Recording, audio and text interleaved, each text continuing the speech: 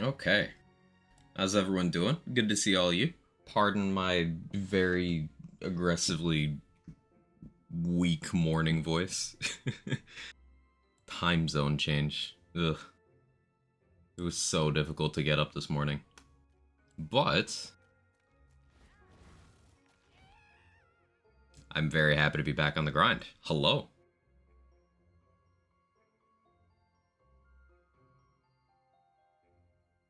I should hold up two fingers actually. Two things. One, look at my Hades shirt. I have a Hades shirt now. See, there is no escape, and it's got Hades stuff. It's cool. Second, well timed. Well timed. Beautiful. That did help me wake up a little bit. Second thing, advanced is saving my life right now. David, thank you for figuring it out. Matt, thank you for the 22 months. Kevin appreciates it as well. Thank you so much, Matt. I appreciate it. And this was a few days ago, but Pup T, thank you for the 2 years. 2 years at tier 2. Again, thank you so much. Kevin's very excited for me to talk to you guys again. Right, Kevin? Yeah. But I hope you all been well. For anyone who doesn't know, I've been on vacation for a week and a half. But I just got home yesterday. She's just a girl and she's on fire. There you go, Quack. Hey, Jester. Quagsire Qua, give me that sweet sultry serotonin, Quather. That's for the other one. There it goes. She's on fire. There you go, Quack. Hope your time away was enjoyable. Cheers. It was very enjoyable. Thank you, Jester, for the 11 months and the 7-month streak. Means a lot. Thank you so much. Last vacation, it was good. It was good. Where did I go? Flew domestically. I just went to the other side of the country. As I do a couple times a year. But it was good. It was good. Let me greet everyone before I get into announcements and stuff, because I've got a bunch of stuff I'm very excited to talk about for stream. Both for me and for like community resources. It's gonna be cool. But we got new Mexibin bright and early, as always.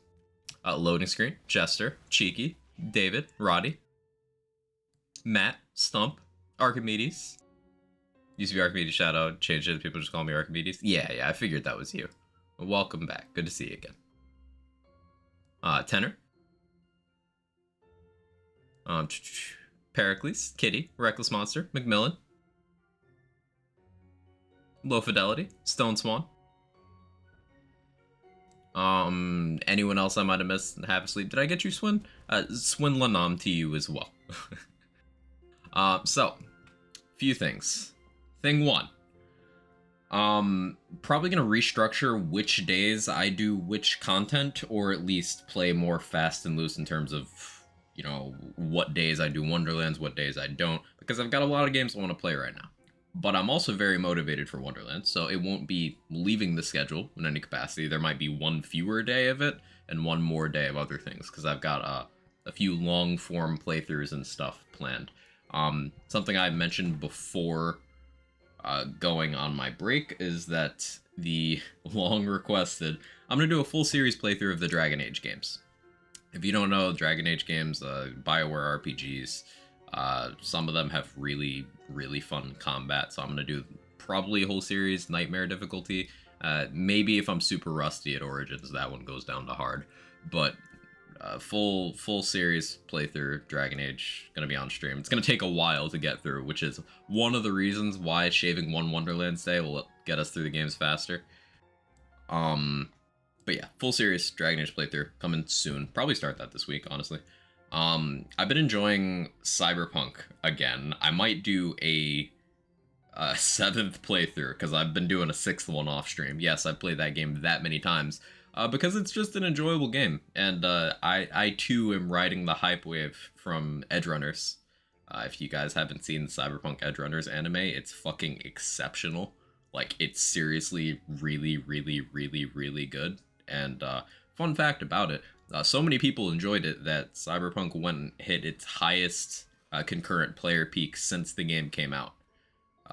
Because people are like, yo, this anime is fantastic. Let me play the game again. And they did recently do an update that ties in some stuff from the anime. It's cool. It's cool. Fun game. But I might do another playthrough of that on the stream. That would only take me like 2 days probably, because I've done it so many times. What else do I have planned? I want to work some BL3 into the schedule, do some BL3 endgame stuff. I wasn't here for the 3-year anniversary, but we might do like a late 3-year anniversary celebration for BL3. And the biggest thing, perhaps the biggest thing from the announcements. Still every once in a while, pretty frequently actually, get questions about doing a community build stock for Wonderlands. And I'm here to tell you that it's happening soon. Throughout this week, I'm gonna start. I've started doing some things for it behind the scenes myself, but I'm gonna start reaching out and seeing the availability of the doc team, as it were. But yeah, it's happening. My goal is to have some version of it up and running at some point in October, which, keep in mind, October is only like a week and a half away. But at some point in October, we're gonna have Wonderlands build stock, hopefully available to the public. If you guys are unfamiliar with what the build stock would be, you can hit !builds, and that'll spit out the links to the BL3 community builds documents that we did. Basically, collectively, literally hundreds of pages of community resources, optimized builds, character-specific mechanics, complete with links to skill trees, alternative skill trees, explanations of the interactions and playstyles of the builds, gearing sections, pictures, skill trees, like everything you could want for getting into build crafting and understanding some of the strongest setups you can make in the game. We did that for BL3. It's been long requested we do it for Wonderlands, so I'm officially declaring that it's time. It's time. So it's going to take a bit, but I've got all the infrastructure in place. Just need to find the time and get some of my fellow doc boys from BL3 on it. Formatting is going to be the big thing, because obviously we have 7 classes instead of 4, and then we have multi-classes, so indexing is going to be the big thing, but we already know how to do the meat and potatoes of it, so it'll be soon. Morning, Soggy Briskets. Thank you for the warm welcome. Hey, Urban Mac, how you doing? Realized today's my birthday. Forgot birthdays were a thing. Hey, happy birthday, Archimedes. Happy to have you around to share your day with us. I hope it's a good one. Need a bundle with all the streaming services. I already have Disney Plus and HBO Max. Netflix gonna have to wait till I get the extra money for it. Understandable, honestly. There's so many desirable things across so many platforms that it's just not responsible financially to hit all of them. I have more than I should.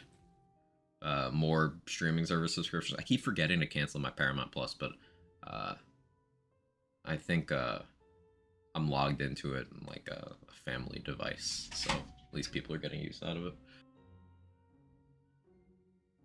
Talking about Wonderlands, got 2 Kettle Drum, Ascended times 16 and Primordial times 25. On card, the Primordial has more damage. Which one should I use, Quagga Chat? Depends on what you specifically need and if other parts line up. So, like, is one of them a 3 mag versus an 8 mag? And an 8 mag has a lot less damage than a 3 mag, but you could basically shoot it forever without reloading with the right setup. If you're running any interactions that care about hit count, such as corrupted plate mail, play the angles stuff, then the extra hit count could win out over the little bit of damage, depending on what exactly your setup is.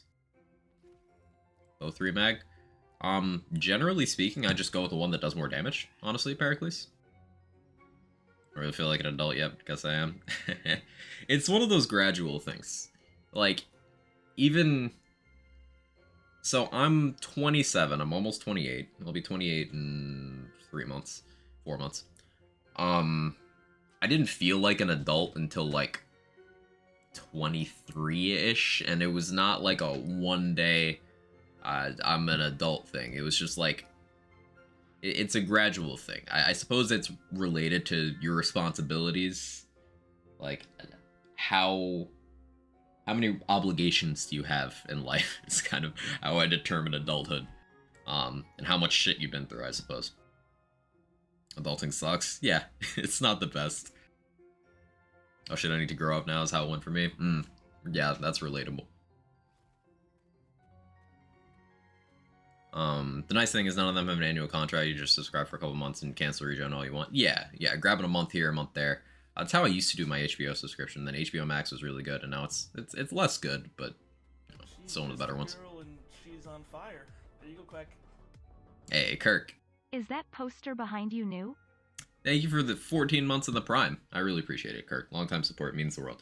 No, I've had that for a bit. I just never remember to tweet about it, but when Epic Game Store sent out these very nice, it's not even a poster. It's like a panel. There's LEDs in it. I just don't have it plugged in at the moment because cats go for wires and I've been away.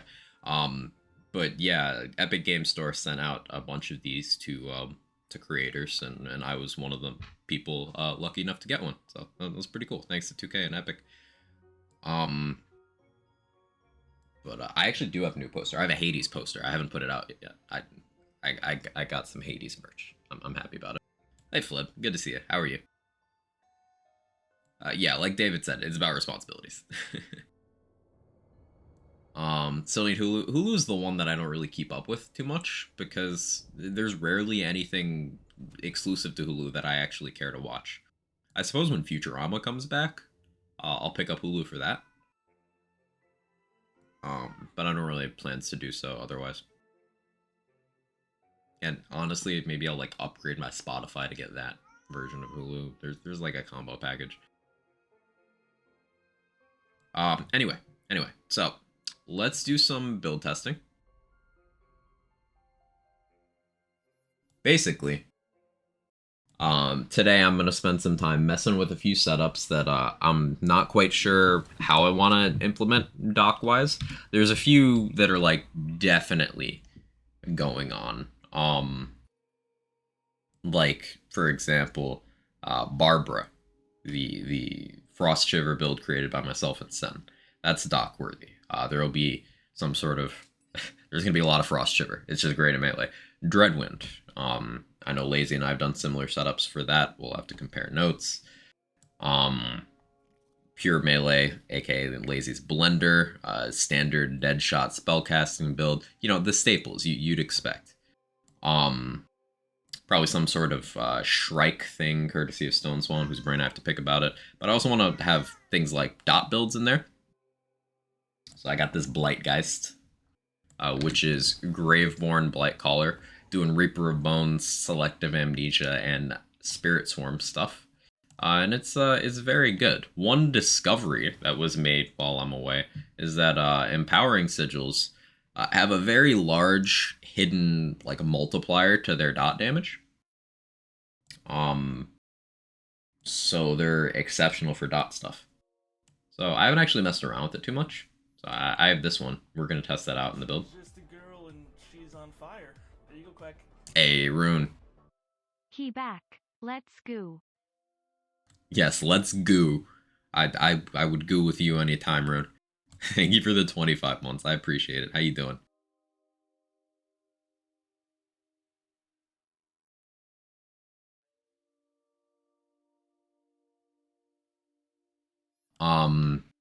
So one of the goals for the build stock is I want to have pretty good coverage of different multi-classes.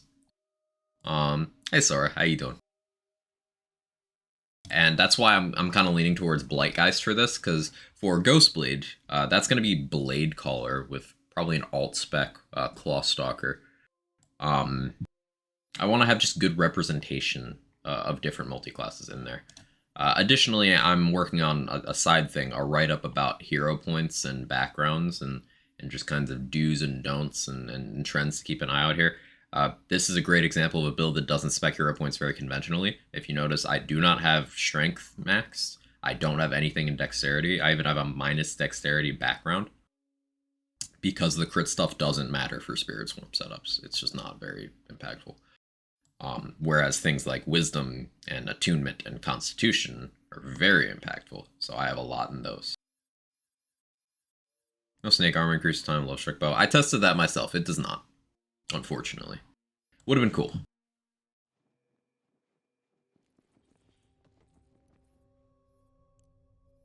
So let's do some boss runs. How are you? How's vacation? Vacation was good.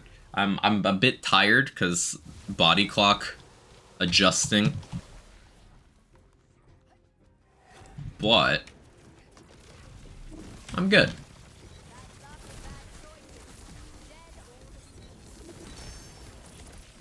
Yeah, I can get up to a 1 mil ticking swarm very quickly off of an empowering sigil.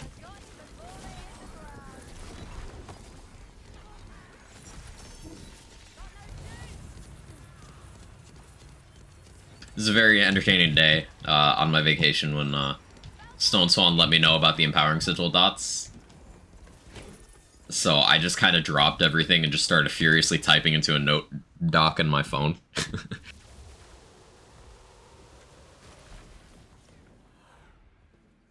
feel like some abilities can have a lot of multi-classes. Yeah, there's definitely some where you can get pretty flexible.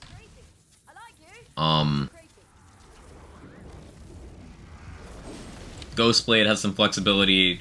Obviously, From the Shadows is one where you're basically infinitely flexible.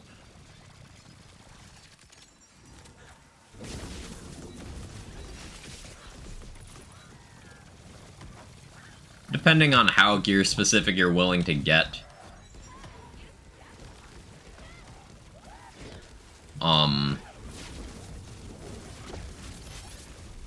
Dreadwind can be somewhat flexible.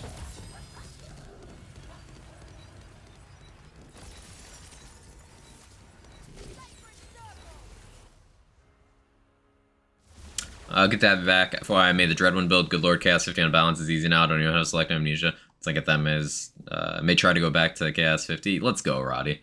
Glad it's working out for you. The Dreadwind setup is one of the first ones I really want to get nailed down for the dog. We'll probably play a lot of Dreadwind today because it's very user friendly. It's interesting. Once you overcome the hump of like basic Dreadwind functionality, like it's awkward to learn how to use. Once you get over that, you're so tanky and you do so much damage that it's like a really good entry level build for C50. It struggles against certain enemies, but most builds do. It will do well against basically like anything except the Maker, and even when you get to the Maker, you can just swap action skills if you have the right multi classes. It just works out well. Anything fun on your vacation? Largely a staycation. Except I didn't stay here. But yeah, I did do some fun stuff. It was really much needed. Self-care. You know, I gotta remember to take you time, especially with people you love.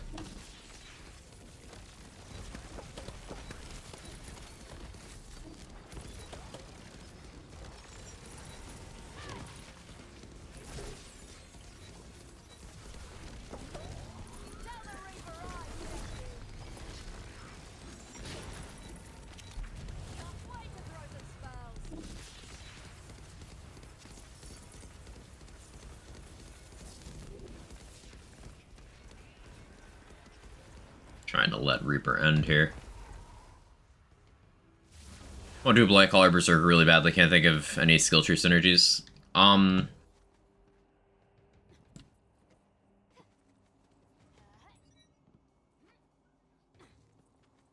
Blight Caller has bogged down in tree, which one of the elements that benefits from that is Frost, and Berserker has, technically speaking, more reason to use Frost than other classes. I'm still not a believer in single element builds like that, but if you're going to do that, then yeah, that's a synergy. Some of the ward stuff works out in an interesting way with unarmored defense. Some. Berserker is the only class with swap speed, and Hex Machina is the only gun that looks at swapping for a feature. I think I've had enough me time in the last couple of weeks. Yeah, Swin. How's that going, by the way? Any good prospects? Hey, Grasshopper, good to see you. How are you? I think Deadshot's the most first build friendly. I would say so, yeah. Pericles, for sure. Blightbird, go to Burr Capstone, use Plague Storm with melee. Lots of Plague Storm uptime. Yeah, yeah. That's particularly good for like obelisks and rooms that are very centralized. Definitely.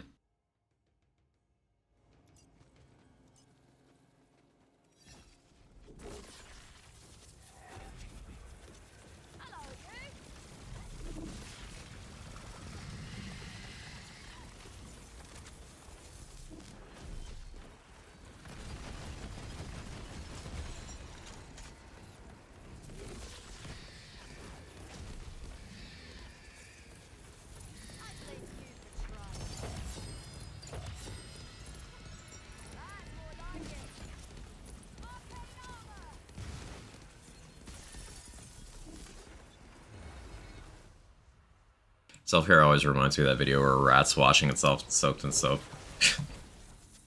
I can't say I know the video. Good old sigil bug.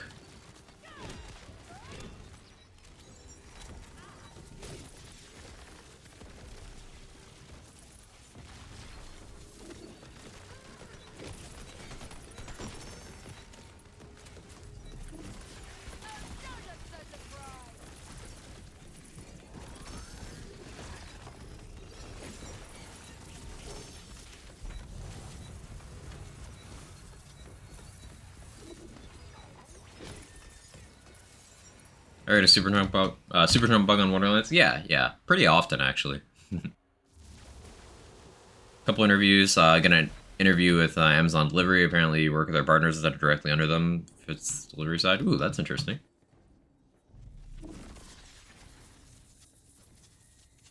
Hopefully that goes well for you. Explain the sigil interaction? Sure. Basically, empowering sigils have a very, very high hidden multiplier exclusive to them for their dot value. So the dot value listed on card it's massively underselling what it's actually doing.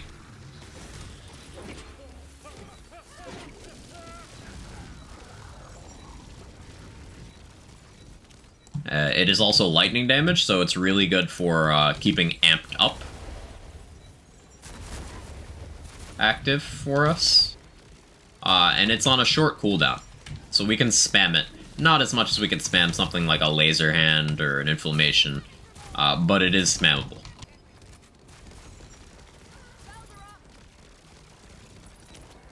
I was thinking about a slightly different skill tree configuration to lean into that more. Like maybe pulling Mortal Vessel for Essence Drain, for more sigil uptime and mobbing. But haven't decided yet.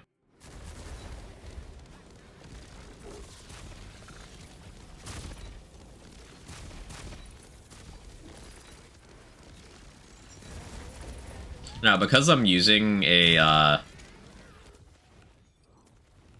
Storm Surge right now, I probably should be using a Cryo Empowering Sigil. Cover multiple bases, but meh.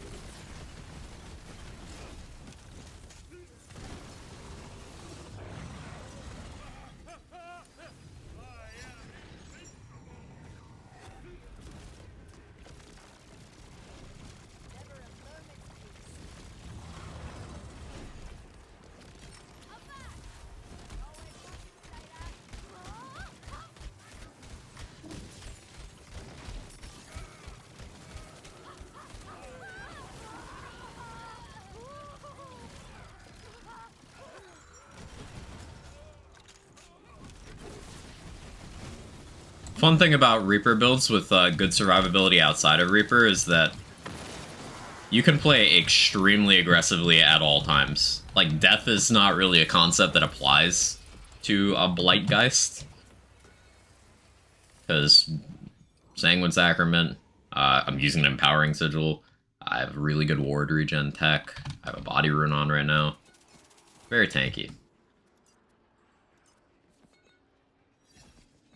Not quite sure what melee weapon I want to run if I'm going to run a lightning empowering sigil. What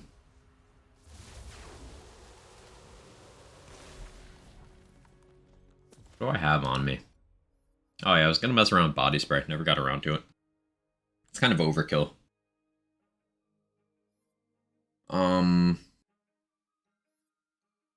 Rage handle? Maybe? Just like... Echo Ancient Twin Soul would be good, because I could use that to get some of my Reaper cooldown back. She's just a girl and she's on fire. There you go, Quack. Mesopotamia, Fulminate, Whippersnapper, Bazor, Intrinsic, Veruca, Autonomy.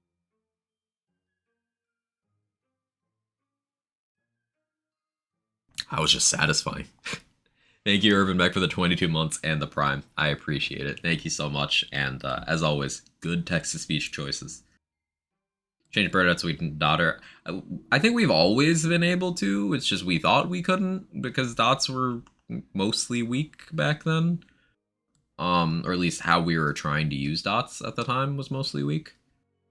Because some things hadn't changed. But yeah, you can dot Bernadette. Favorite spell is Wicked Gossip. It's just mechanically cool to me. It just feels good to use. It's also really powerful. Yeah, good choice. Almost exclusively use Empowering Sigils unless I'm running a spell damage setup. Even in a spell damage setup, they're quite good, honestly. Just really good category spell. They have a lot of part variants, but they also have just no real part combos where they're not good. So that's... Empowering Sigils are just some of the best spells in the game. Some of the best items in the game. Hey, Sinju, how you doing? What's the vendor this week? Bonyface, Trick Mirror, Reviver. Cool. Hi, Senna. How are you?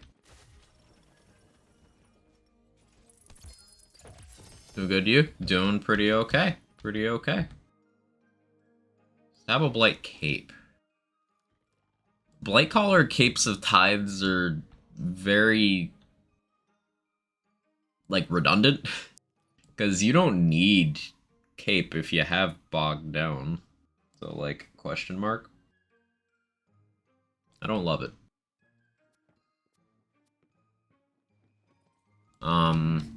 Let's hit the Spell Bunny. I would like more Empowering Sigils, but I also want to keep an eye out for certain Fortifying Sigils, Ice Spikes, and Dazzlers. Things I'm looking at. Got a lot of good Ascended things the last couple days. I did a little bit of derusting last night to prep for today some, and I got from Lachance an Ascended Dark Magic Sword Explosion. Now, it's Dark Magic, so I probably won't end up using it, because I prefer other guns for my Dark Magic dots, like Shadowfire. But it was still like, wow. The dot's like 3.4k or something. And keep in mind that 3.4k dot is, not accounting for the shenanigans you can do with stickies.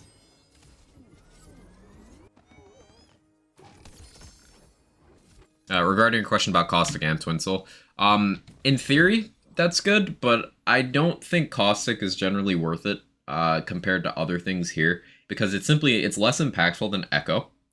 In the context of Reaper, it's less impactful than Ancient. And Amp is very weapon dependent. Like, Amp isn't going to help out Shadowfire very much. It isn't going to help out White Rider very much. It'll do a lot for, say, Sword Explosion or Cannonballer.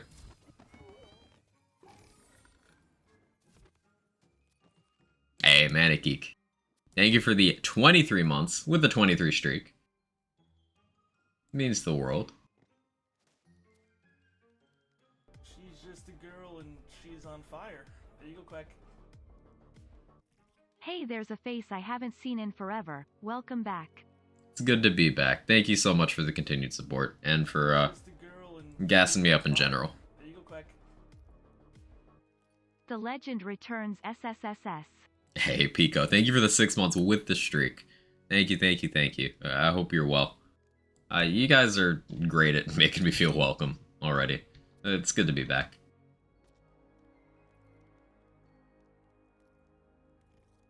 I still haven't done the stuff with Curse of Malice that I've been meaning to. I want to do like a polymorph Curse of Malice intending to hate yourself setup. I don't quite know how to go about that though. Or at least in a way that would make it interesting enough to be worth doing. So this Empowering Sigil is it's Ascended. One crit part makes it base 8, so you'd have base 13 for spell crit chance. That's really good. If you got one of these with 2 crit parts, you could pretty feasibly have every single tick double nodding. It's not better than what I have, but it was certainly trying.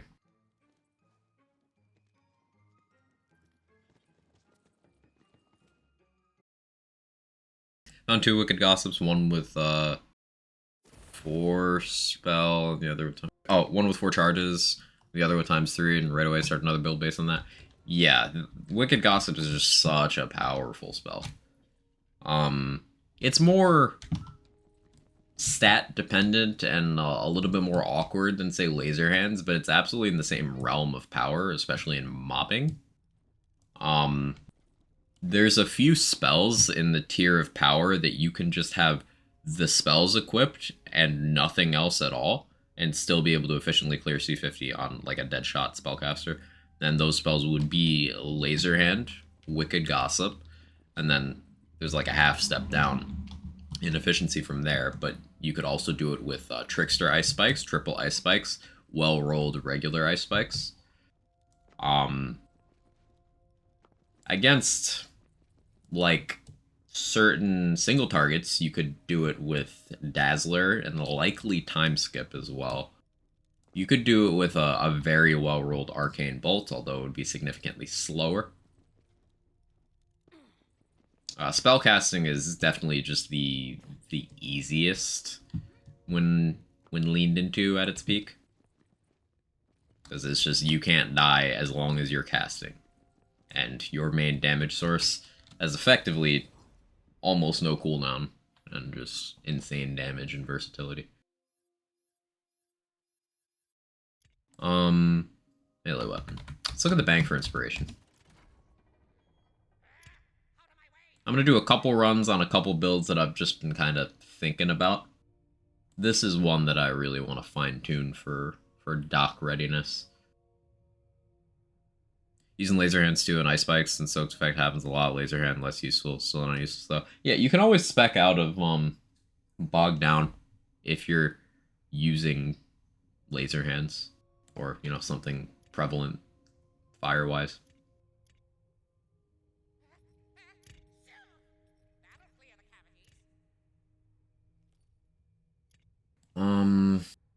Snake Stick? Snake Stick Hydras would be getting the Harvest bonus element and the Blight Collar enchant bonus element. Plus Body Rune bonus element, plus Reaper bonus element. So Snake Stick Hydras would be running around doing like 5 individual instances at once.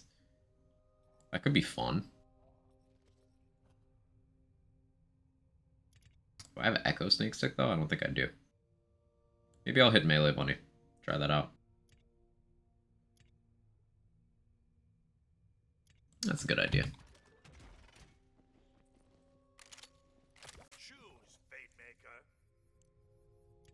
Let's do a normal run, see if we can get some raid bosses. Yeah, Gator Paw. I have a Primordial ×2 Wicked Gossip with 3 charges. Love it. It's so good.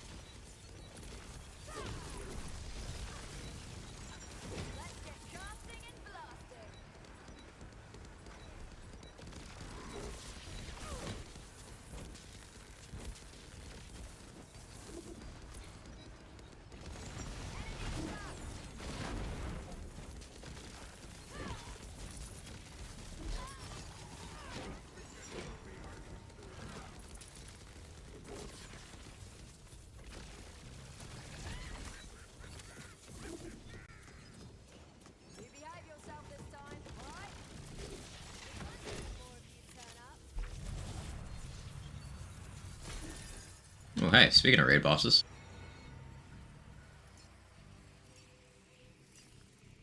Searing Tether.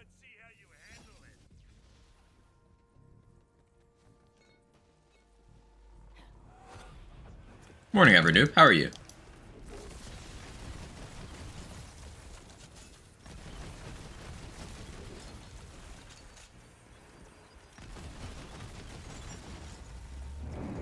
I didn't turn fast enough. The rust.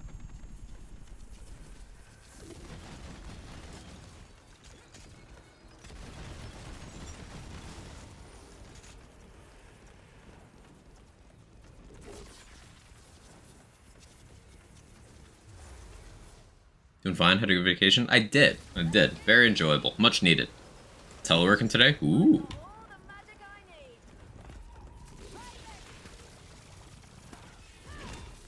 Technically same.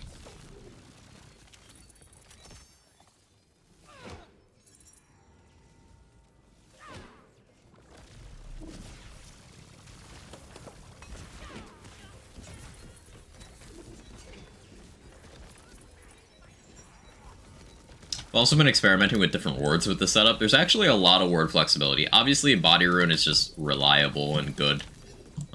But Spirit Rune worked out well, Bad Egg worked out well, Brimming Shields in general work out pretty well. Amp Shields, depending on your choice of weapon, could work out here. But I think if I was keeping some sort of build explanation concise, I'd probably just focus on Body Rune and then just Brimming Shields in general.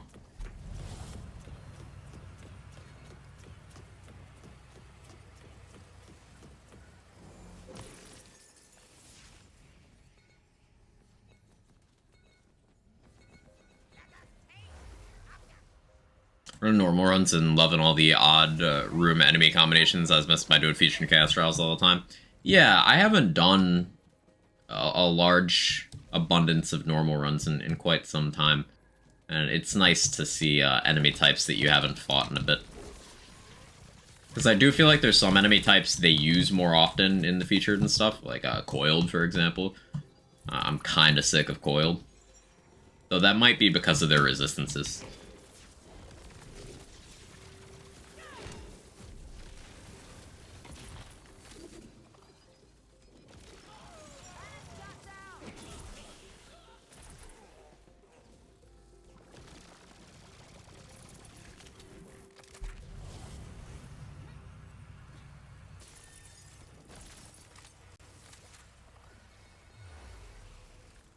Welcome back. Thanks, Pinky. Good to see you. How you doing?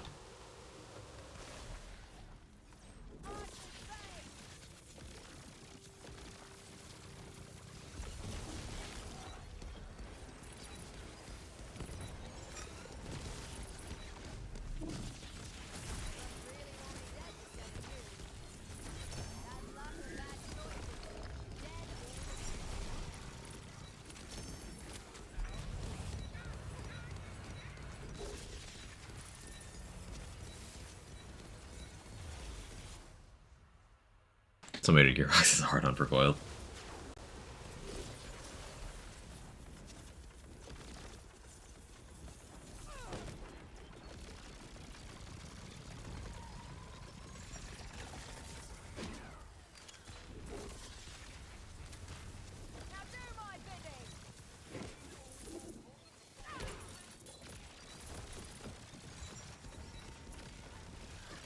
It's fun to just zone out and White Rider everything.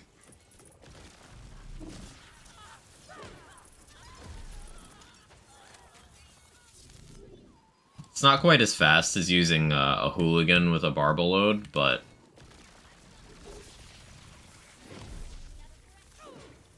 I do get better Reaper uptime in general this way, so I can just use a Theurge.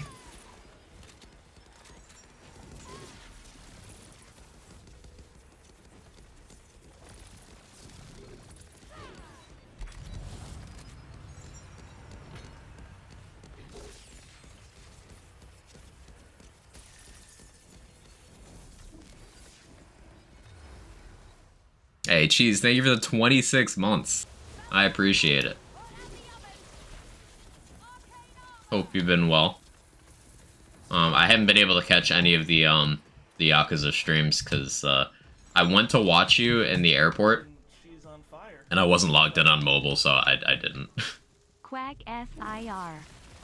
Quag SIR indeed. Thank you, Cheese. What's a hooligan? Hooligan is a Skulldugger AR. I have one equipped right now. If an enemy pops up for me to death save, I'll show it. Yeah, I downed myself. That was silliness. No hooligan. Hooligan is like a Scalawag, except it can't have the blade, but it's it kicks out DPS slightly faster. This is a hooligan. This is the one I have. Since it can't have a blade, you don't need to worry about keeping ×2 parts. You can just get ×3 instead. ×3 hooligan has 3% crossbolts. Fire rate of almost 6. I don't know if this is perfect parts.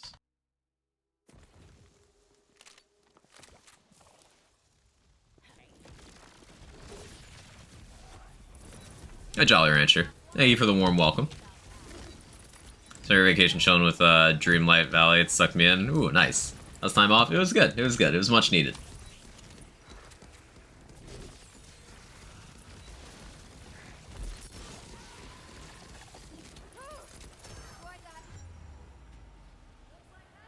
Yeah, nasty spell moment.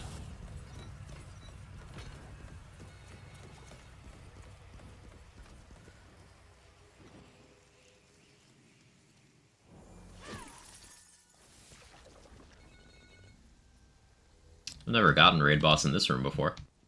Good to know it's extremely easy to spot.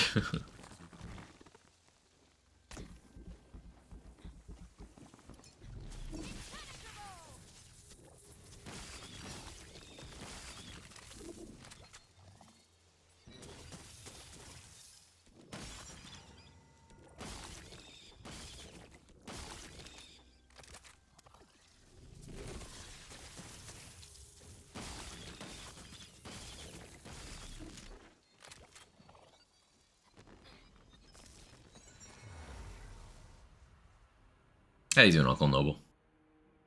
Look back, where'd you go? Nowhere too adventurous, just other side of the states. Pragmatic.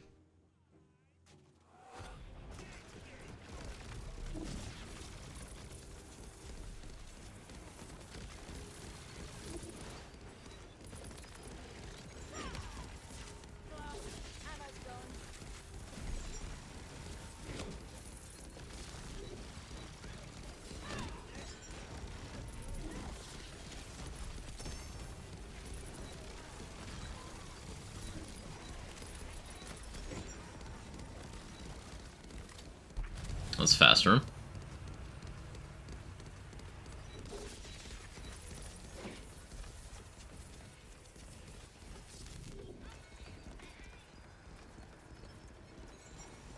I don't remember where the boss thing spawns here, but I'm gonna assume no maker. I don't really want to do the maker anyway.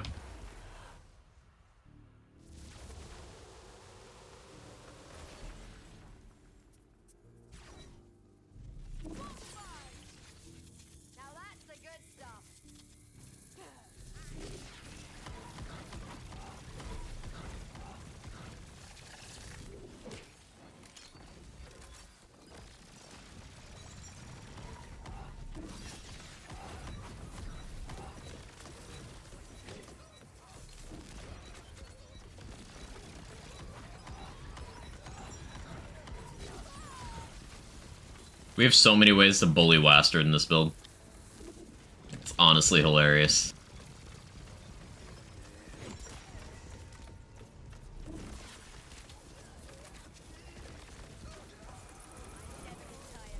There goes the 1 mil dot ticks.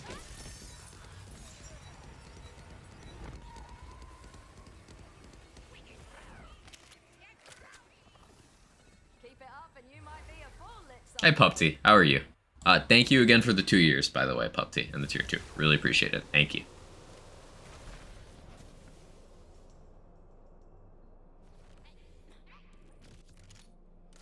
I probably should have waited for Reaper, but I'll just pop Reaper later. It's fine.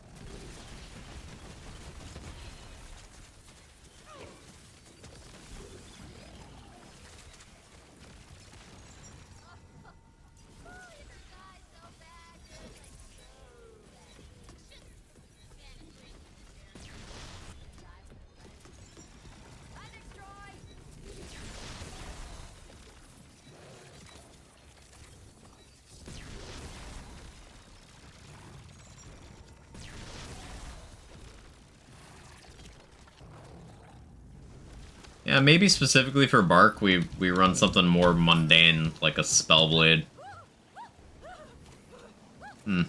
Speed that up a fair bit for free. Hey, Moo Girl, thank you for the 10 months with the 8 streak. Cat in the Hat is a furry version of Poltergeist 1984 film. This film essay. Yes. Relatable, honestly.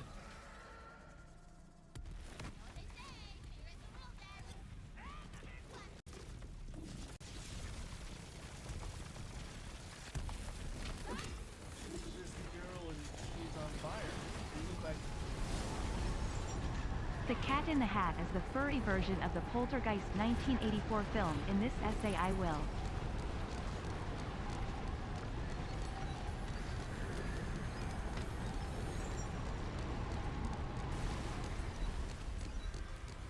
Pretty smooth.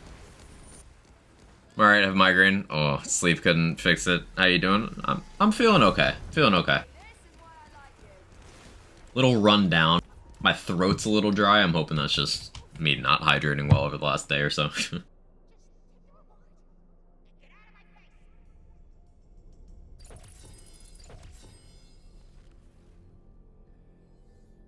Poor Bark, poor Bunny. Yeah, almost the full set. Does Barbload only work with crossbow guns or any guns in general? It works with any guns, you just need crossbolts in the target. So you could, for example, crossbolt with this hooligan, and then switch to a White Rider, and then Barbload would work. But you just need to have crossbolts in the target.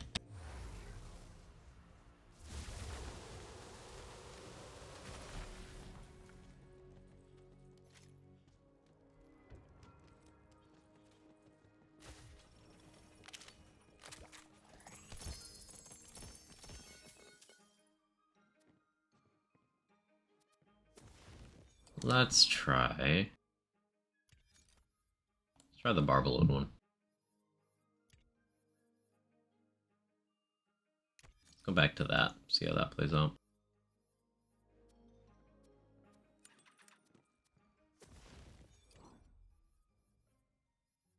Oh yeah, I picked up this Imminent Calamity because the parts seemed promising. Having 3 charges of this, extra projectile, I'd probably want, ideally, extra projectile radius crit for Imminent Calamity, and get a bunch of radius on rings. But it's something I want to mess around with, and I've been picking up Assorted. Curses of Malice. I got a triple spell damage reviver from a vendor and thought it was funny, so I bought it. It was like a mil, 2 mil, something like that.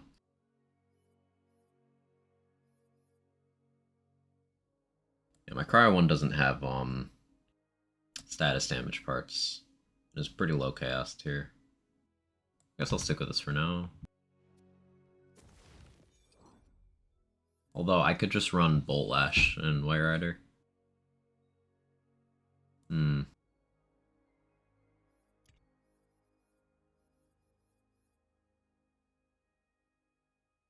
Bolt Lash, White Rider, Bolt Lash, White Rider.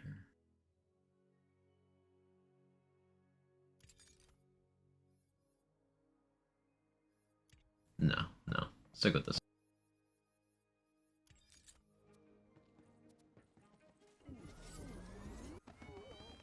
Think sword explosions and chest thing? Yes. This is the main plot. It's a demonic entity that pulls children into a portal to hell because their parents are responsible.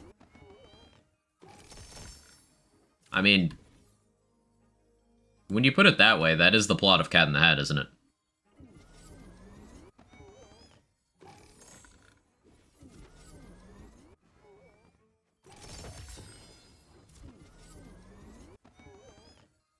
Maybe you can make tea in a bit just in case. Glad you're doing well, though. Hopefully you'll be able to chill out more over the next while. Take breaks, have good times.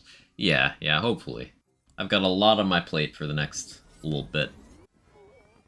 October is going to be another busy month. And then obviously November, December, holidays. So, that associated stress. Yeah, it'll be back to the grind for a while, but I'll try to keep it light, try to keep it fun.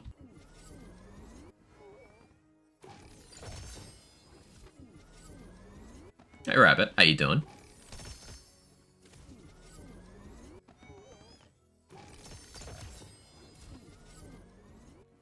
Oh yeah, I was gonna hit the melee bunny.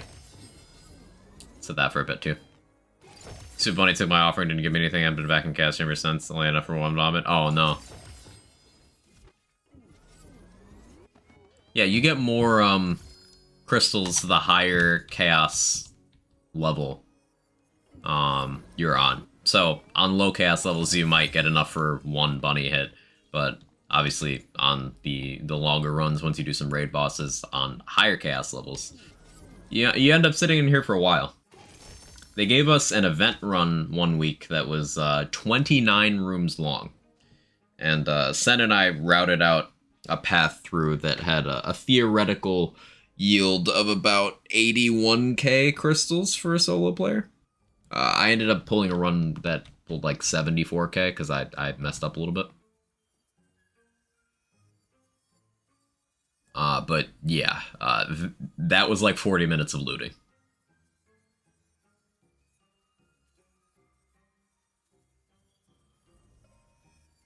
Just realized Wonderlands is very low on my volume mixing, huh? That should be better.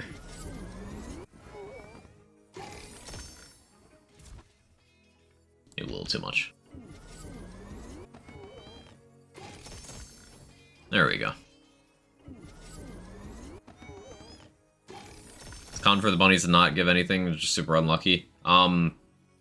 If you're putting in like 500 crystals, they're guaranteed to give you at least blues. You can only get greens or like nothing if you put in less than 500.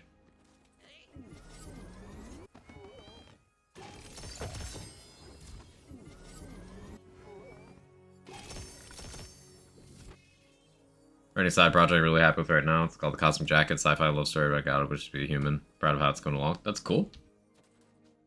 Sounds creative.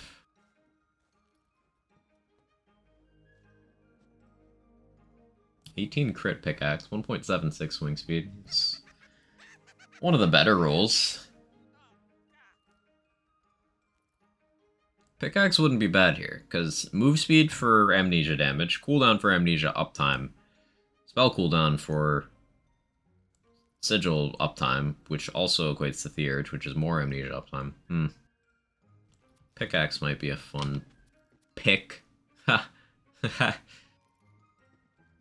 Sorry, I'll behave.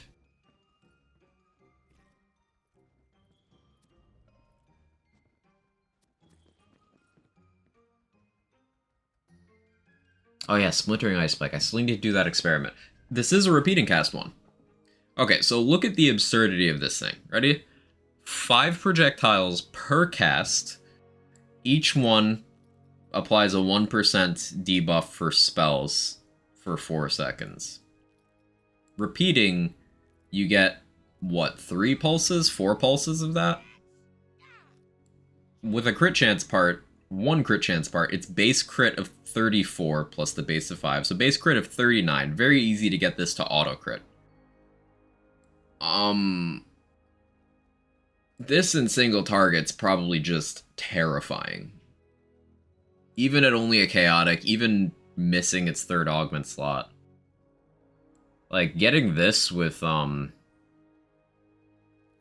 you just want 2 extra projectile parts here, honestly? Probably.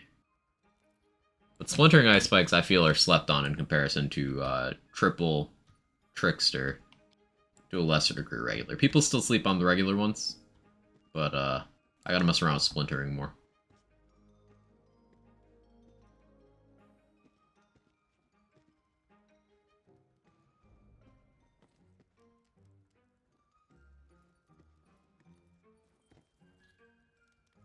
That's a really good Arcane Bolt. Crit chance, extra projectile, spell damage part. Like, that's a really good Arcane Bolt. Huh. Trying to think of, like, if that could be better. I guess it being Ascended would be better, but, like... I think that's a near-perfect Arcane Bolt. So, I wants it.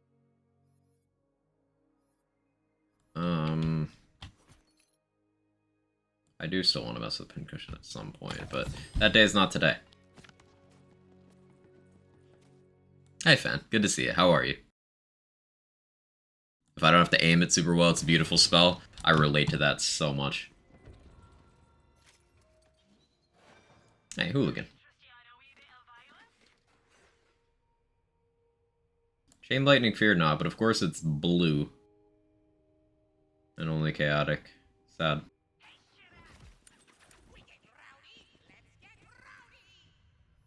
Choose, Fate Maker. Keep it up and you might be a full lit someday. I'll do normal run again. Alright, after this, I'm gonna do some Dreadwind. Sleep on your Ice Spike. How you doing, Jack? Good to see you.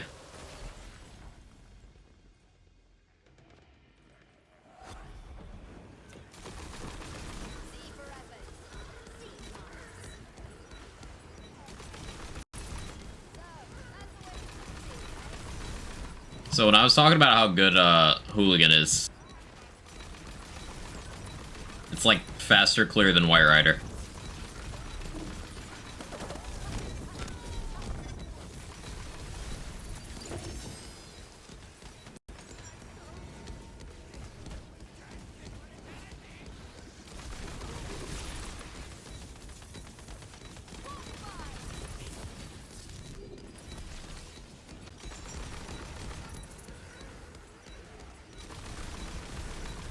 I'll get you next time.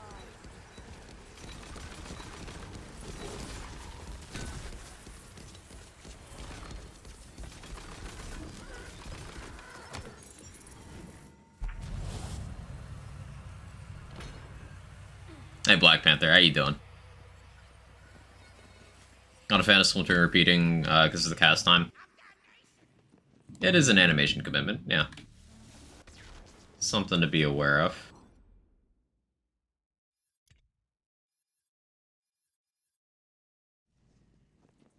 I'll just stick with this. It'll be fine.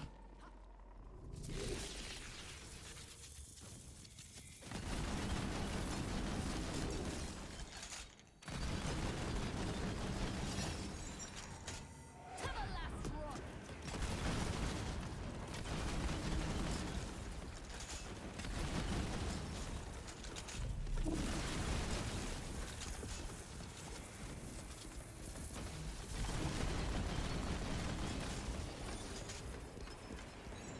Can't wait to throw some spells. Crit Connoisseur is not an upgrade for this build, amusingly. Because we crit so infrequently. Our spell slot.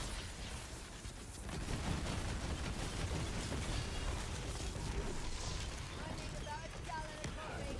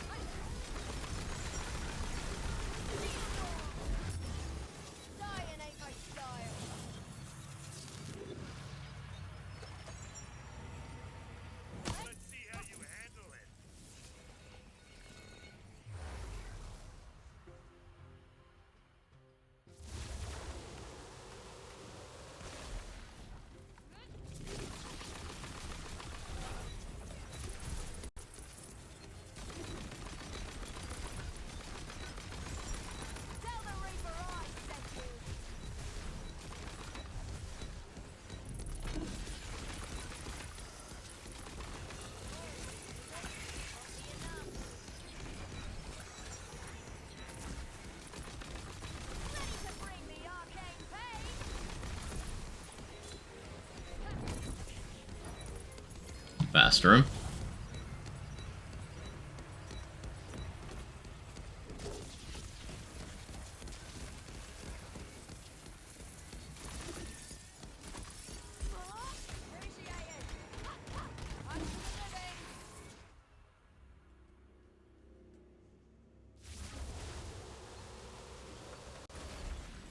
Ring may have been bought. You being irresponsible with your money again, Rabbit? You don't have to answer that.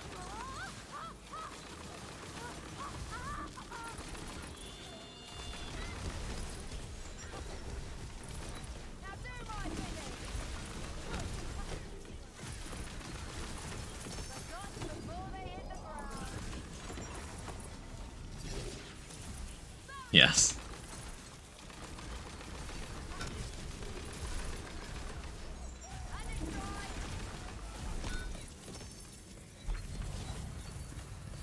I really do like how fast the Twin Souls animation is for this. Ooh, you can get Chain Lightning in green.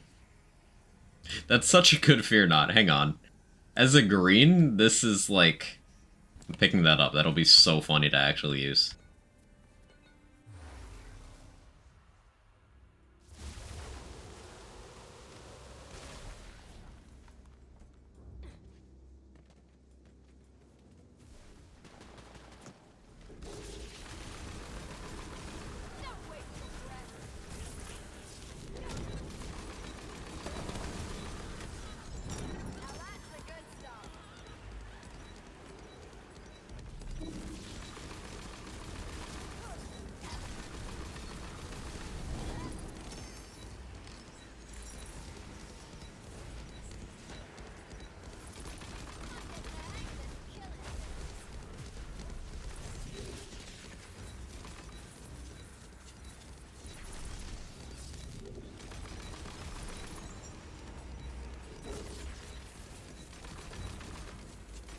Empowering Sigil helps with the standstill tech as well.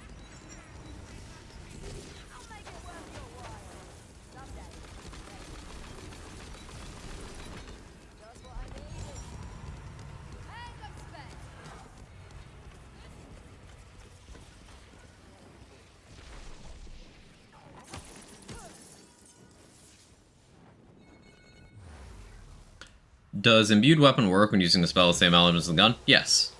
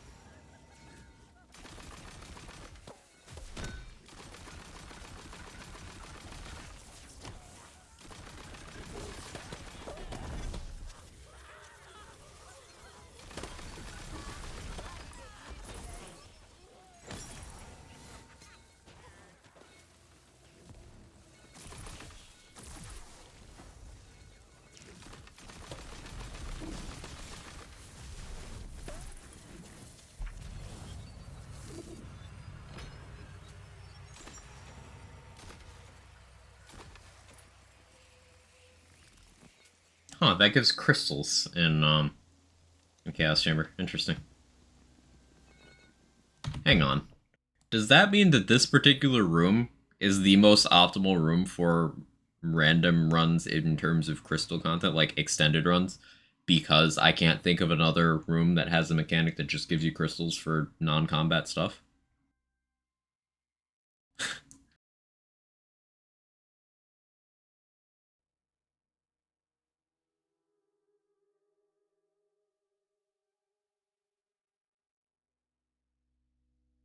I'll look at that, Rabbit.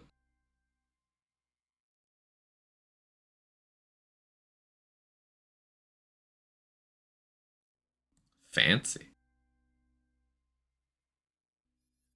I'm sure she will like that. Be responsible. But yeah, it looks good.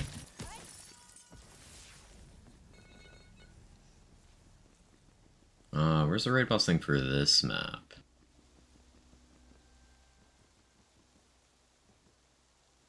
I don't know. That's future me's problem.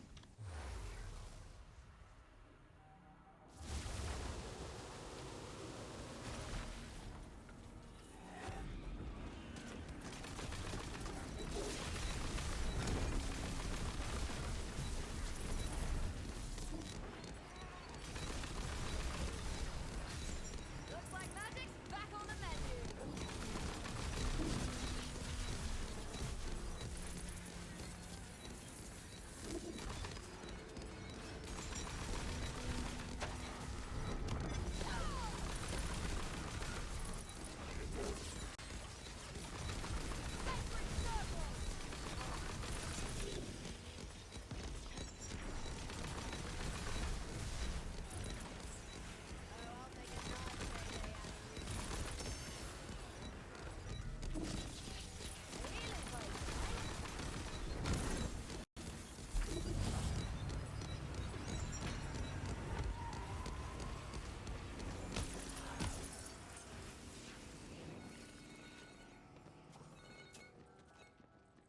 I guess we just got Bunny this run. Oh, that's fine.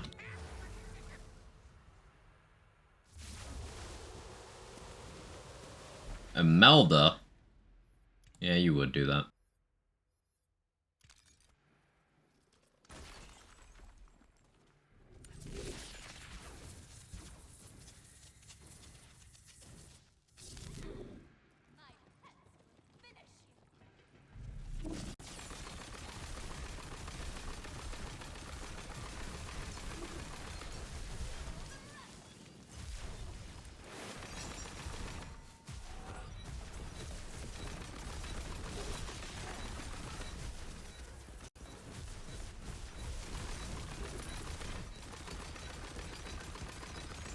You know, I think I'd managed to forget about Imelda's existence entirely while I was away. That was a fun time.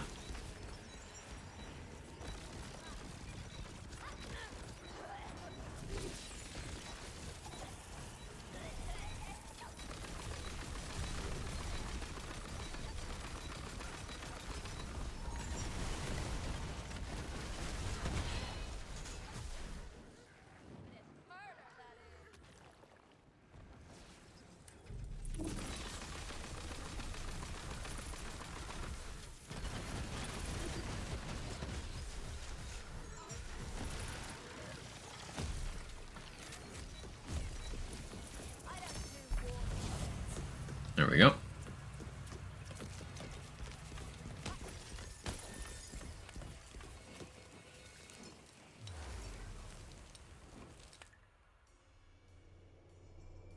Yeah, I think I'm gonna keep fine-tuning skill tree with this.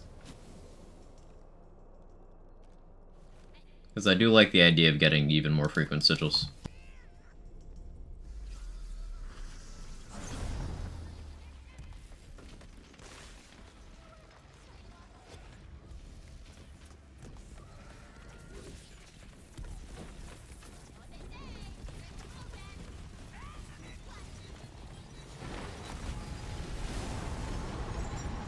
Bunny, where is your health?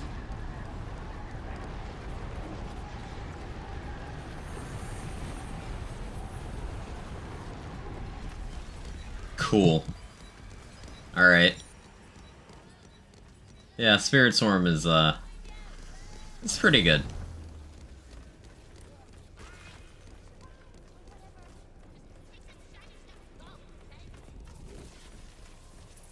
Spirit Swarm is pretty good.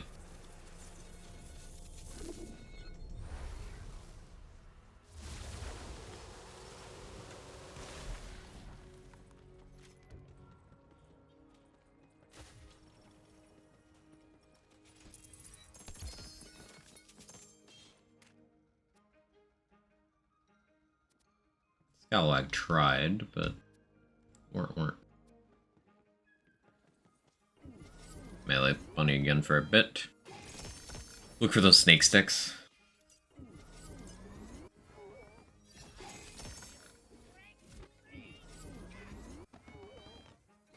Oh yeah, so setups that um I need to investigate for Doc.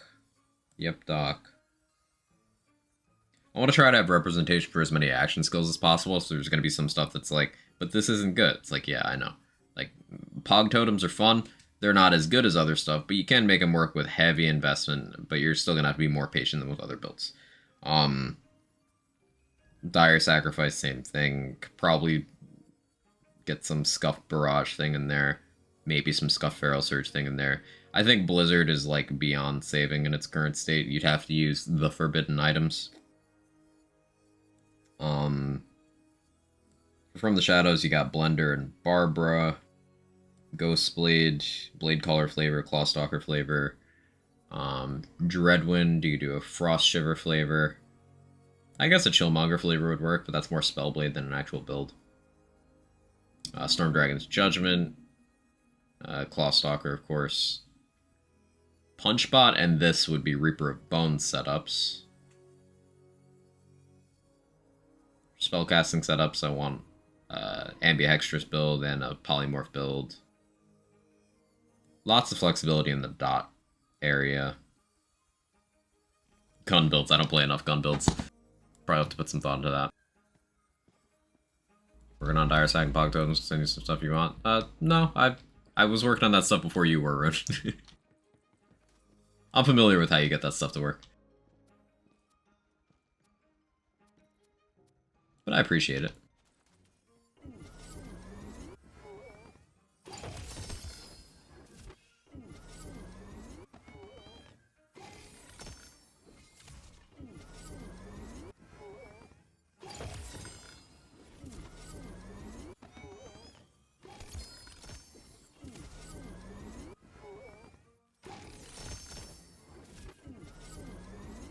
Dire Sack is one of those things that you just need to accept that your main bossing damage isn't going to be Dire Sacrifice, and then after that it's fine because it's honestly more than strong enough for mobbing,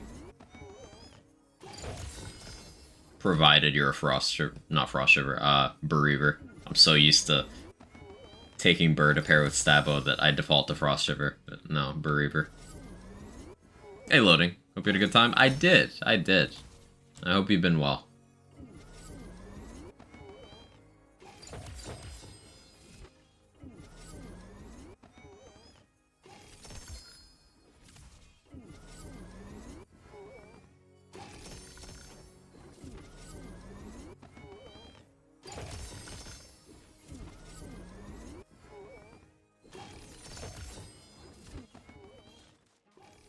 Alright, what do we got here? Poison Spellblade. Vampire. It's got the high crit chance roll. I should pick that up.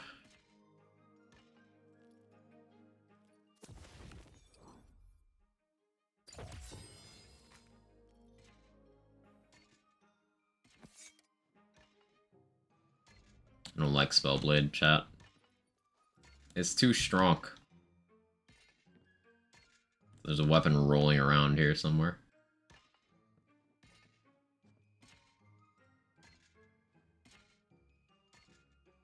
Oh yeah, I wanted an Echo Peg Leg for this. I guess a Poison Echo Peg Leg.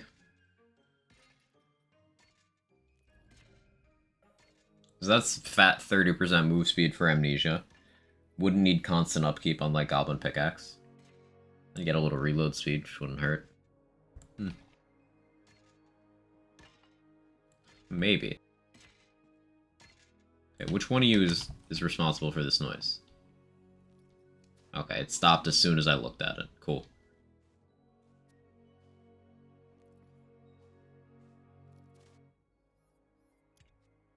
Alright, Dreadwind time. Doing pretty good? Hey, glad to hear. Very glad to hear.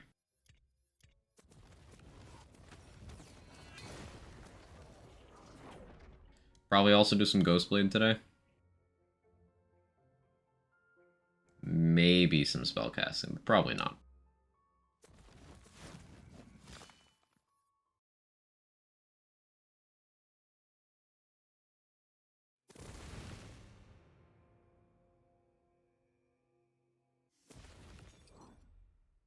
what was I last doing when I was playing Dreadwood? I was doing Wardo stuff, right?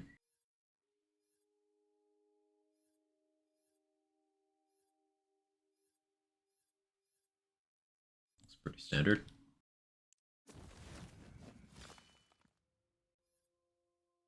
Oh yeah, I was doing the the infuriating to send setup, where I pull points from the old ways for instinct because of how often I'm juggling weapons. I still think that's optimal, especially if you were to go the Spellblade version of this, because Spellblade goes into conditional, which is the same place old ways goes. Basically, you give up little damage for a massive amount of reload and swap speed, allowing you to do things like throw Fear Knots, and then shoot a Tooth Raider, and then shoot a Delusion, then switch back to the live wire, and then swing twice, and then spin, all without losing the Fear Knots. Which, without Instinct, you can't do. Because time. Choose, Fate Maker. Hey, Peric, how you doing? Welcome home. Thank you. They think you'll be starting Dragon Age soon? Yeah, loading screen. I'm still figuring out which day I want to do which thing. But it'll be this week. I want to make some good progress on framework for Wonderland's build stock. But I will be starting the Dragon Age series playthrough like this week.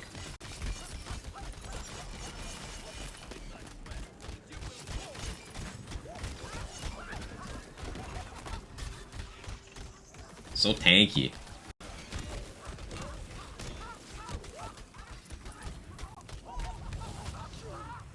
It's a lot of screaming. Me. This is one of those builds.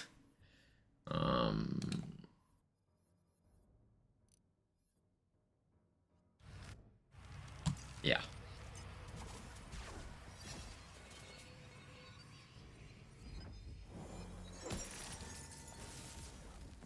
Accurate, pup tea. Announcements. Probably doing more variety. Probably shaving one Wonderlands day for an extra variety day. I'm doing a full Dragon Age series playthrough. Maybe doing another Cyberpunk playthrough on stream, because I've been enjoying that. Primary announcement was build stock happening. The goal is to have some amount of it public at some point in October. There was like another thing that I forgot. Me and my scatterbrain.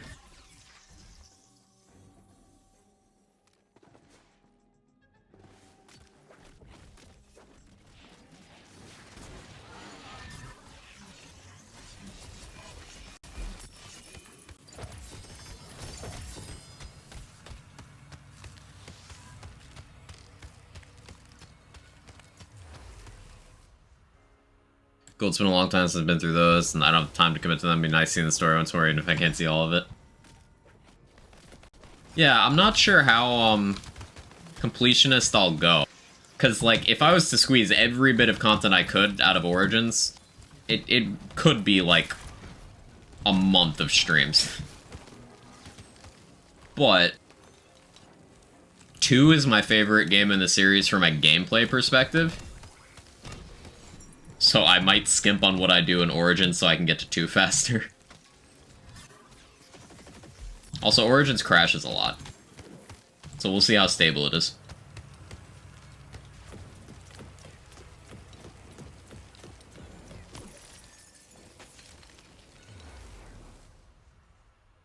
For Origins Assassin's Creed? No, we're talking about Dragon Age.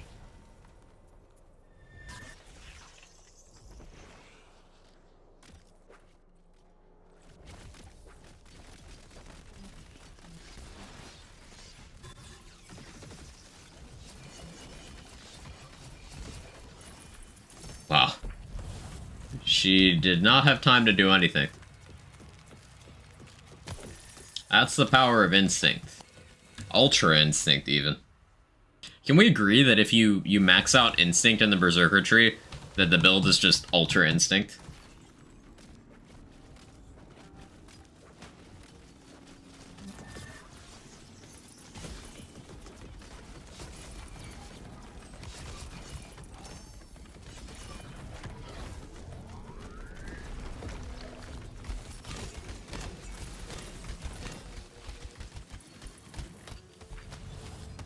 Plus Ultra.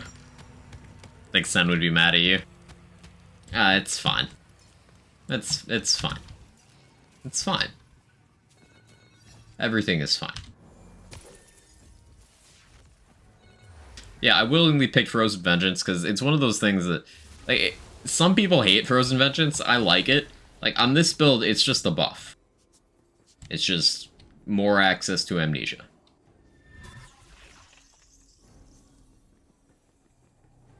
Hey, Coffee. How you doing? Hoping you were able to get everything you needed and wanted our vacation. I was. Thank you. How you doing? It's good to see you. Thank you for the warm welcome back.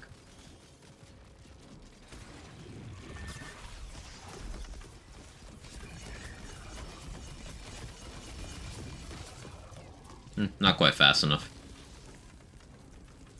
But that's okay.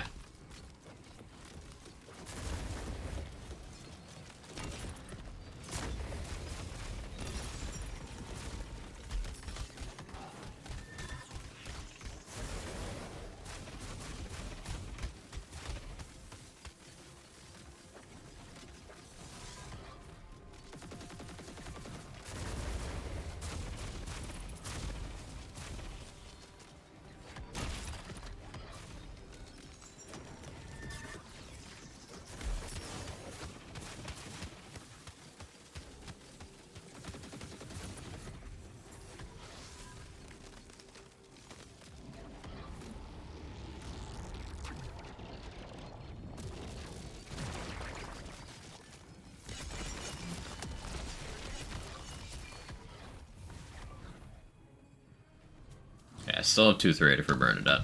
That's good.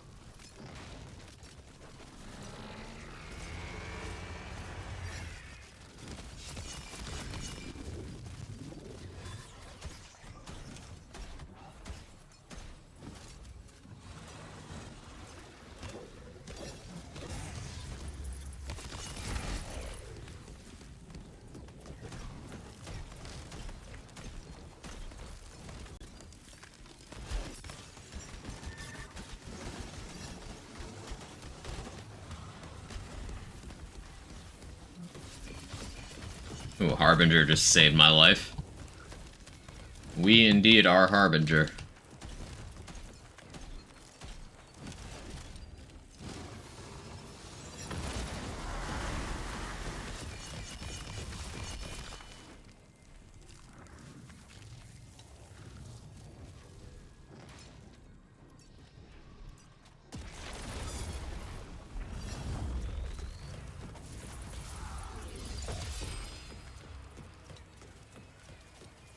Oh yeah, Dragonlord is featured right now. That's why he's dropping so much, right? Is he featured right now? I have no idea what's in the featured. I've been away. How do you feel about Inquisition? I feel like Inquisition, it didn't do narrative stuff as well as Origins did, and it didn't do combat stuff as well as 2 did. But it was a balance between the two. And my overall opinion of the game got massively more positive when Trespasser came out. The game was like a 5 out of 10 for me until Trespasser came out, and that took it up to like a 7. Whereas I considered Origins a 9 and 2 a 3, but the combat in 2 is a 10. Origins only loses that 1 point for being old. You know, unstable, dated combat, that stuff. I haven't done much with a Vamp. I wonder how that would do for Barbaload efficiency. Saw blades are slow and have low duration and multiplier, but probably still be fine. I'm gonna blaspheme here. Not spend crystals, I think. Once my loot fell off the edge of the pyramid. Ooh, that's happened to me too. I suppose it's better than you falling off the edge of the pyramid? Probably. Maybe. Hopefully. Give you a 10. Hey, Coomers, how you doing?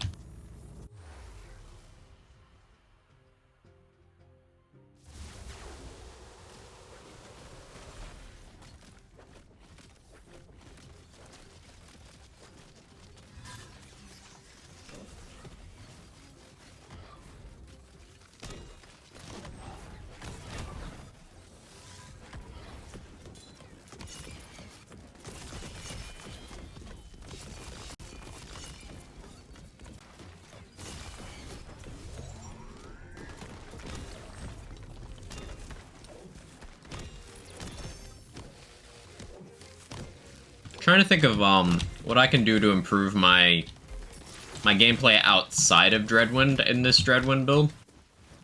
Like, I don't have Blast Chill. Blast Chill armor would help that a lot, but like, Blast Chill armor also doesn't help Dreadwind itself. I do have Iron Squall from armor, which is helping me. But I feel like something's missing when I'm just swinging. I suppose that's natural, but I'm doing what I can. Banshee's effect is literally only there for that purpose, otherwise a purple greatsword would be easier to get and exactly as effective. Livewire is also there for that express purpose. I suppose...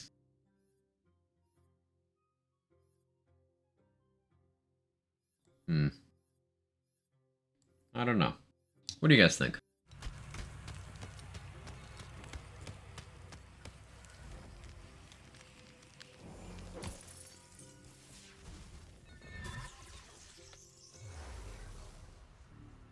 Only newbies fall off the pyramid more than 3 times.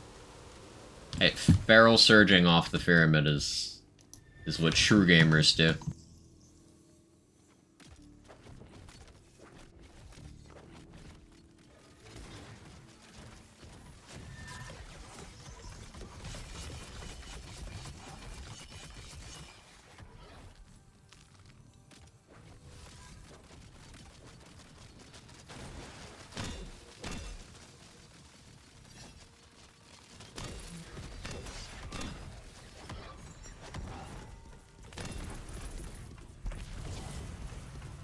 Yeah, and pyramid it if you haven't.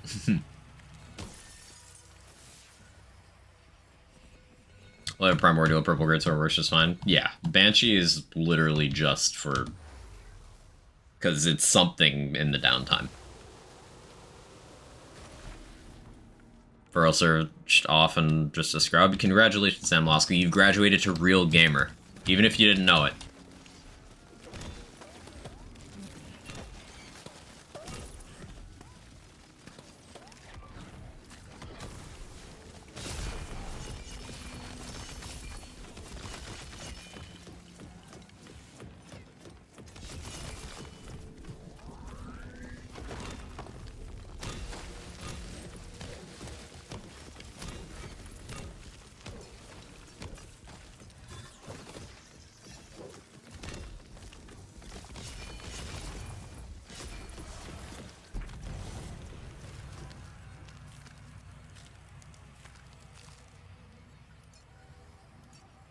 Kinetic friction with health part is interesting.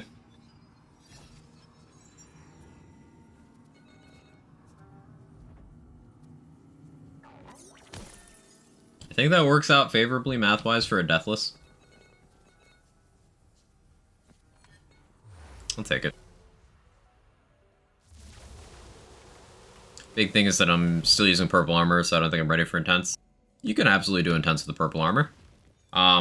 If you've got like high berserker class power there, if you've got area damage there, then you're good. Then your Dreadwinds will already slap super hard. Here, I'll prove this to you. What's the worst armor I have here? Looking for one that doesn't help me. Oh, perfect. We'll use this Diamond Gauntlets. So this Diamond Gauntlets, I've been carrying around 4 Iron Skull, 1 Old Ways. It doesn't have area damage, and I'm not gonna stand still.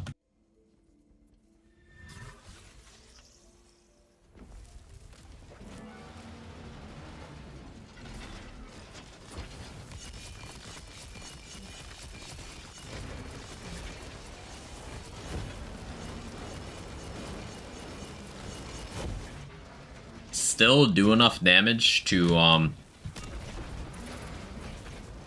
one cycle Workanar with 1 Dreadwind.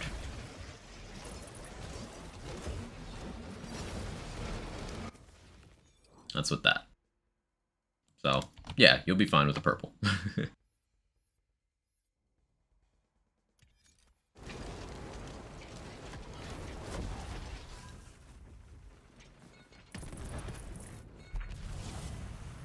You just need the class power. It's pretty much the main bit. Now, ideally, you want an Ascended Amnesia with Berserker Power Primary. That's like, if you were to narrow down what you want in an armor instead of something like this, which is near perfect. If you were to narrow it down, as much Berserker Power as possible on an Amnesia.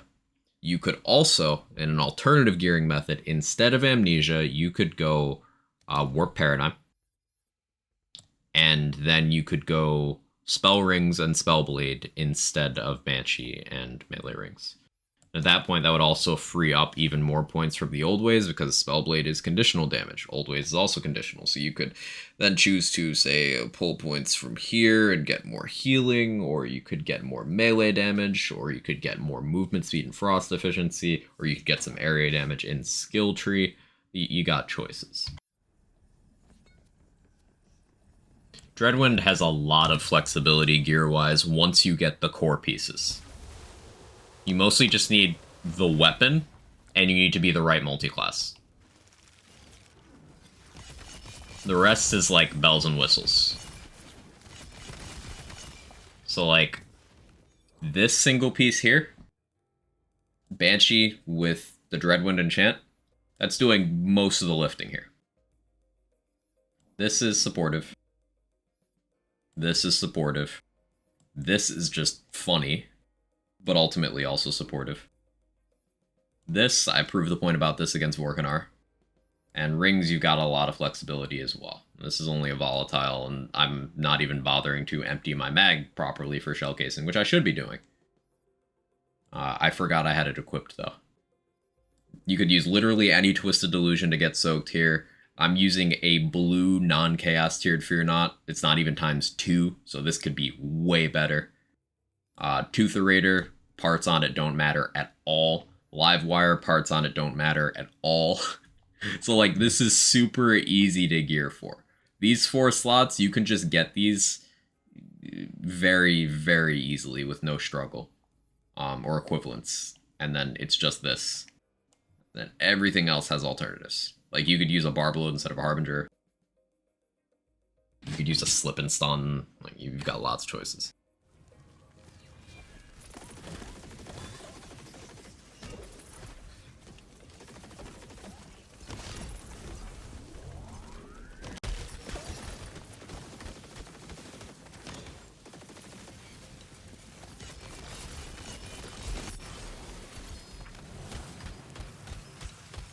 Also keep an eye out for range stash skill duration. Duration is a very underrated passive, I'm finding. It gets written off a lot by people for not being damage. Ooh, +2 instinct. We really are ultra instinct out here. That's 100% swap speed while enraged. That's sick. Yeah, so duration. I have a 33% roll on this, which I believe is a double roll at Primordial, on a championship ring. So this is going to work out to give me about 2 seconds more on my Dreadwind. Yeah, about 2 seconds. A little more than 2 seconds, averaging stuff out. And then this roll, 14% with shell casing, it's going to go up. So basically, my Dreadwind in this setup is, instead of max 6 seconds, it's going to be about max 9 to 10, depending on what's happening. Duration's like mag size for your action skill? Yes. But with Dreadwind specifically, remember that we have this enchant here, where we get more damage and movement speed the longer we spin. Dreadwind also has the mechanic where, based on your remaining duration, if you end early, refunding that gives you more back. So you just get better uptime in general. Like, it translates to shorter cooldowns, more damage, more spinning. Duration's really nice for Dreadwind. Duration's also nice for Ghostblade, but only to a point, because something to remember for Ghostblade is that whenever you move it, you lose a percentage. So you'll never be able to, like, move it a greater number of times, really, from stacking duration, because it'll just take off more the more duration you have. But you're penalized less for missing with more duration. for the same reason, slower weapons aren't as ideal on Ghostblade, even if they have a high paper DPS, because if you miss a tick, then it takes a while for another one to happen, meaning that can snowball and you just lose a lot of effective damage. This is one of those things that's hard to conceptualize without having played with it in practice. Like, on paper, it doesn't come up, but that's why we do so much build testing. Feud weapon or warcaster? Depends.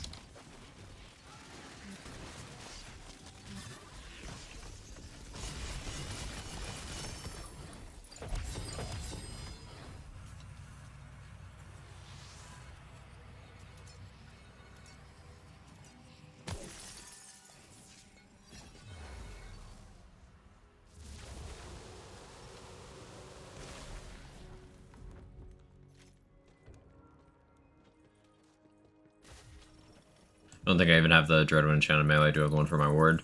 I'd really recommend grinding that one out if you can. It makes such a big difference. I was gonna say, there's no way Threads of Fate had that dot UI bug. Yeah, okay. That makes more sense. You imagine if Threads of Fate had that dot? Ugh.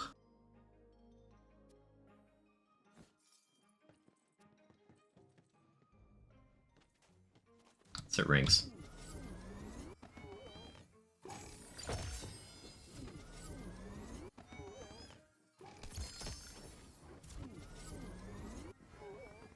But yeah, back on the subject of duration, you can get even more value out of other action skills as well. Max duration from the shadows is like a minute long. It's quite silly.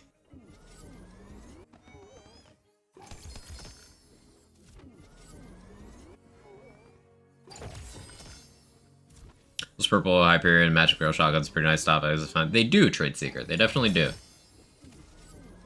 Awkward thing is they tend to be low hit count and low status chance. So I find them to be less practical than things like Torgs and Dahlias that hit a lot. It's no spawn. How'd vacation go? It went very well. Thank you for asking. Hope you've been well in my absence.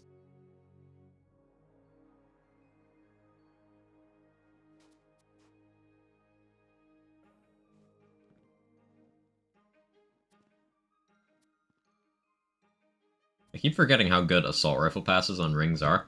It's just we rarely have reasons to use assault rifles. With me liking Hooligan lately, maybe I'll, and I still need to build around Vengeance.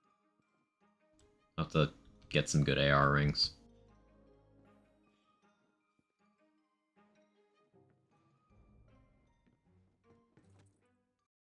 Hey, Thermal. I have 100% crit chance while Ghostblade's active and like 85 when it's not. Had to give all my cooldown, get that dex. But if that's okay. Yeah, I'd say that's okay as well. Because you can always get alternative ways of getting that cooldown back. Like, you could use an Ancient Hilt. And then that's pretty much enough. Or use a Theurge. Or use both. Yeah, I think that's a good investment. Back from vacation, who is this choker? Hey, Asa, how you doing?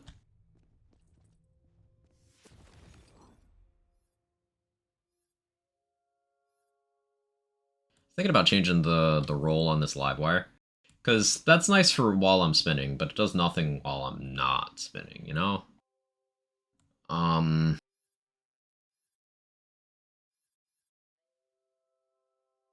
I already have ASALE over there, I have frost damage there. I didn't take Ancestral Frost, but... what else could I have there? Action skill start melee? How much melee damage do I have? Not that much, honestly. Hi,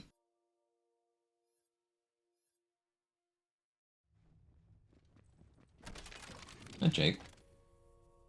What are you doing? It's a cat. Row 1 saw your character's face in my Discord servers list, emotes menu, Twitch, and Discord. A couple other places too, probably. Yep, cat. Coincidentally, I managed to finally get Ocelands updated. Yo, sick.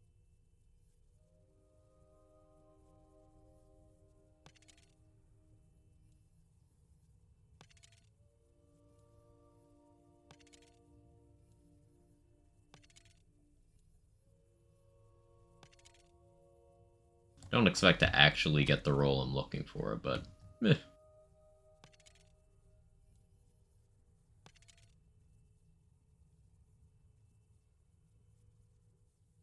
Huh.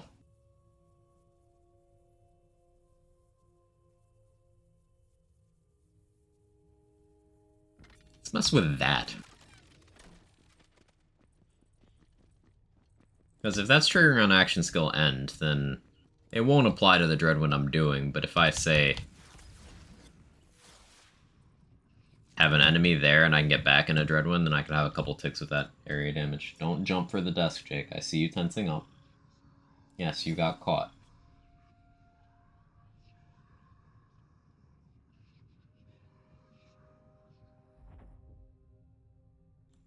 You hear him? Cat. Yes, you are a cat. Hello.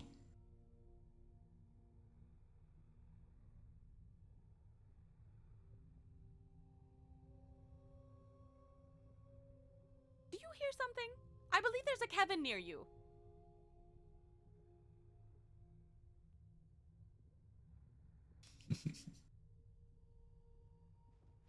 He's a good boy. Doing good though, currently going through a COD Zombies phase, and I try to run in circles every game I play. Relatable. Very relatable.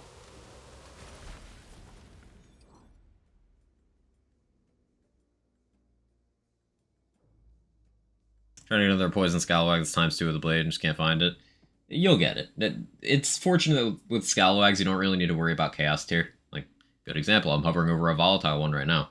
It's just, they're not for directly doing damage. And even if you don't have a high Chaos Tier one, it still does enough damage for, like, basic enemies.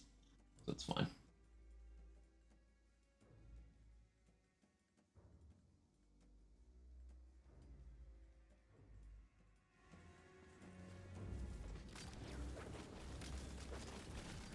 Don't do it.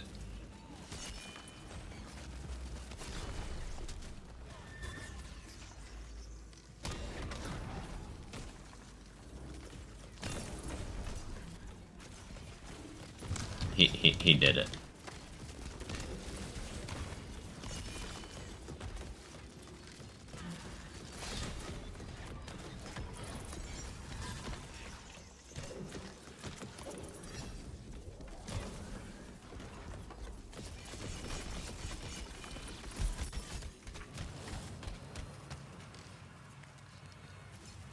Actually, there's a solid chance that those last couple ticks of Dreadwind are benefiting from the enchant.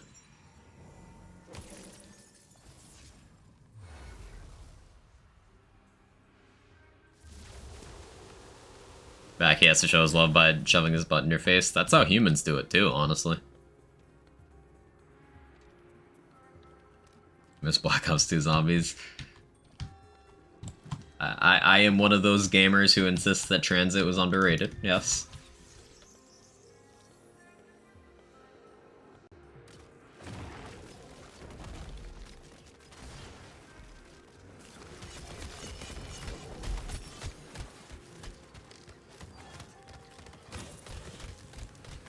Based. Hey Dex, how you doing? Good to see you. Hope your vacation was refreshing and relaxing. It was. I guess Magma Breach got me.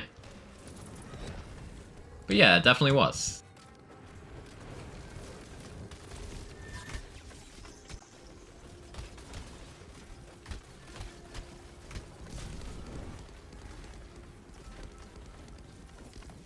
Bad RNG on crits there. Oh well. I don't really attend anything. I haven't used Sword Explosion or Wire Arter in weeks and it feels so good. It's nice to rediscover some variety, yeah.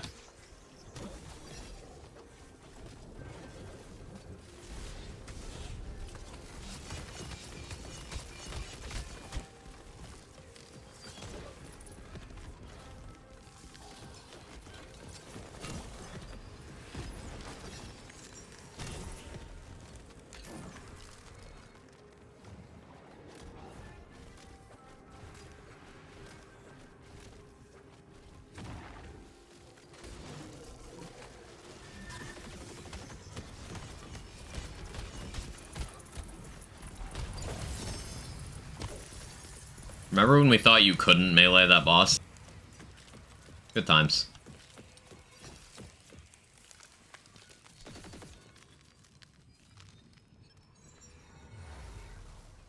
When these different zombies games reinforce the idea in my head that one should always ignore the general consensus of what pieces of content are good or bad by the wider community of a game. 100% agree. Yeah, zombies community is another good example of that, because people will make these sweeping claims like, oh, Black Ops 4 Zombies sucks, and everyone agrees. And like, no, actually, Black Ops 4 Zombies is my literal favorite. I think Black Ops 3 Zombies is overrated, and I think Black Ops 2 is underrated.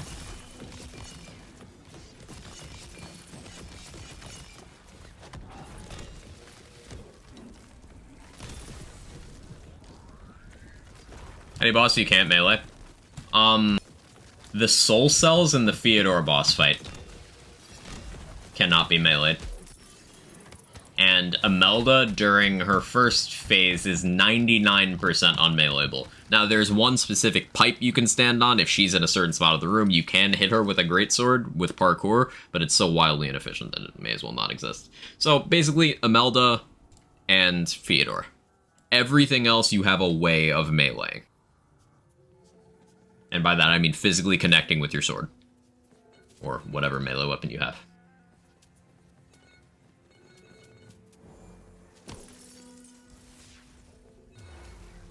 Bernadette, you can marshmallow Bernadette. Marshmallow live wire. Which is going to look at how much damage your melee weapon does, so you are effectively meleeing Bernadette. So, plonk down marshmallow, swing sword. But also Bernadette doesn't have enough health to worry about. Like, Executioner's Blade takes care of her just fine. You've also got Stab-O-Matic and stuff. Which applies to Imelda and Soul Cells as well, but we're talking swing weapon. I don't marshmallow Imelda. Apparently not. Apparently not.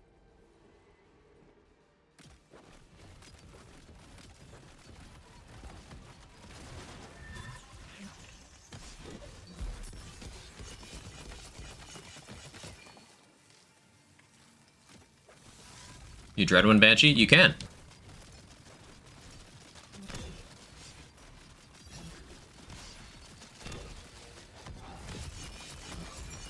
Dreadwind's actually quite effective on Banshee. You just need to be tanky enough to do so. Yet another W for Constitution.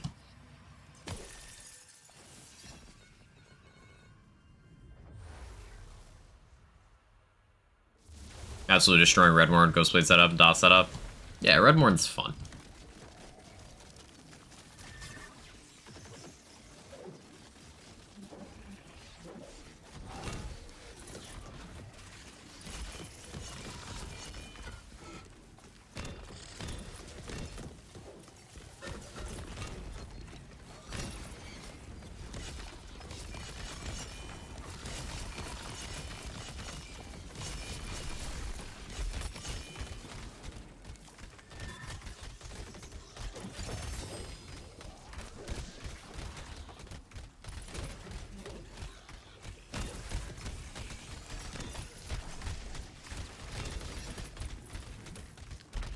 Played around with the Tri-Bolt at all? Minimally. It's kind of plain.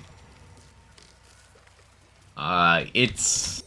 In terms of if I was gonna build around a sniper rifle for damage, it's on the higher end, but I don't like how awkward it is because it's got the mag size constraint issue that the Con does, and it's not quite as ammo hungry, but it can be similarly ammo hungry.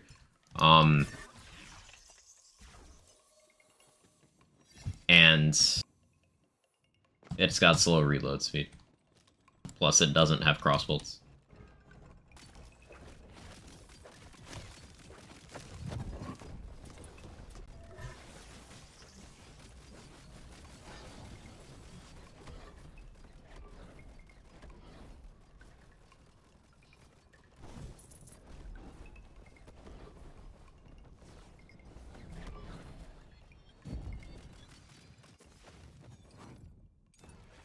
That's not the right action skill.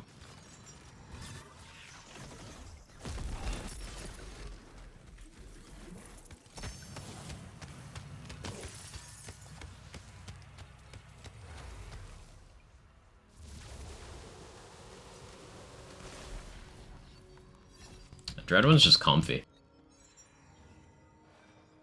Ooh, adaptive trick mirror. That's really good.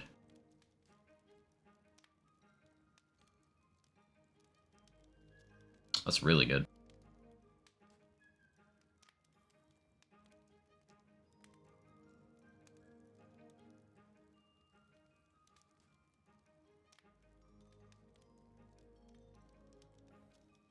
I'm thinking about, if you were to run a Chillmonger Dreadwind setup, Trick Mirror might be fun, because if I remember correctly, Trick Mirror reflects our damage to a spell. So you could probably make them double knot while you're spinning, and that's just funny.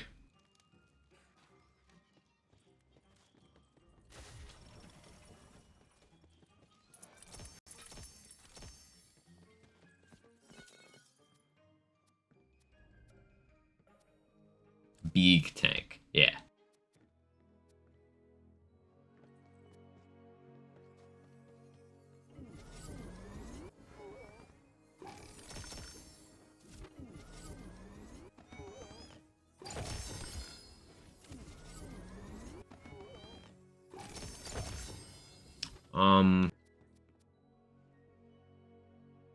Burr Blight is, Blast Shield's the other skill here, right? So, like, I guess for this build, a Burr Blight Amnesia with 1 Blast Chill, 4 Ancestral Frost would be justifiable. The Ancestral Frost would be minimal, but it would be a Burr primary Blast Chill combo.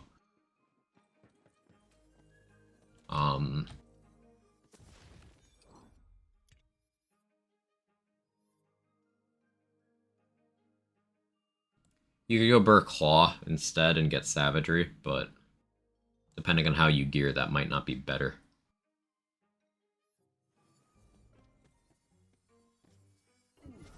Hey Pris, how you doing?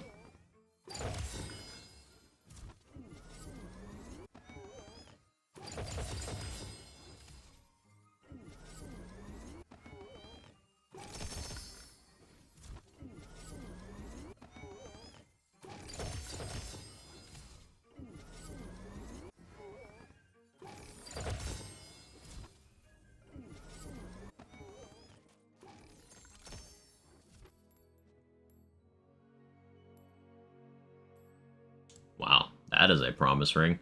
Melee damage, melee crit chance, action skill duration. But like, I can't ever have this work with Dreadwind or any of the melee action skills because they're never going to be ready. Action skill duration with action skill ready is such a frustrating rule. Because they don't work together. Just don't melee. Play with Primordial Smithies, 2 spell charges, rolled to Ghostblade enchant. That's a good time, yeah. I like Smithies for just a little bit of supplementary damage on melee setups. Melee damage, melee crit damage, dark magic efficiency. Cat just knocked my controller off my desk and I just caught it. I'm so proud of myself. Like before it hit the ground. Fine, I'll take that stuff off the desk. You have room now, Jake. Are you happy? He's just gonna knock over more stuff now, isn't he?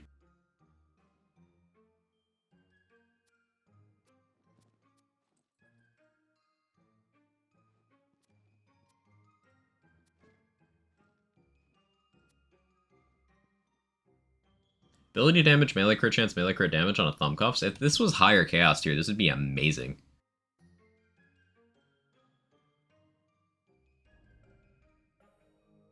Why is assault rifle mag size so high on rings? Like, this is a single roll.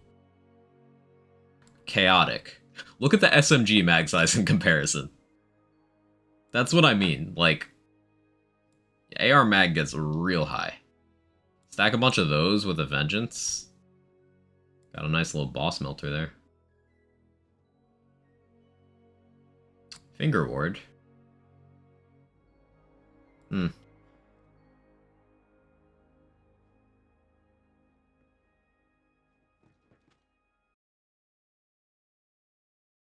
Warm it up. Hey, Twisted Grin, how you doing? Pog totems get status formula at all? I mean, if they apply status, yeah. But do they themselves? No.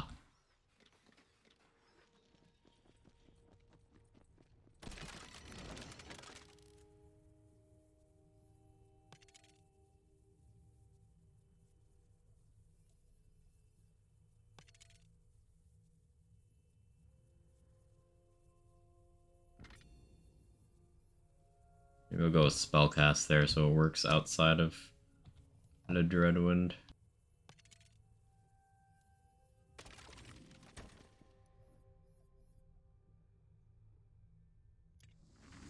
Good, how's the vacay? It was great. It was great. I enjoyed it. Much needed.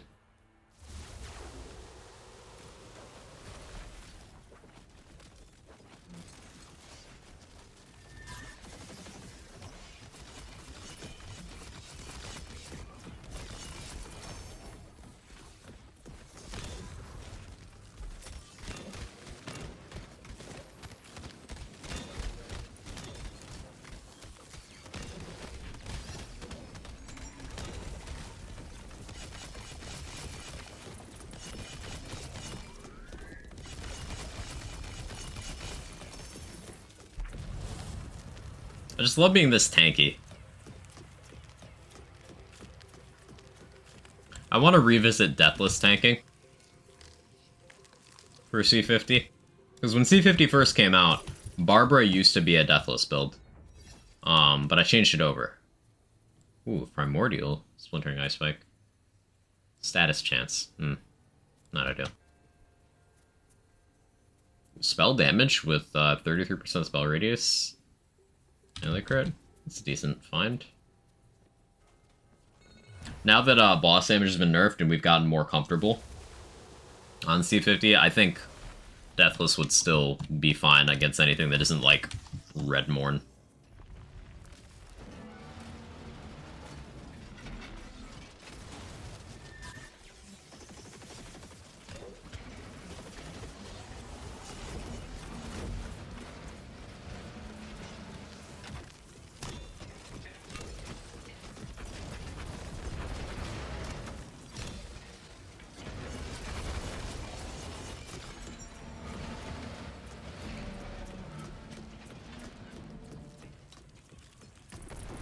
A washing machine of death. And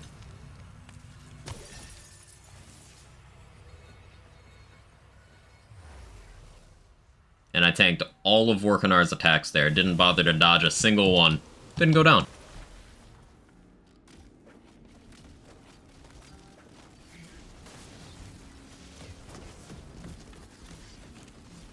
Hey Dogman, how you doing? Back and watched your intro to stream today. Excited to start build docs for Wonderlands. Yeah, me too. It's gonna take a bit to put things in place, but I think it's about time. And, Wonderlands has lots and lots of build depth, so there'll be some cool stuff in there.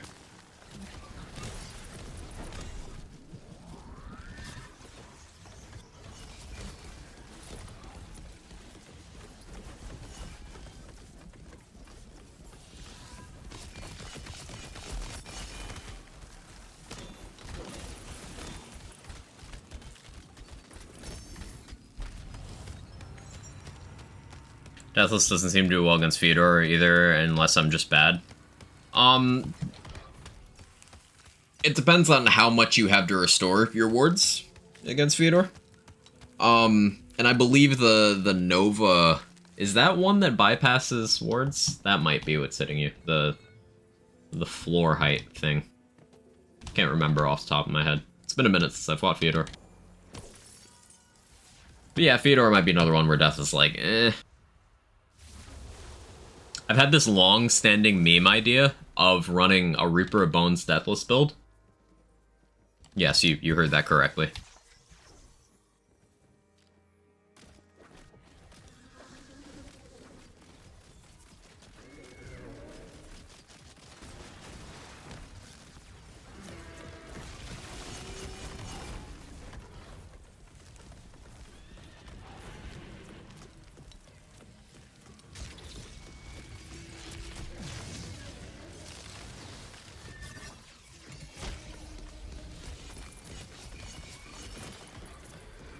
build strategy for this game's just been find cool mod, build around it, then profit. It works.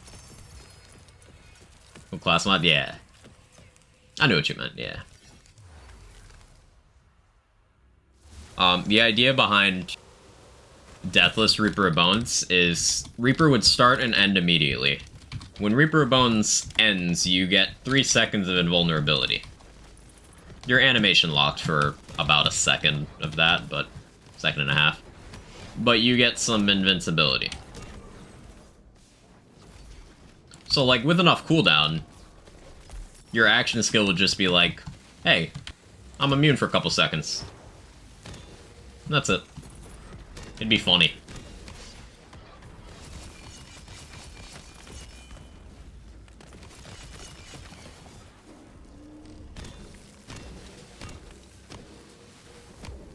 Like, you could run that with a Harbinger and just get the entirety of your Harbinger regen uninterrupted. Because you can't take damage.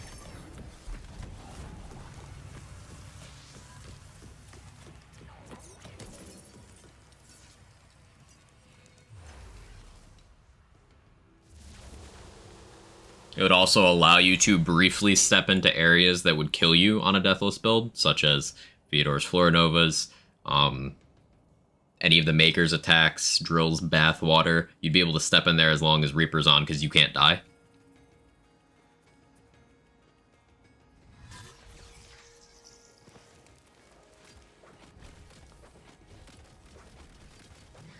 Also provides you a window where you can do things like shoot rocket launchers at your own feet.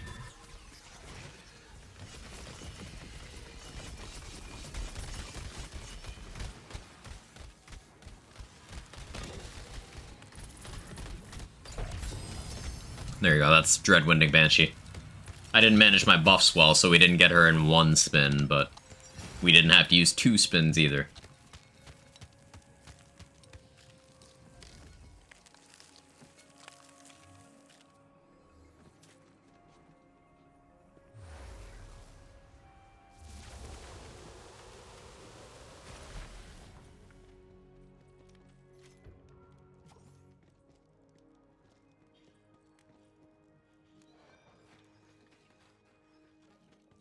Quag, LOL, listen to this meme build idea.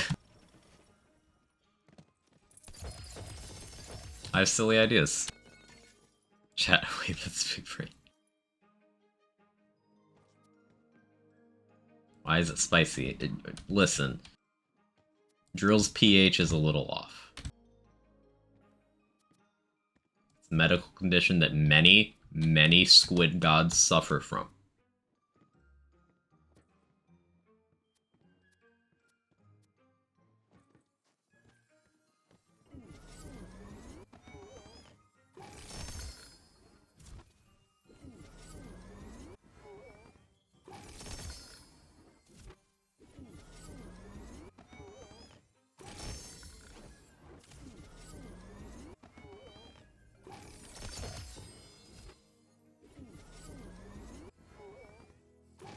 Fog Totem inherit anything of their element from your weapon? Like status chance? No. Just element. And if you're wearing a claw armor, it technically doesn't even really get that. Which can be an advantage, to be clear.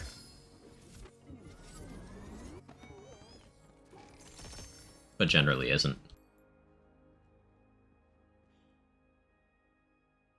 It's a lot of spell crit chance.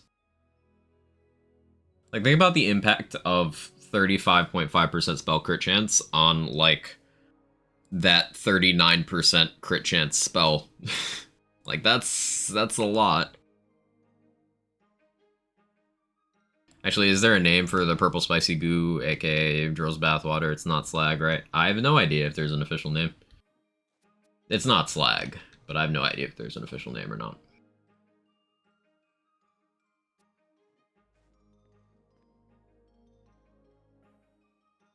Chaos Goop. Maker Crud.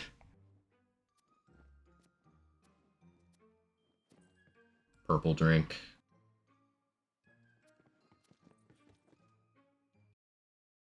Assume the crit damage stat sticking is a thing for abilities and companions. I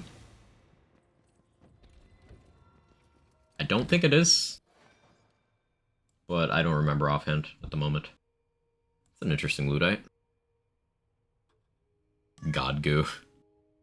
Just satisfy my need for answers to call it slag, but now I don't want to like it. If it's slag, I think it sucks. Yes, Kevin. That's a good idea. I'll BRB. I'm running to the bathroom.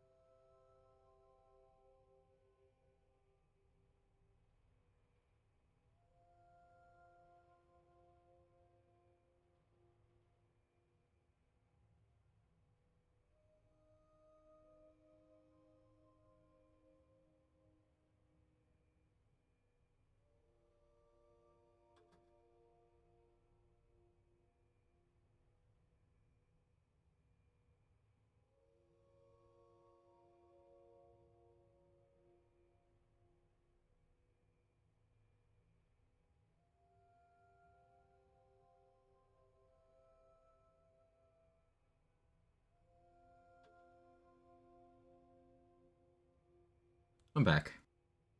I sit down and I see I like Iridicum. It's Iridicum. You know what? Sure. Sure. Fine. Fine.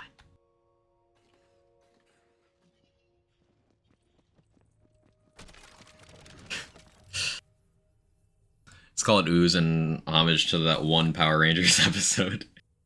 Or how about an homage to Teenage Mutant Ninja Turtles? Secret of the Ooze.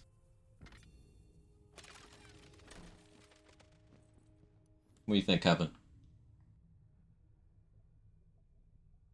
Yeah, no, you can't jump onto my desk because Jake is already there. Hi.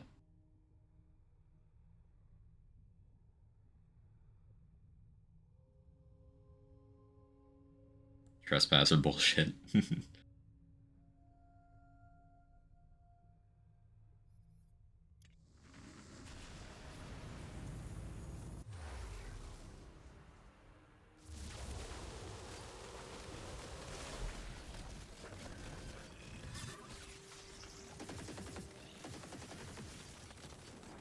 Ooh, I can see my health bar now. Jake got off my desk finally. Hog.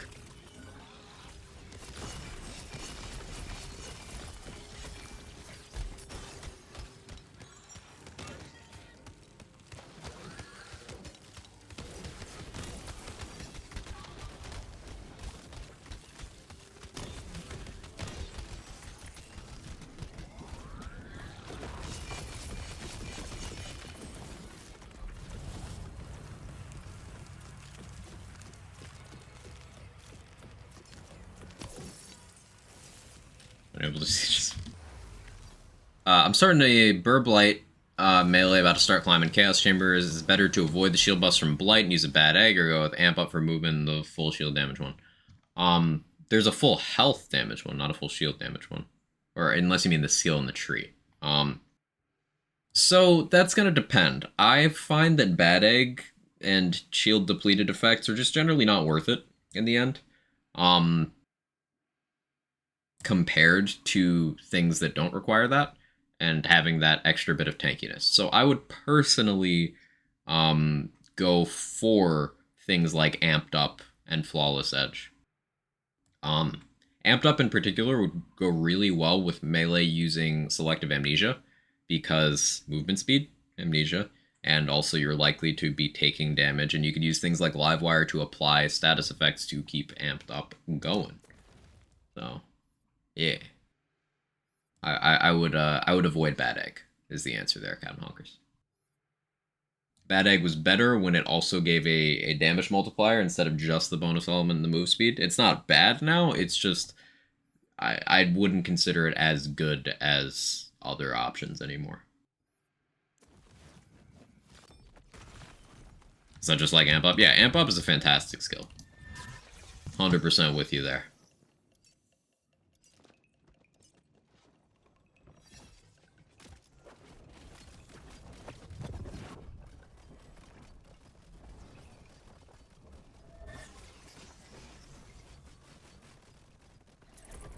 Oh, Baron's goated. Doesn't quite do as much damage as I want it to with what I've tried so far. But I'm perhaps spoiled by the likes of Blightgeist and Frost Shiver just being absolutely insane. I think Frost Shiver is overall, like, my favorite multi-class combo in the game. But in terms of a more recent favorite, I've been enjoying Blightgeist a lot more than I thought I would. Just because Reaper, honestly. It's just because Reaper.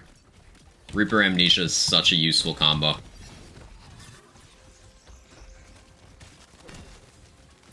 If you're ever unsure of how to squeeze more damage into a build, and you have an action skill slot free, Reaper of Bones Selective Amnesia. Change your life, I promise. I forgot to switch back to Dreadwind. That's awkward.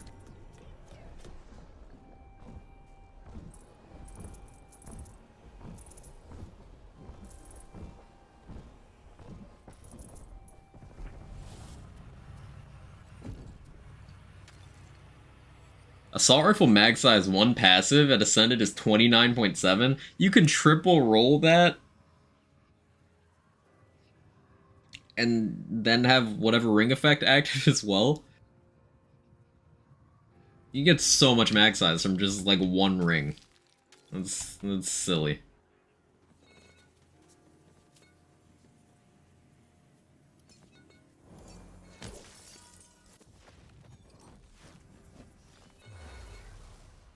And shield damage crit? Yes.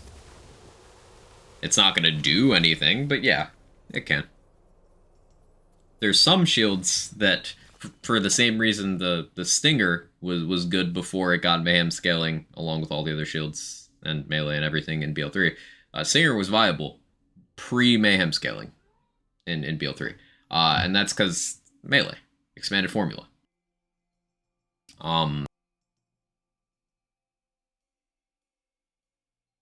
Wardu does the same thing. Wardu and Hammer and Anvil are melee, so you can get them to a point of viability a little more easily than you can get, say, a regular Nova. Glorzo, thank you so much for the Prime for the 4 months. I appreciate it. It means the world. Thank you.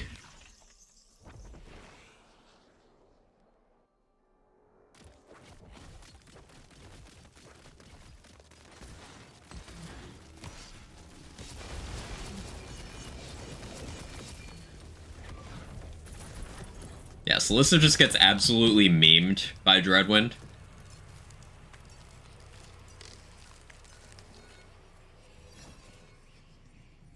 Like, I think I miss my soaked. I don't think I actually hit her with that at all.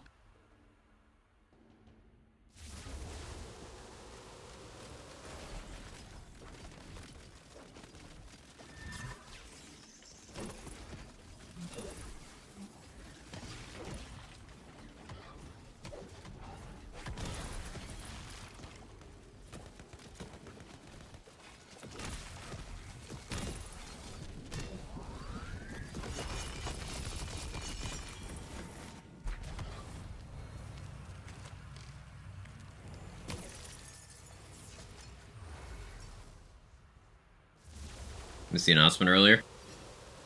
Yeah, it's nothing you care about, Rabbit. Just stream schedule stuff and Wonderland's build doc. Nothing you care about.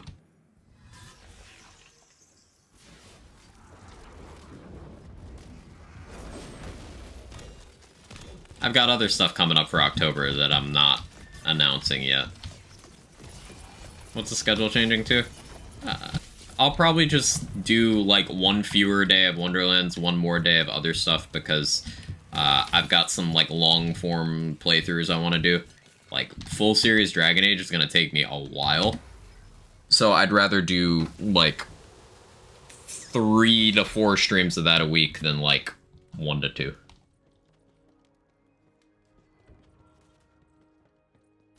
50 state Quag Tours, we can all buy a drink.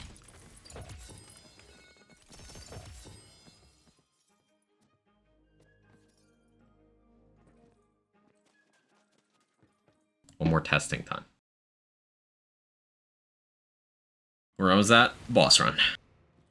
Tried Cult of Lamb yet? I've not. I've watched it played a little bit, but I've not played it myself. Scared about starting times. So the 3 streamers I watched, it fits perfectly for all 3. Yeah, no, I'm keeping my starting time and stuff as it is. You might see me do slightly shorter streams here and there for health reasons. But yeah, no, it's same time and everything.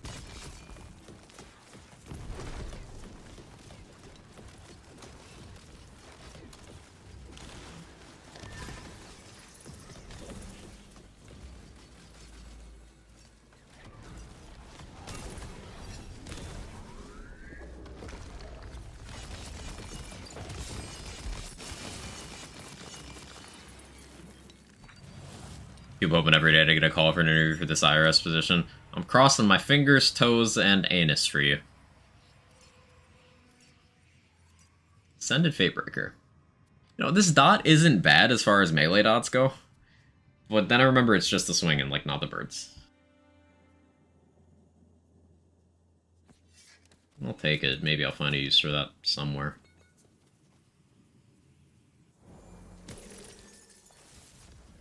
You know what's really cool? Paying taxes. True.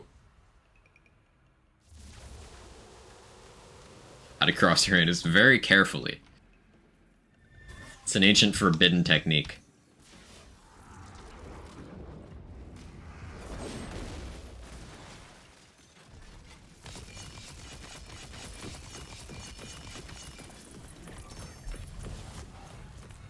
I will leave you to it.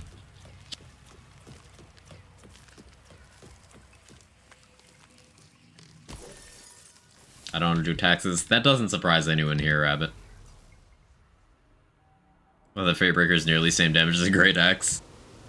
Common Fatebreaker L.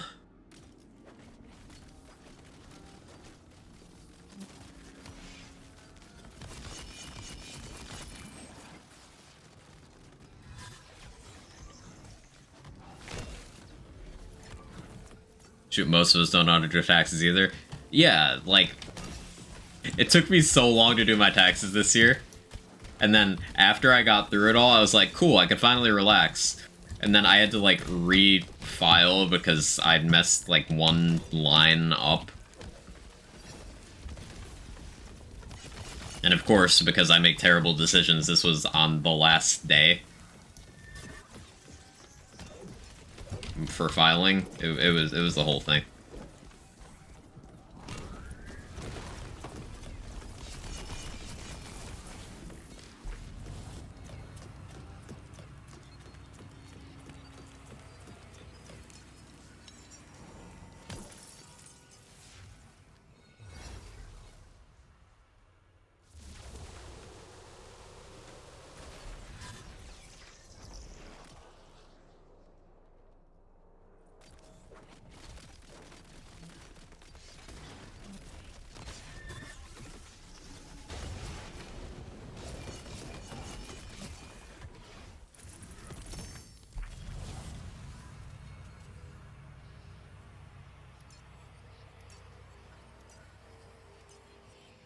Ability crit chance area damage with 2 Wrath of Nature. That's like good. What do I do with this though?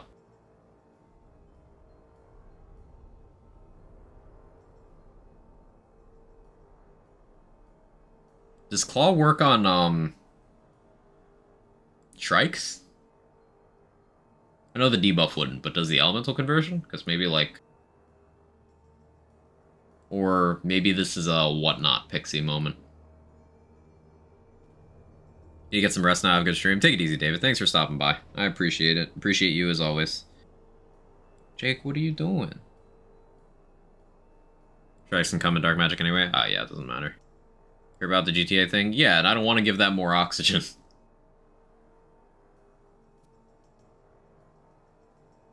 Someone did a shitty thing, some misguided attempt for clout, ruined their own life, shat on years of work of developers, and just did more to ruin the trust between consumers and devs and publishers in the gaming industry, which is why we have a lot of fucking radio silence, because these people are afraid to open their mouths about anything, because whether their work is complete or not, some fucking Redditor is gonna post it on the internet somewhere for everyone to see, and then the death threats come rolling in.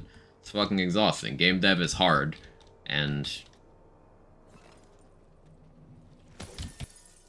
leaks like this just ruin the whole experience for everybody. Literally everybody.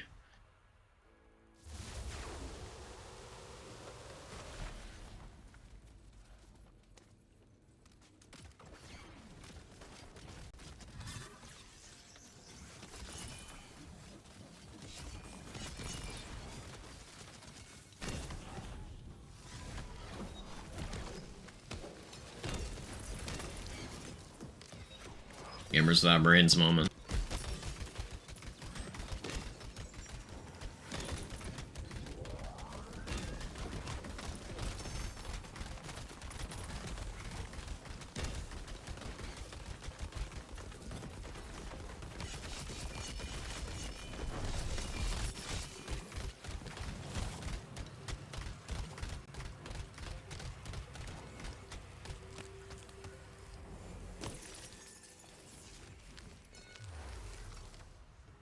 Back from class, what I miss? Just some assorted build testing, Archimedes. Also, hi Irish, how you doing? Yeah, those are sad trade secret. It was pretty weak weapon class.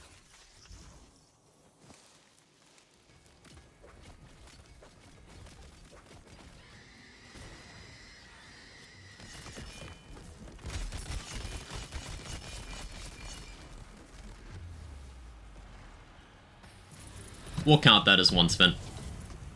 I could have backed up, but I just didn't.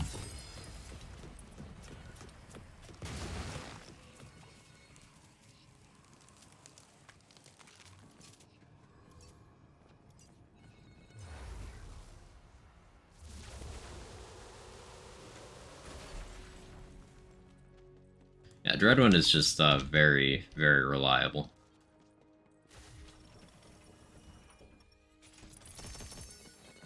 Each of these runs I'm kind of planning...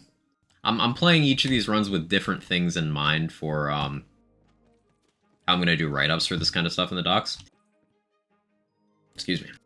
I'm thinking about some sort of indicator of, something we didn't do with the BL3 version is indicate ease of use or ease of gearing in an easy-to-understand manner. Maybe some kind of, like, out of 5 system for that, like a numbered scoring thing on each entry. Because something like Deadshot spellcasting is extremely easy to use, extremely easy to gear for. Something like Dreadwind is extremely easy to gear for, but not extremely easy to use.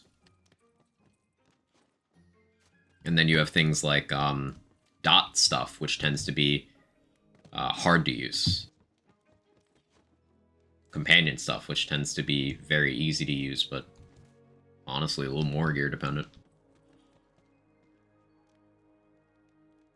If you still look at it, it's much as I'm interested to do so. Devs release footage when it's ready. People hate on a game that's in development is atrocious. Like with Pokemon trailers are released first, the graphics can be questionable. The release date gets close to the new trailers. It'll look better and better. It's unfair to judge a game before it's been released. It isn't even fair. Some people aren't fair to a game when it is released as well. Like, the way the gaming industry works in 2022 is games have a much longer development life in general. They're conceptualized earlier. Marketing is more aggressive than it was in the industry, say, 20 years ago. And that's a big part of a game launch. And then also post-launch support is a thing that, once again, was not widespread 20 or even 10 years ago. Hell, let's talk about game support post-launch 10 years ago. Borderlands 2 was one of the more well-supported games 10 years ago. Now compare Borderlands 2 post-launch support to Wonderlands or BL3 post-launch support in terms of frequency of updates. It's not even comparable. But At the time, Borderlands 2 was one of the ones that was just kind of leading in that area. The gaming industry has changed, but people's expectations have not, and people's maturity has not.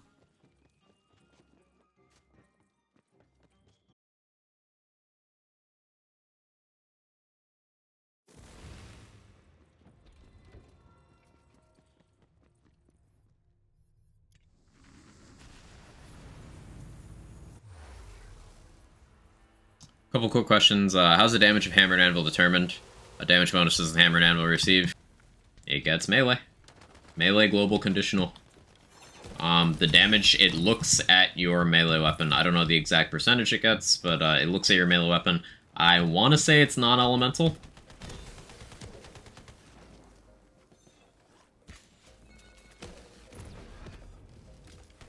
One time I disliked games when I died 29 times in a row, like a real gamer.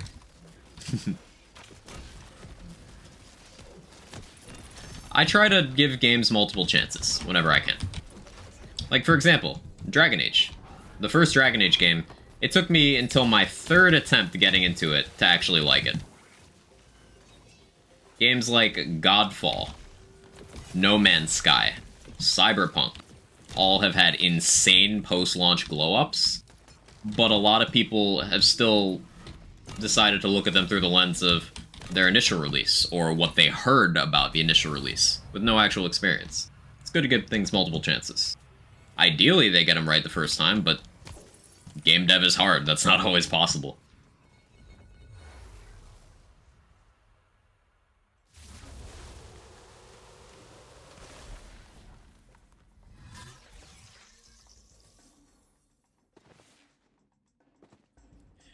You bought an iPhone for that, Rabbit? Nice.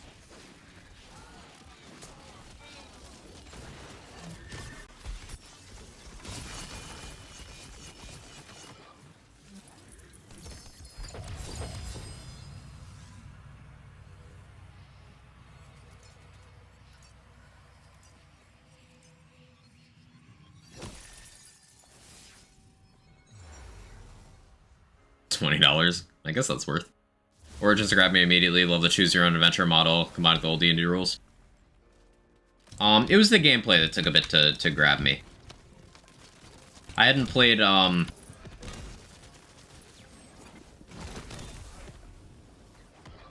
like a more modern turn-based in a while, so it took a bit to fall into the rhythm of that.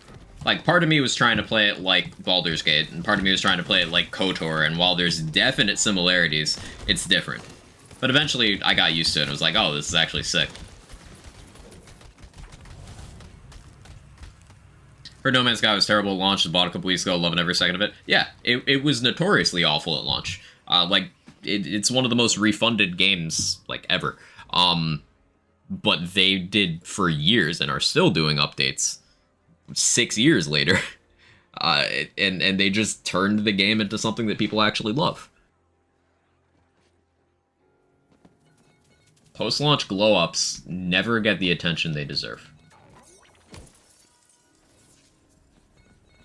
Because people will largely make up their mind off of not even secondhand information. They'll get secondhand information and then not check for the time frame of said information. Hell, you'll have people who ask about Borderlands 3 builds from 2019. Like, oh, how's this build? Well, not only are character levels 22 higher than that, but the game changed a lot in 3 years. Knowledge changed a lot in 3 years. But then you have, you know, games like No Man's Sky, which had notoriously bad press for being basically unfinished at launch. Cyberpunk was mostly unfinished and very buggy at launch. But then you never get the coverage of when the problems are gone.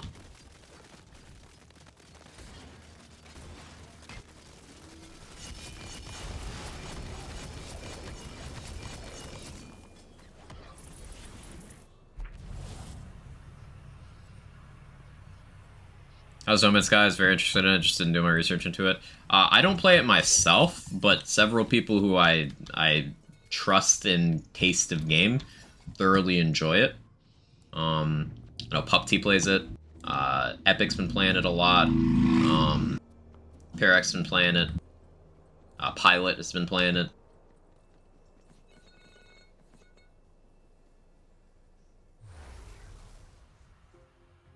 Apparently, Battlefield 2042 is heading in the right direction now. I would love to see a strong comeback there, because they... Not only was that game not well received, they did a lot of damage to their own reputation. Their PR engine was not doing well at that time. For those who weren't keeping up at the time, EA blamed Halo for Battlefield 2042 sucking. They blamed Halo Infinite, which was kind of a weird take.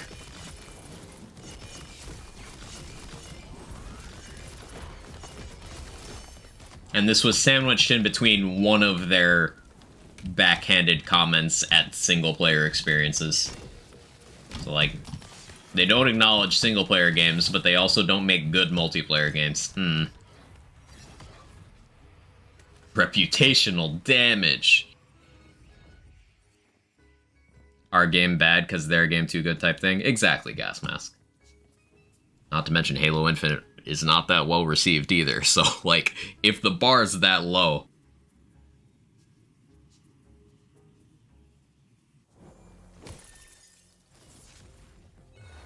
Would you happen to know if Hammer and Anvil has an internal cooldown at all? I don't believe it does, but it does only happen once per shield fill cycle, so you need to rapidly fill in your shield again if you want it to happen more. A lot of them melded today.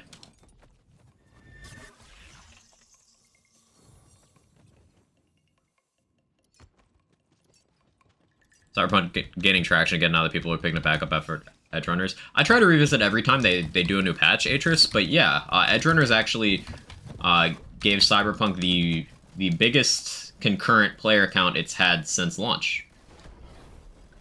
Just pure hype from Edgerunners.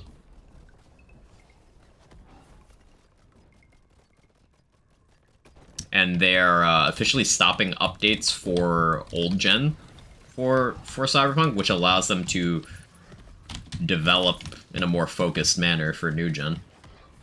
Compromise less in their design. And they confirmed an expansion for next year, so excited for that.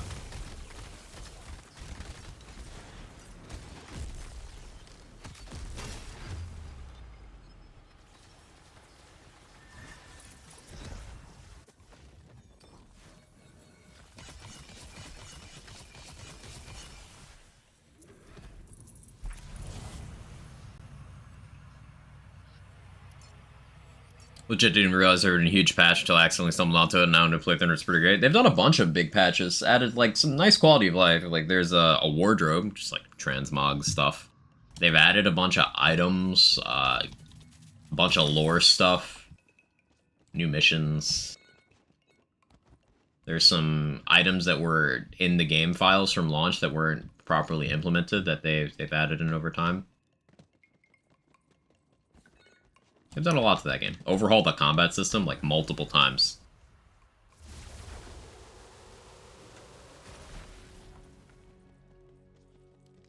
It's fun. It's genuinely enjoyable. Like, it's currently my main off-stream game that I've been playing. Cyberpunk.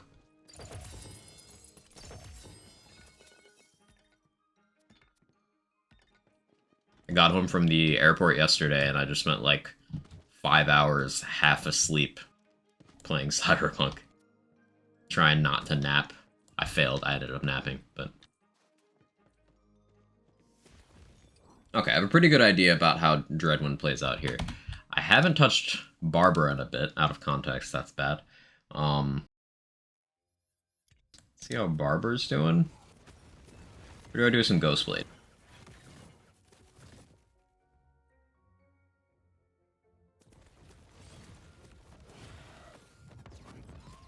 Let's see how Barbara's doing.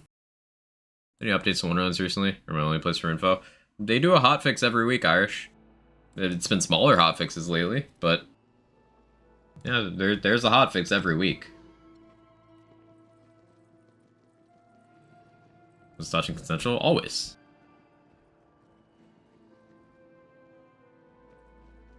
Play Cyberpunk again once I'm done with my current Dragon Age kick. Might be a while.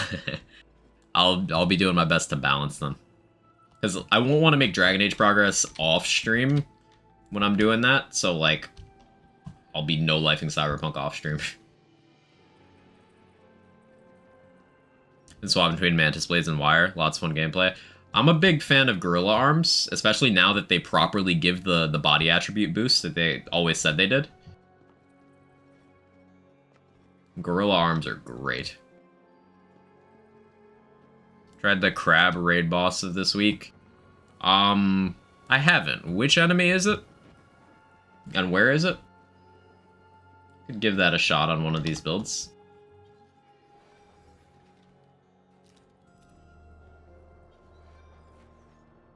Ah, Tide Sorrow.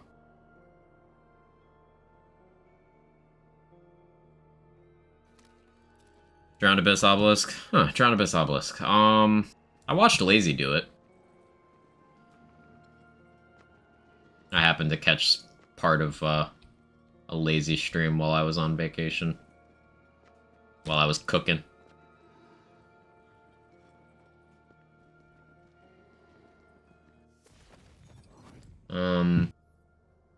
Okay. Marble Inflammation, Amnesia.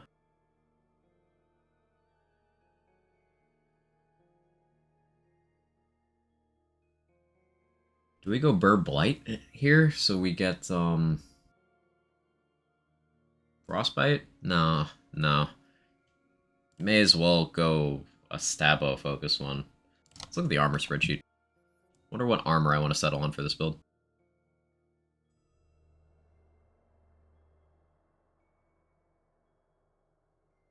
Let's get the reinforced engines for double jumping. You do so much exploration. Yeah, I want to do a playthrough with a Berserk, because usually I use a cyber deck for hacking. My current playthrough I'm using a Sandevistan because Edgerunner is low. But I gotta do one with a Berserk and like actually use the superhero landing thing. I've never attempted to use that efficiently. I think RBG and snipers get buffed for making them viable. Snipers absolutely don't. Not even a little bit. Snipers have been buffed multiple times and they never needed any of them. Launchers, I haven't revisited launchers at C50, but they're viable as a C35, a variety of them. And on C50, Cannonballer is still like the highest gun dot in the game. And with Blightcaller being out, gun dots are very competitive for damage dealing. So I don't necessarily think either of those need buffs. I think it's a player-based issue. People keep asking for sniper buffs despite the fact that many sniper buffs have happened. There's exactly one bad unique sniper in the game, and that's the Sawmill. One that used to be good, but got fiddled with too much because people kept asking for buffs. There's only one bad unique sniper. All the other ones are at least acceptable. Most of them are very, very good.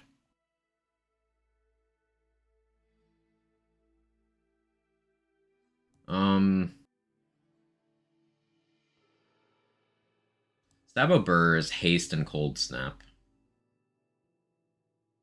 Stabo Blight is Exploit Their Weakness, Contagion.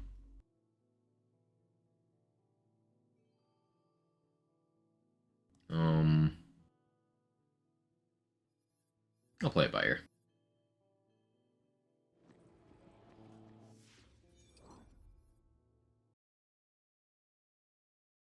Like shotgun buffs and major AR buffs. Why shotguns?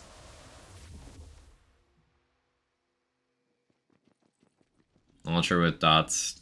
Fine, they lack for gun damage build. You can still get over 1 million damage per one ammo on a big boy rocket. That's more efficient than any other gun category in the game for damage dealt per ammo spent.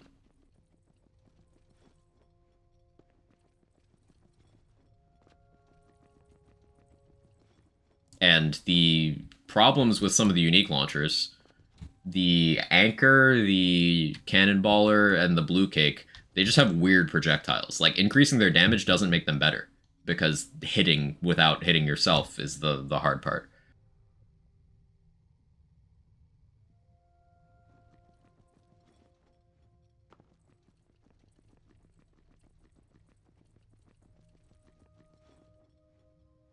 Boss of the Primordial, Cryo, Gonzuka, my dot build's insane. Yeah.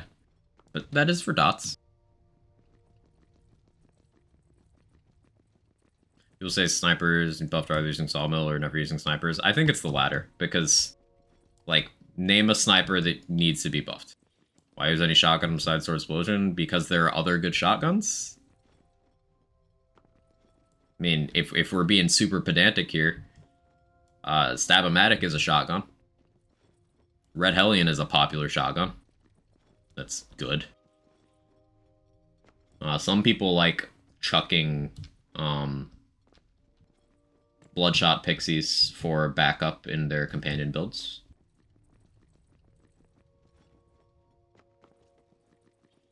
Body Rockers are extremely high hit count and very good damage in both bossing and mobbing. Kettle Drums and Boilermakers are very, very good. Gyre's okay. Circuitous Gyre. Last Rites is good. Crossblade is exceptional for dot builds. Merlin's Razor is fun. Not as good as I wanted it to be, but fun. Hell, even Divergent is okay. An enemy with Cannonball or dot damage is basically a barrel exploded right next to you. Yeah, exactly. Exactly that. 100% right, Lil Rambo.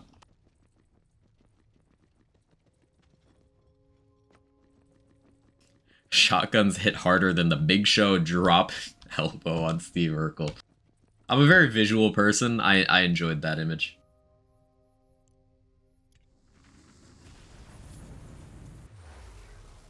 I just think if Pookie wasn't nerfed, people would probably still be speedrunning Wonderlands, especially with changes, other stuff, and DLCs. Pookie nerf didn't stop it from being go-to and for speedrunning, Rabbit. That's... no.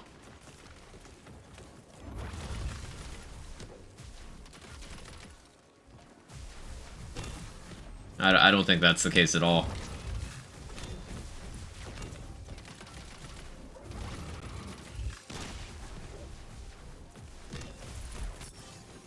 Played offline, that's why. Yeah, it's kind of the norm for speedruns to down patch in general. Every Souls game does it for some categories. Back for Blood does it. Hades, most games I can think of down patch for speedruns. That's just how it's done. Didn't stop people from doing it. And Felicia, thank you for the 2 years. 2-year resub. I appreciate it. Meeting so high and by, also nice shirt. Thank you. I like the shirt. It's a good shirt. I hope your meetings are going well. How about buffing the weaker melee weapons? I'd like that, but I think there's higher priority stuff. Like, as much as I want to see things like the Pincushion and the Fate Breaker get a little bit of love, and the Ragnarok especially, I think there's categories that could use the love more. Like, over in the Ward slot, there's a bunch of items that are just kind of functionally worthless. Because Ward as a slot is just... it's got the least variety for most conventional builds. I prefer a Ward week before a melee week. Back for beans? Beans are good. Reaper Bones be considered on cooldown while it's active? No.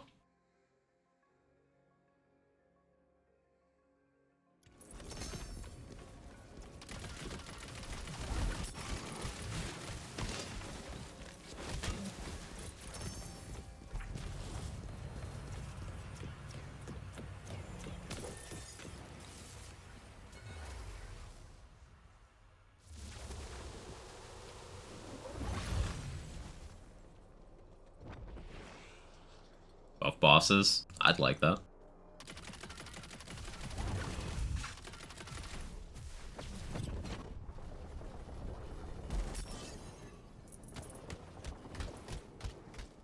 Like, I would have died there to pre-nerf Celissa.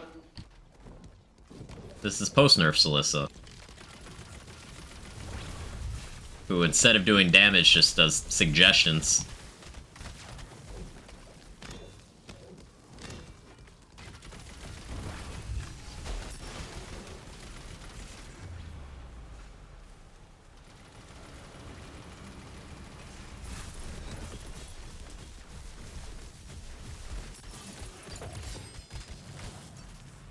nerf players.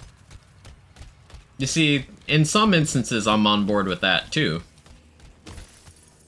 But people have this very averse reaction to any perception of things being taken away from them. So that's why they say things like no nerf, only buff. But you have to do both. For a healthy game, you have to do both.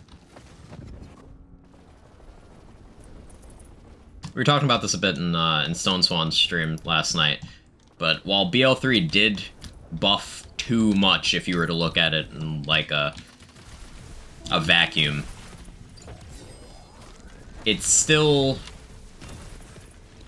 The structure of player power versus content difficulty to BL3 is still healthy enough to keep it fun, whereas if you look at, say, BL2 endgame, where not enough things were nerfed and not enough things were buffed, not enough things were touched in general, where the endgame is rarely played. In this game, not enough things are nerfed, but a lot of things have also been buffed. So it's still creating this issue where we just talked about shotguns. Some people want shotguns as a category buffed, despite the fact that shotguns as a category largely fine. There's bigger offenders. It all depends on how you view player power in the context of frequent balancing. He's on fire. There you go, Quack. Largely preferential shit. Hey, Ewok, thank you so much for the 4 months. I appreciate it. It means the world. Thank you, thank you, thank you.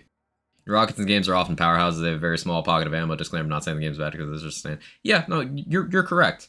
I think their response to launchers in this game is directly off the back of how launchers played out in BL3. In BL3, they were effectively infinite ammo, map-clearing primary weapons for all characters that required very little investment, effort, or anything. They just ran rampant. BL3 launchers were utterly insane. So Wonderlands, they swung it in the other direction. They're like, hang on, that was too much. We want these a little more situational, a little harder to use. And you can see that in multiple layers. For example, the ammo regen penalty for launcher ammo increased from BL3 to Wonderlands. We have fewer ways of regenning ammo in general in this game. The launchers, the unique ones we have in this game, their projectiles are all weird in some way. Like, they don't shoot straight, they have a split distance, they're more likely to kill you than anything else, all that stuff.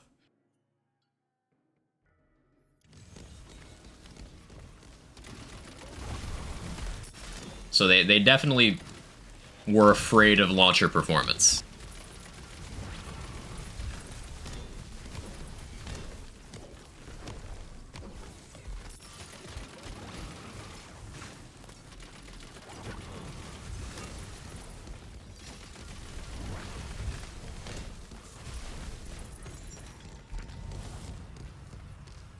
Largely preferential ship, name my next album. Yes. Can you do launcher builds in Wonderlands without ammo shrines? Yes. Big boy rockets.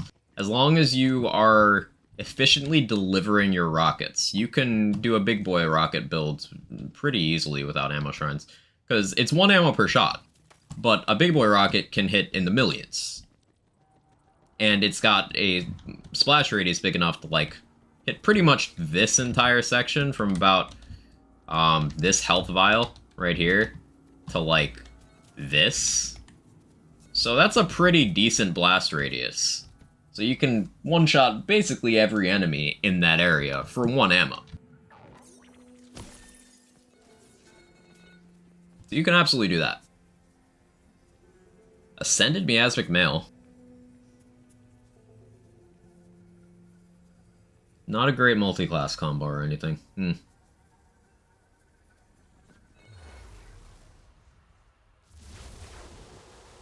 They'll give us Sham, which is good for rocket build. It's really not, though. Because what's ShamY absorb in this game?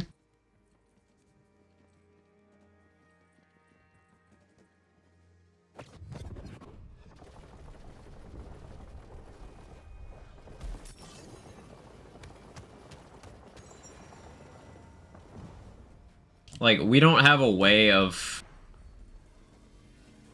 doing damage and not taking it efficiently. Like, Zane had duct tape mod.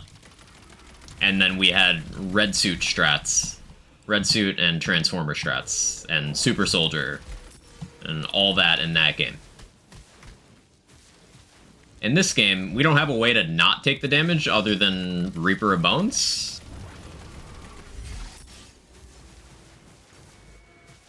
It's like you can do that.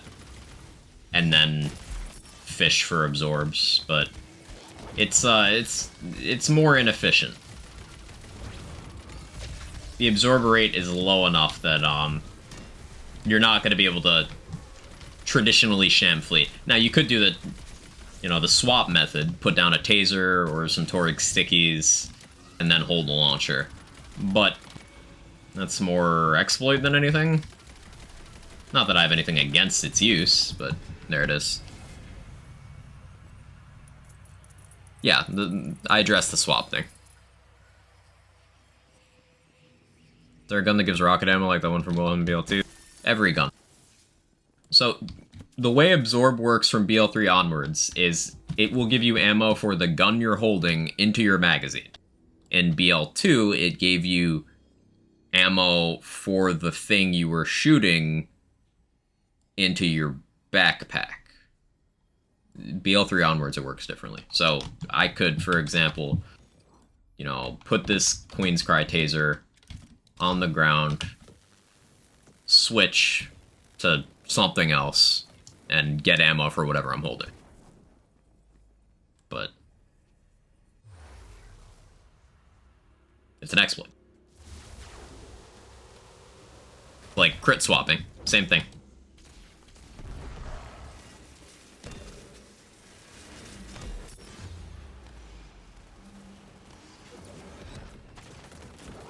Throwable Hole is a good option. Yeah, Throwable Hole didn't always do self-damage, but now that it does, a low-level Throwable Hole is probably pretty good for that.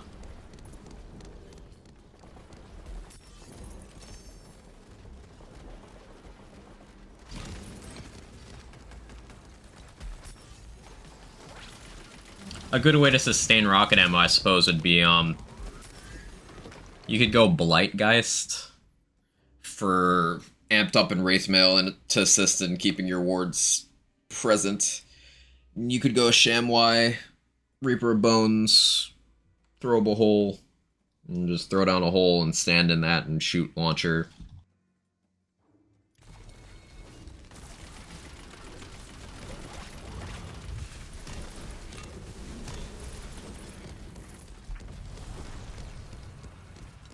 That sounds like a good time.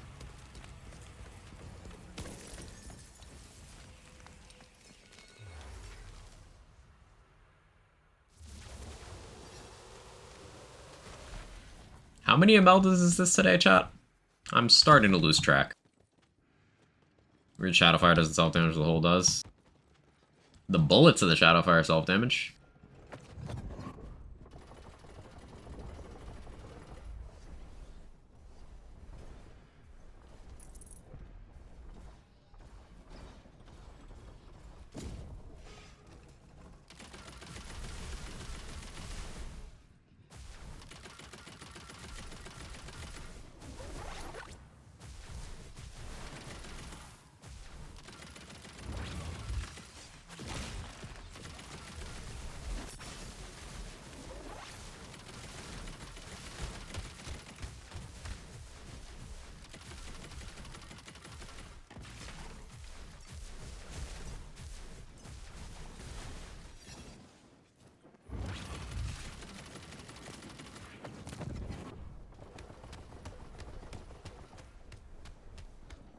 Hate this boss.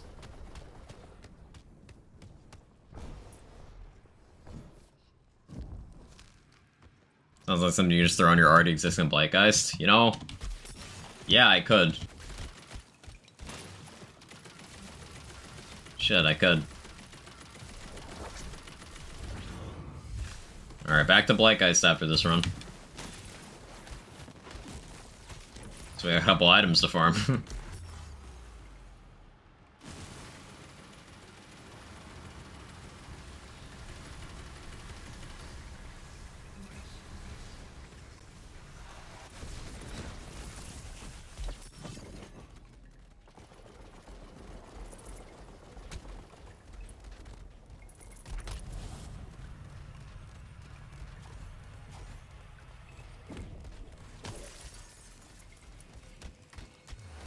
Barbara feels a little less spectacular now that we're using, like, Scalawag tech on a lot of different builds. Love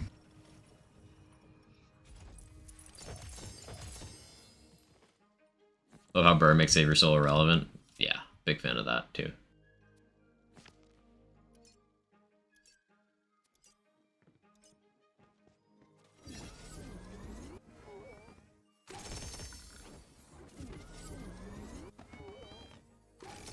Hitting SMGs here in the hopes of a throwable hole.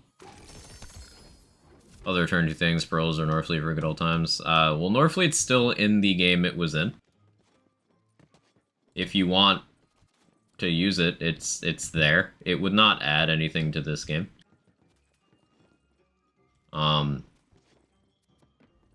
mean, people weren't satisfied when there were just better versions of the Northfleet in BL3, so they're not going to be satisfied if you bring it back in another game. Additionally, Pearls don't add anything gameplay-wise either. In fact, Pearls are one of the worst implementations of rarities they've ever done in any of these games. Don't be like Pearls, be like Seraphs. Aim bigger, aim bigger. Seraphs are a rarity in Borderlands 2 above Legendary that have things that functionally distinguish them from Legendaries. Example, Seraph Vendors, which were a great feature. You had Seraph Crystals, and you had Seraphs that dropped from the bosses themselves. Also, each of the Seraphs had some sort of actually unique mechanic to it, whereas many of the Pearls were just, hey, I'm a gun that exists. Now, Pearls aren't the worst offenders. Effervescents are just kind of soulless copies of a bunch of Legendaries and Pearls. Some of them aren't even upgrades. Some of them are just there for the sake of power creep. But don't be like Pearls. Be like Seraphs.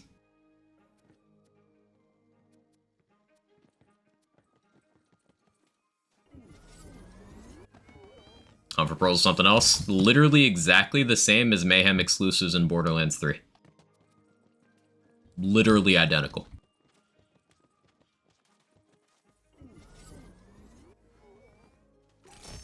Only drop from specific locations or specific sets of enemies. Glitch weapons? Yes, Nom Nom Ravioli. Glitch weapons. That's another good example.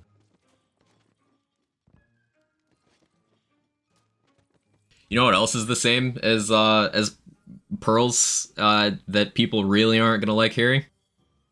Chaos Chamber mini-boss exclusive weapons in this game.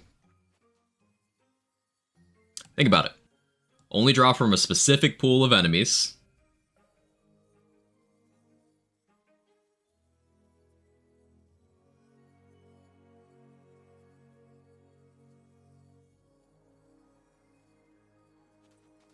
But people don't like that.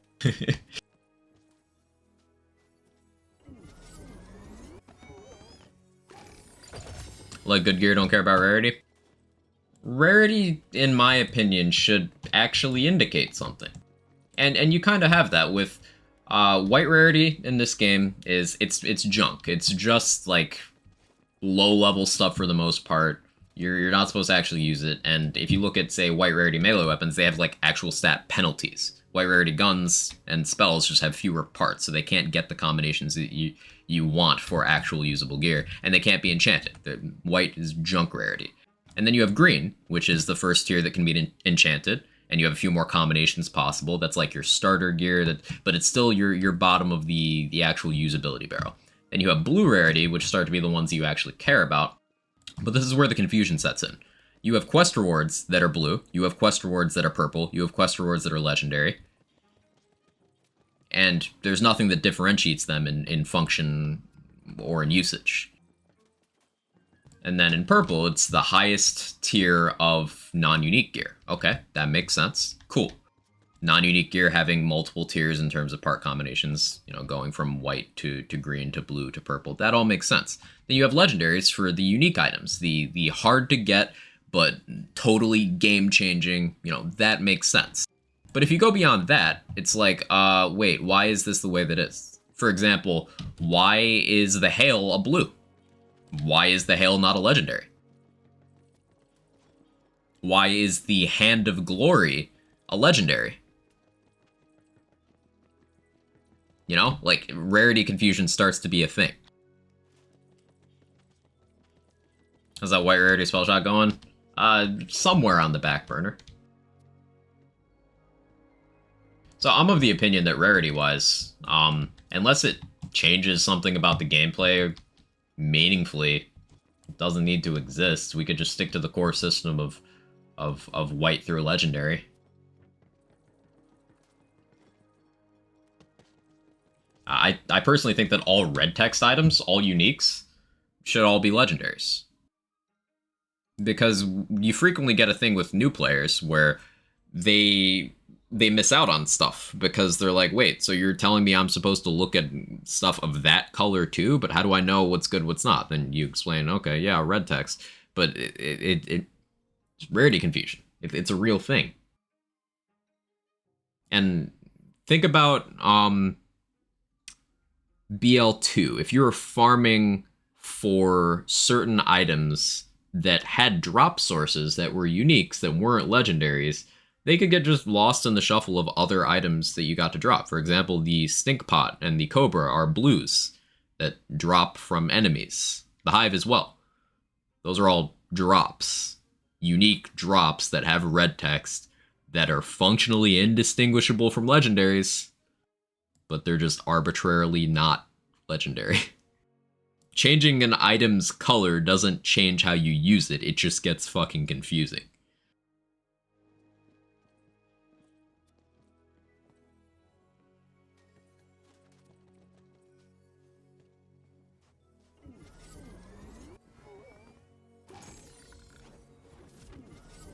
Some max swing speed you've seen on a rage handle. 1.47, I think, Rune? I think 1.47. They need to rethink the rarity system a bit. I don't think so at all, because they've condensed it down. BL3 and Wonderlands just went white through legendary. It was simpler. Now, TPS was probably the best overall in terms of rarities available, because it didn't have as many bloat rarities as BL2, and it still had a good one. Glitch rarity. Whereas BL2's good above legendary rarity was Seraph. TPS had Glitch as an equivalent without having Effervescent there, just making things fucking awful. So you could argue that they've taken steps back since TPS, and TPS is a 2K Australia game, not a Gearbox developed game, so it's all very muddied. Oh, hey, throw a ball. Sick.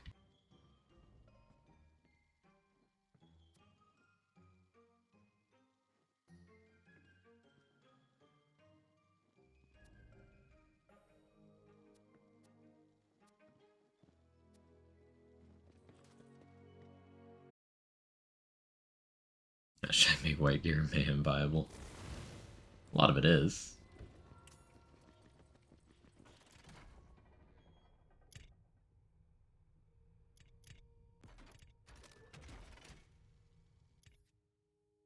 Okay, so we're gonna farm for launchers now?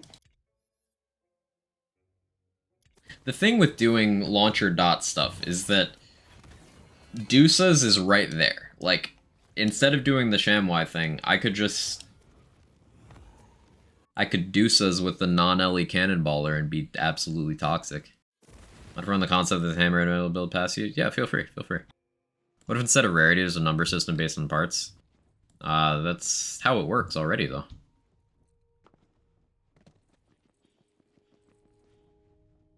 Like, non-unique items, white through purple, they're the same things, just each rarity allows it to have more and more parts.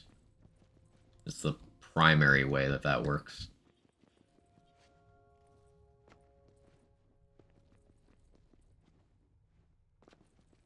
Or are you making a joke about item score? Because that is literally a number system based on parts.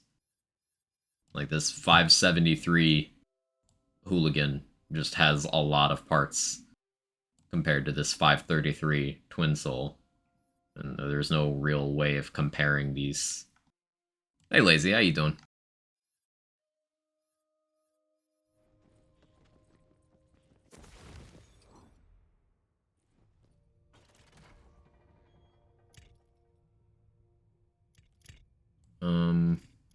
Put away that.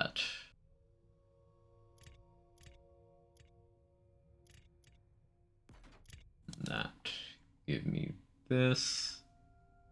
Oh, something I forgot I wanted to do. I want to do some Deuce's Rain of Arrows. That sounds like a good time. Okay, do I happen to have a launcher available already?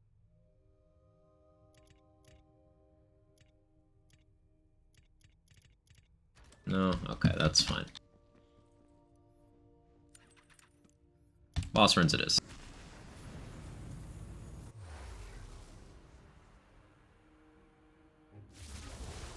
And a Chamois, thank you.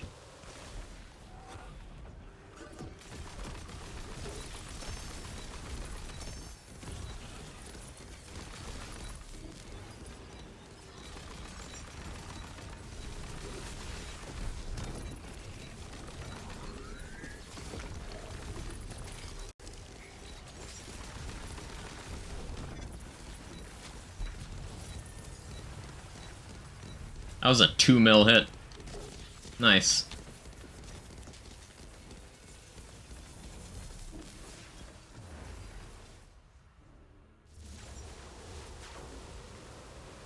Hey, Redmorn.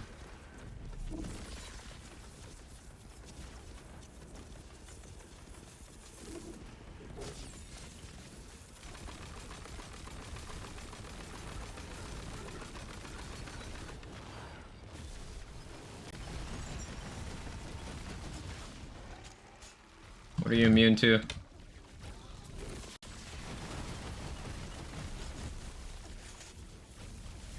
Fucking everything I have equipped right now.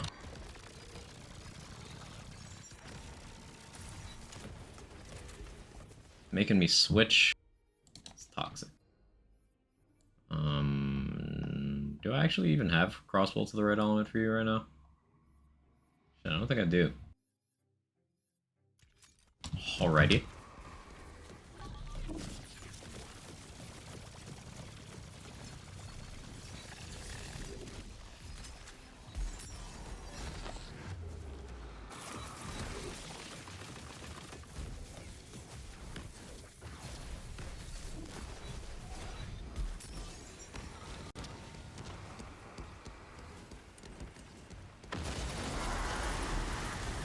Show build after this run? Yeah.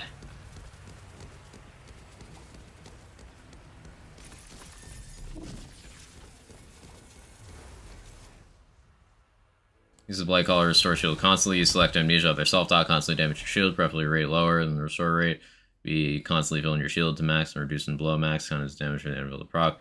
Spellblade, so you can put some decent formula in. I can't remember if that worked. I know I've had that idea about the anvil, but I don't remember if I did a proper scientific test, if it actually required an outside source of damage. It might require an actual enemy hit to spawn the anvil. But yeah, using Blight Collar to keep it going, yes. But something you need to keep in mind is, as soon as you're using Blight Collar, you need to make sure your other class is something conducive to the melee part of it actually doing anything. Like, if you're gonna make Hammer and Anvil do something of value, you're probably looking at Alchemical Agent.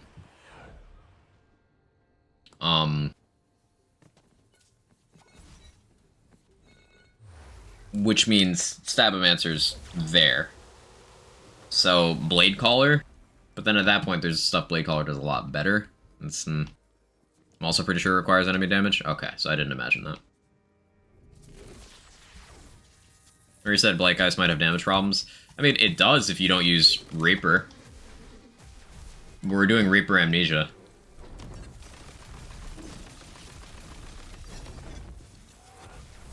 Yeah, let's look at the before and after with my action skill on.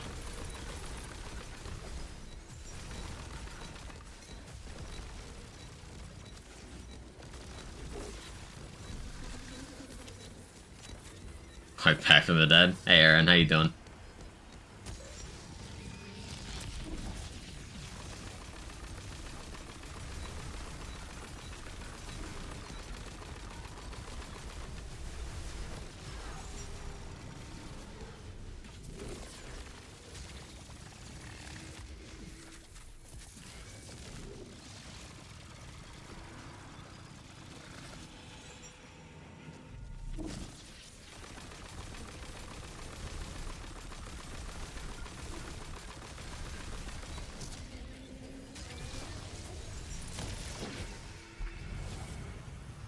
Putting Spellblade on not allow you to apply spell damage to the hammers? It would.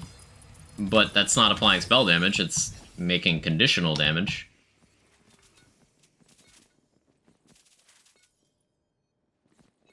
That's one stat in yield formula.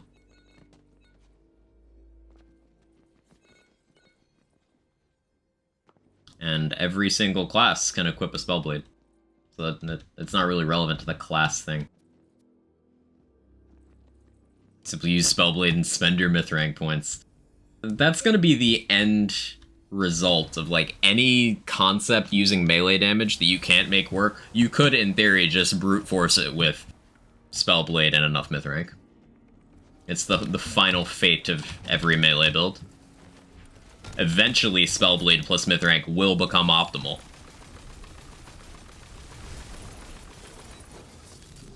And there's nothing you can do about it.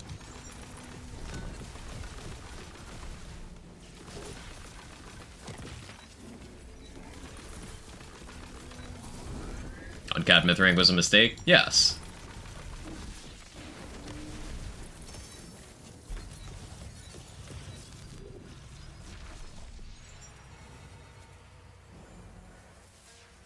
I'm gonna die so much with Nasty Spell on.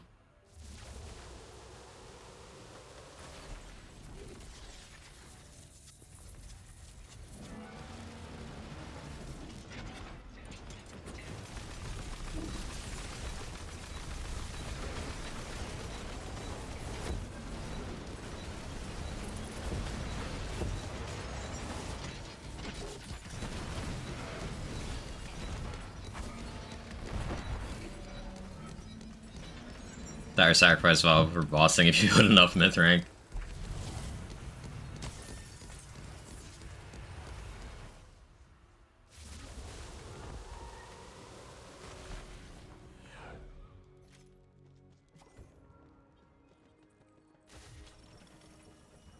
Oh yeah, so build currently, I'm thinking about changing some stuff up. Actually, I'll show it once we're out of the loot room so we don't get the, I'm about to respec a little bit anyway, and, about styling boost some stuff, so give me a second. We want a Shamwai and some Cannonballers.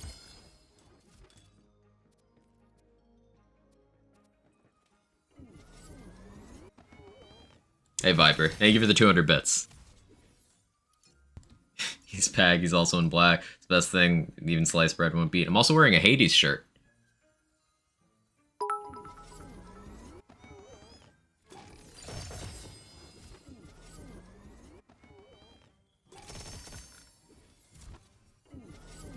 Yeah, I didn't have time to put it up either, but I'm gonna put...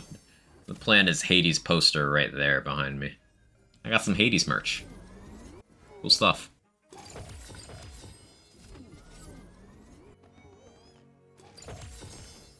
Happy fucking Thanatos Tuesday, holy. Good's Bogbarian? Bogbarian is good at applying damage to just, like, things in general. Berserker is extremely tanky, Blightcaller is extremely tanky, so you'll have difficulty dying with that setup. You'll just be very beefy. In terms of what it's actually good at in terms of damage delivery, you're most likely looking at gun builds or melee builds. You can do some action skill stuff with Bog Totem or Plague Storm for sure. But something to keep in mind with that multi-class combo is Berserker doesn't have big number, right? Like Spell Shot, for example, has big number in spell damage, big number in gun damage. Graveborn has big number in spell damage. Spore Warden has big number in gun damage and big number in companion damage. Neither Blightcaller nor Berserker have a big number stat, so you're gonna have to force that more with gear. Now they have lots of other desirable things in Tree, just it's gonna be a little more roundabout than something like a Spell Shot gearing. Hey, thanks for the 300-bit Snowspawn. Screw you, Viper, I want the shiny. Also remember how much I fucking love trains.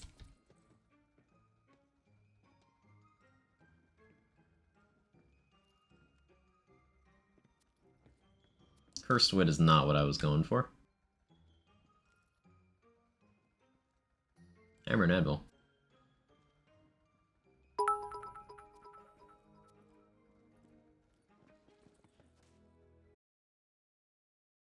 Light is big number of dots, Spirit Swarm. You know, I'll concede that point. It doesn't have... Quag mad. Thank you for the 500 bits, Stones one. Quag mad indeed. What I mean is in terms of a lot of a single damage stat. Like, Spirit Swarm doesn't give you a bunch of status damage, but it scales extremely well off having a bunch of status damage. There's nothing in Blightcaller that gives you a huge amount of a damage stat. There's things that do a lot of damage, but there's not things that give you a huge number. Unless you count amped up move speed going into, you know, amnesia tech, but there's no big number stuff. Whereas Ascension is a huge amount of spell damage. It's 20% per point. So 60% spell damage just off of one skill. That's just big number. It's also a really big health boost. Spell shot, you have spell weaving. Big number. Boost train. Huh. That's new. When did that become a thing? I've never seen this. Well, thank you guys so much for starting a boost train. I guess you can gift subs or use bits to make my stream more visible. That's actually a tangible way of helping me.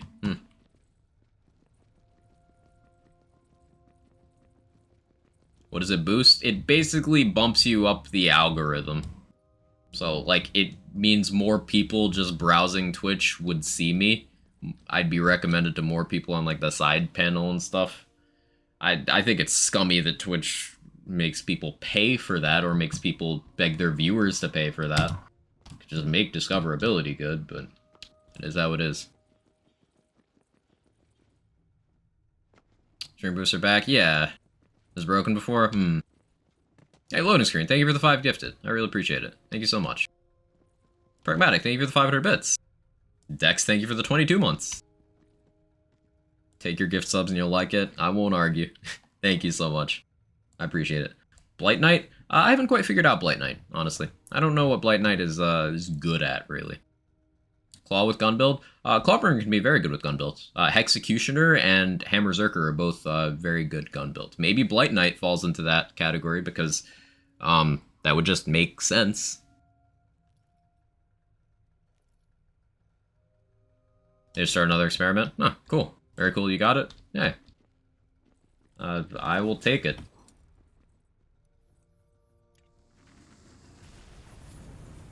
Fucking love trains.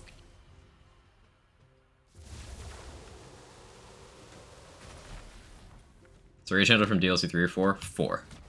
Scam train. Hey Commander, how you doing? Hey Pragmatic, thank you for the 100 bits and the 69. Nice.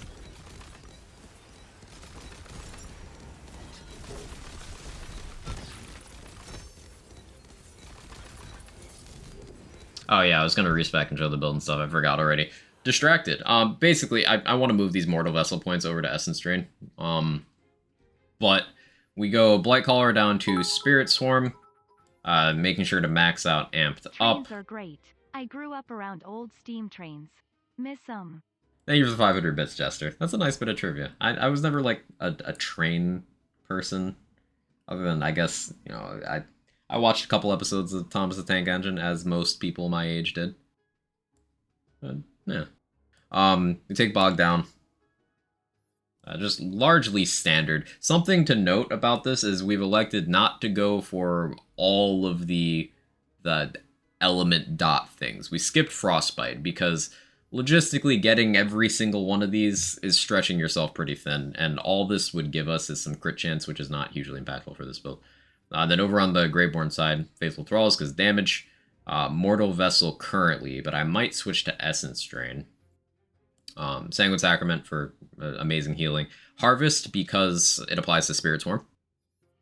Dread Covenant to help sustain Reaper. Stain of the Soul just for another bonus element for our spells. Because, you know, we have 1 point left over there. And it'd be more impactful to put it there than either putting it in Ascension or Punishment. And Dark Hydras to fuel Thralls. Hero points wise, we max Wisdom, Max attunement, remainder, and constitution. Yes, I did not take strength or dexterity. I even have the background that provides a massive penalty to dexterity. I'm using Nerf by the Bunker Master at the moment. What do you think of the gun kill move speed in this build? I don't get a gun kill very often. Hey Scoops, how you doing? Bit skeptical that 1.5 million people boot up BL2 every month. Depends on what they mean by 1.5 million. It might mean 1.5 million boots of the game, which, you know, maybe. I don't know. It could mean 1.5 million save quits. Like, well, I don't know. But it's definitely still a popular game. Choo choo indeed. We're 95% on level 3. You guys are very generous. I appreciate you. Good, been a minute since I could drop in and disturb you all. All happy to have you.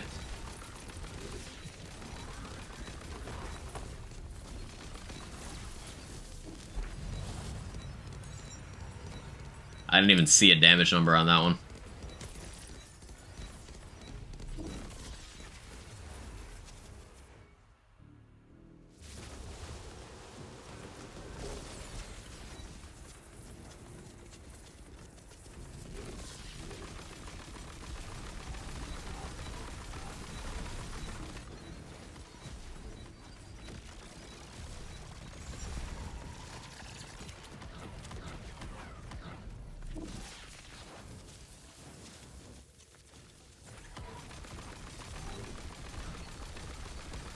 I'm having trouble seeing him.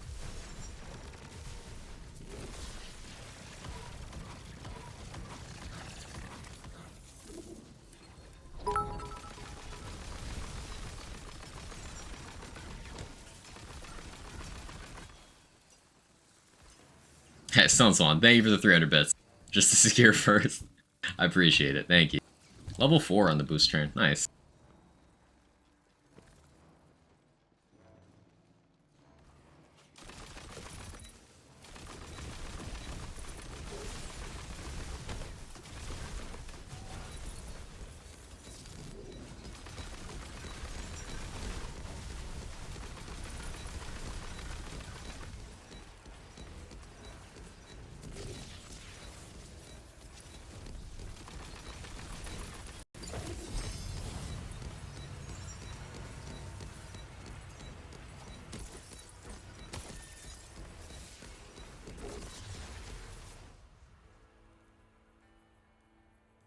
Such a good emote, yeah. Wild Wastard blends into his environment. Hunter's confused by this tactic, gives up, and walks away from the game. I'm sure you described a bunch of people. What's that beeping? Is your action skill cooling down? No, it's my, my shield filling. Amped up is making me regen faster than Amnesia is draining. So, if I ever have Amnesia active, and amped up, it's emptying, filling, emptying, filling.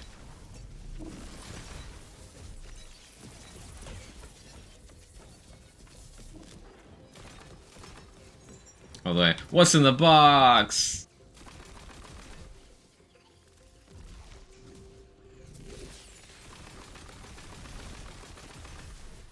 It's infuriating. It's one of those things you tune out after a while.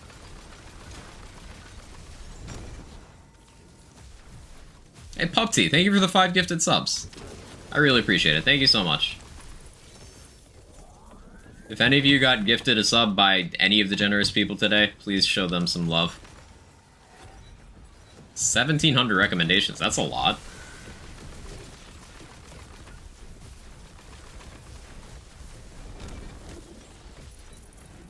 Thank you so much, Pupty. It really goes a long way, thank you.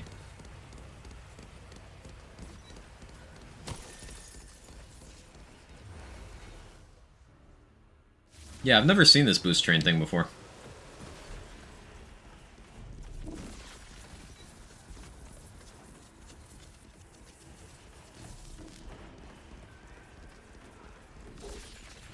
Please don't be immune to lightning. Boo.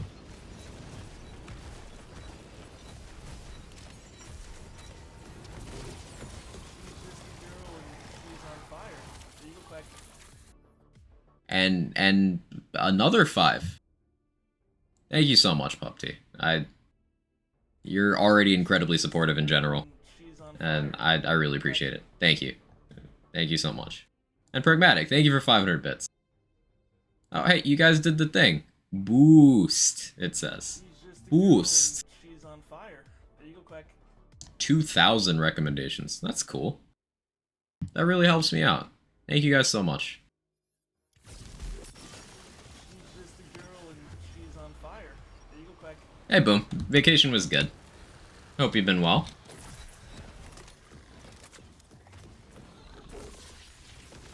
She's just a girl and she's on fire. There you go, Quack. What are you not immune to right now, Redmore?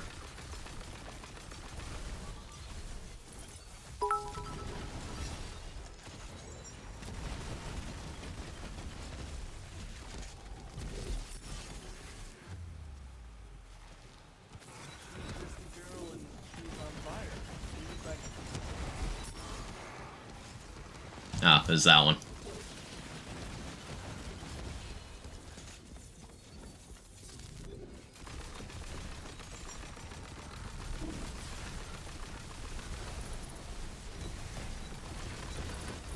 There we go. Zaboos. It's a welcome back train. It certainly is. Their visual cues, what he's not immune to. It depends on what heads. I just don't bother looking at the heads, and I usually just brute force and see if I can get a Barbaload melt because it's funny.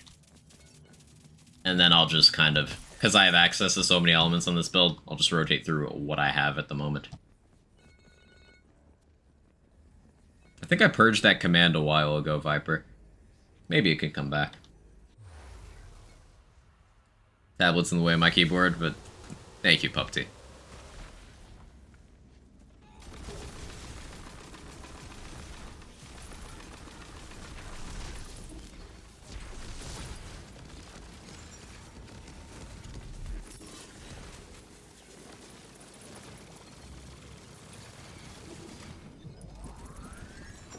Level 5 hype train? Yeah, it's a level 5 boost train.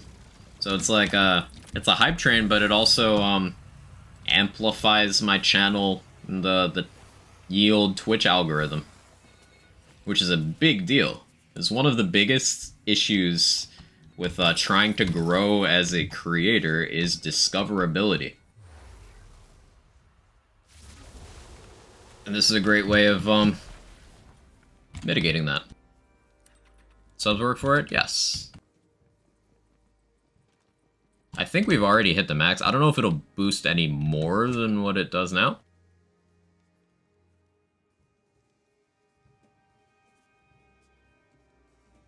How does this work?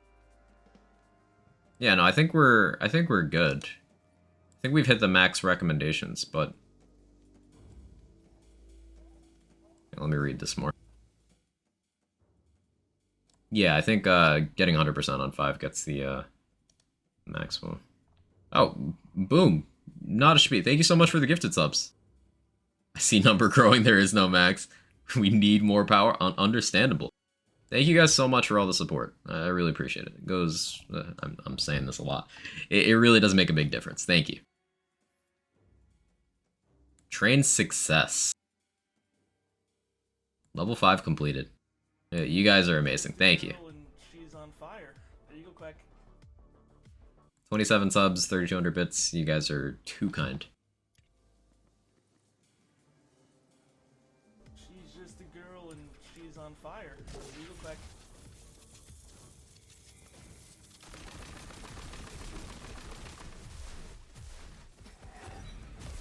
She's just a girl and she's on fire. There you go, Quack.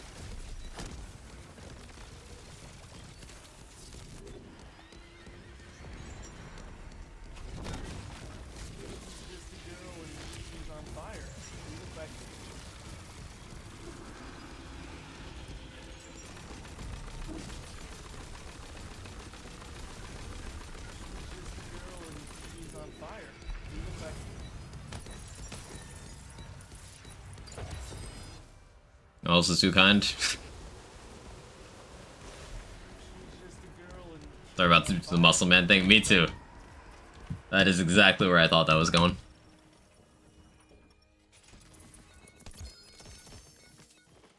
She's just a girl and she's on fire. There you go, Quacky. Alright, we need that ShamWife first. Then I want Cannonballers. The one now. There's a character called Muscle Man in the regular show She's just a girl and who, she's instead on of doing fire. like the your mom thing, he says my mom. I was like, you know who else is too kind? My mom. Just a girl and she's on fire. There you go, Quacky. It's from the peak of Cartoon Network. She's just a girl and she's on Not fire. fair. No, it's you.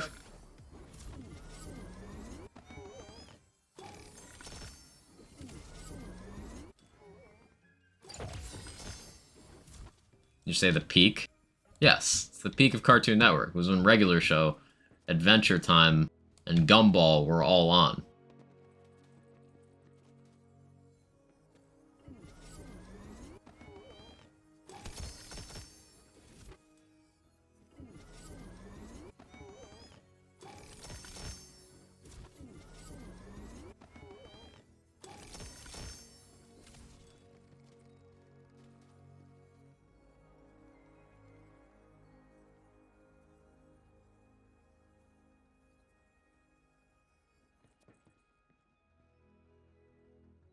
Teen Titans Go exists at that moment in time, it can't be peak.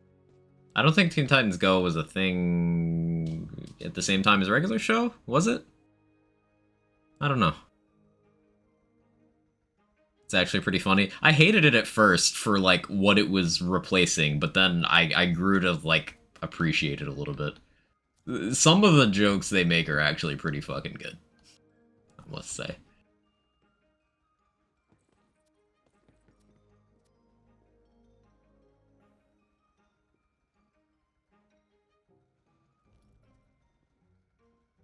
No ShamWai, huh? Awkward. Our style sucks, if this will come around, holy shit, the writers are wild. The writers of that show are trying to get away with as much as they can while still not being an Adult Swim show. They're pretty good at it.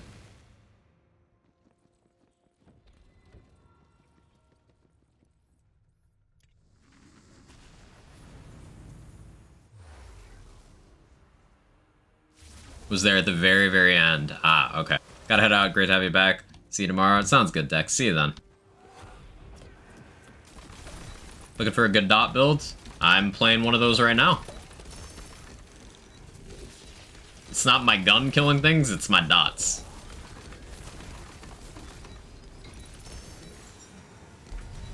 This run might be health bug. That was a little too fast. Cartoon Network for me was back when Toonami was a daytime section of Cartoon Network.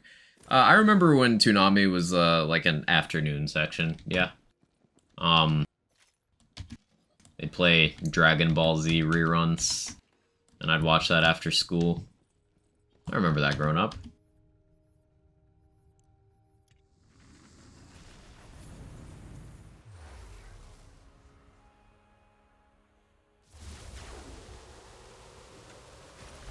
Just looked up the shows you mentioned. Now I feel quite old. It's definitely not the target audience. I was in college when those were all playing at the same time. So a lot of it would be... I watched them while I was hungover. But yeah.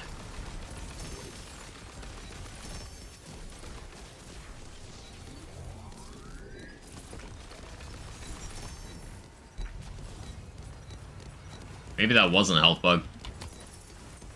Maybe. I'm just built different. Young Justice, excellent. Yeah. Yu Yu Hakusho? Yeah, Yu Yu Hakusho on Toonami was... Those were the days.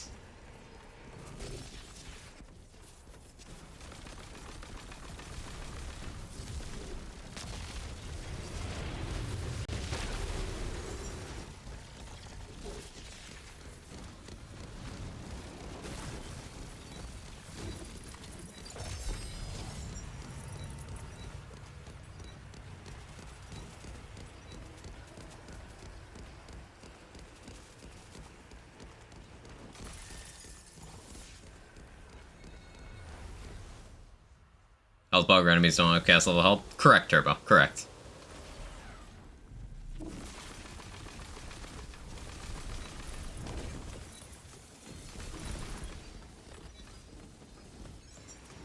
These 4 are the best shows ever been. Unique take on General Zod's favorite part about it. I haven't watched season 4 yet.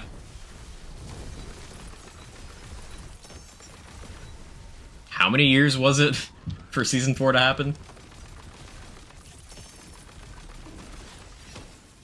There was some gap.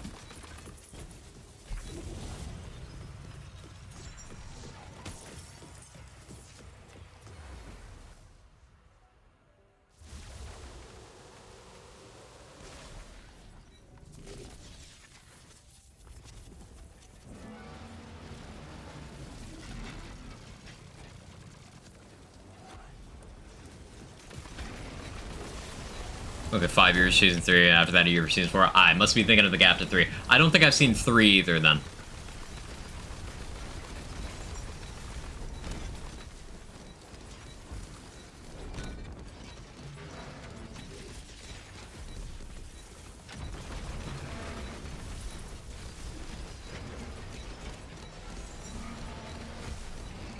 This the donkey? No.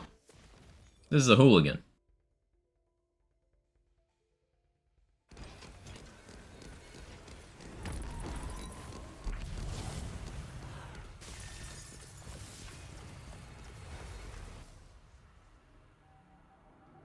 Back and doing an announcing it. I mean, that stuff was at the beginning of the stream, Sora. Basically, little more variety going forward, because I have a bunch of games I want to play. Be doing a full series Dragon Age playthrough. Wonderland's builds docs are officially in the works. That's the gist of it. That stuff's all at the beginning of the stream. You wanna check the VOD.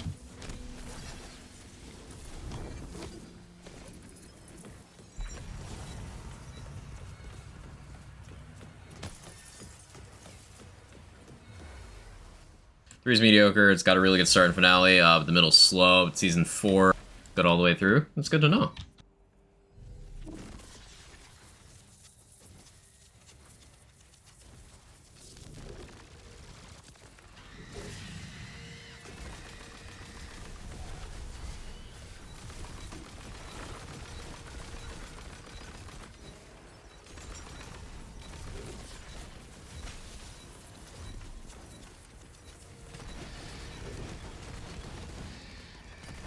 You're not in sticky mode.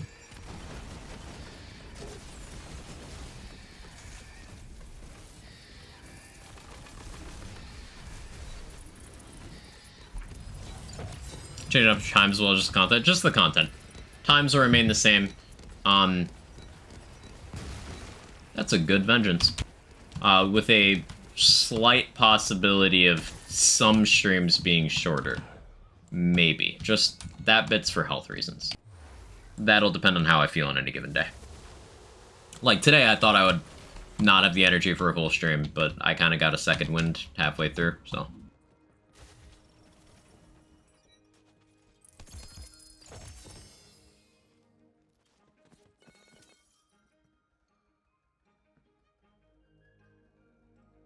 Six out of 3 worst curse sounds enjoyable, but ultimately pointless.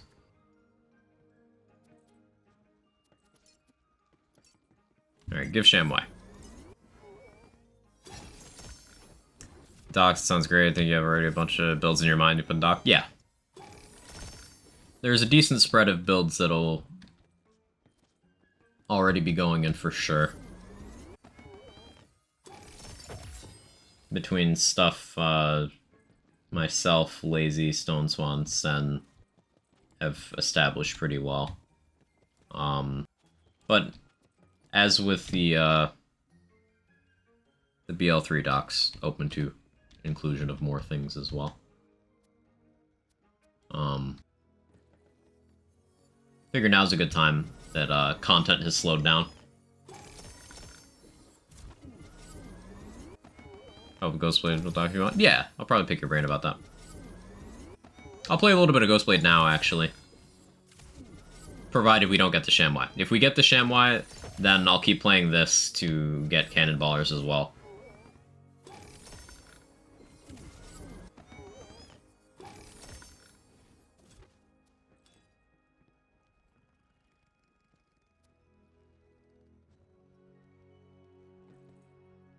Oh, there's a chamois. The game knows what it wants me to do. Why do I have a sawmill? That had to have been some kind of copium that drove me to keep a sawmill around for that long.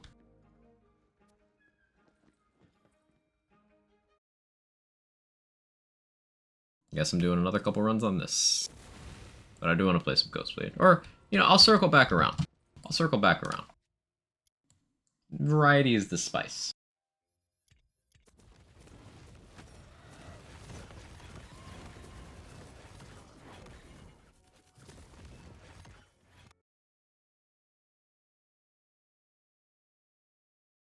I'm pretty set on the Blade Caller version. Think it's worth trying the Claw one, XE Blade, and just use armor for Awe. Then it's Spur Rage Handle one. Worth trying.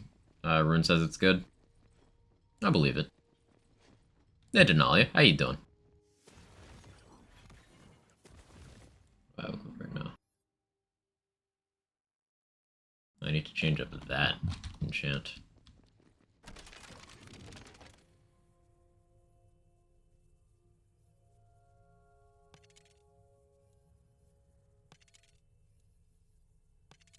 What do I want here? Consec? Or do I want bosses and badasses conditional? That's a good question. Well, whichever one I get first, I suppose. If I get one.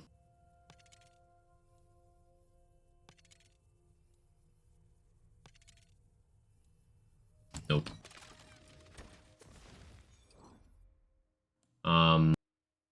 Currently I'm also using Diamond Gauntlets, because it's entertaining. We've got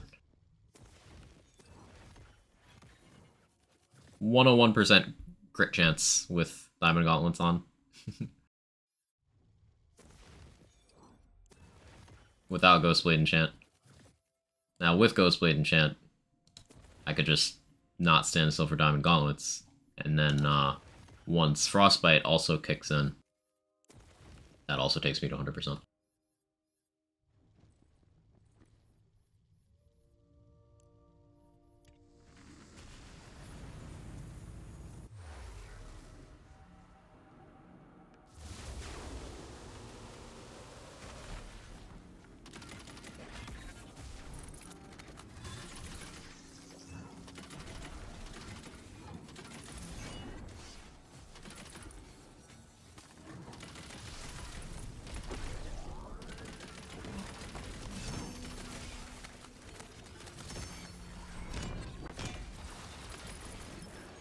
Ever watch Green Lantern animated series? No.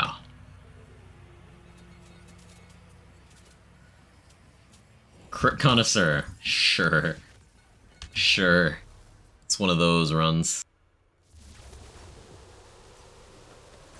For Rage Handle fun, you just rely on actually mailing for bossing more than Ghostblade doing damage. See, that kind of kills the appeal for me.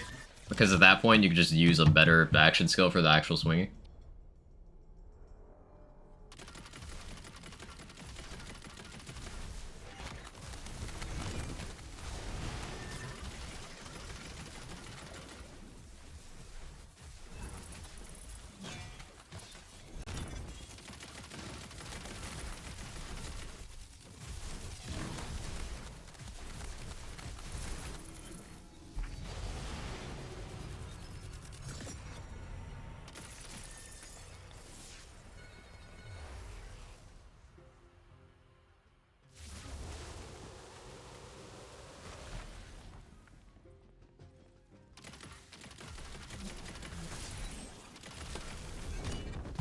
For the Claw version, Viper, you think Tidebreaker? To make up for not having Bogged Down?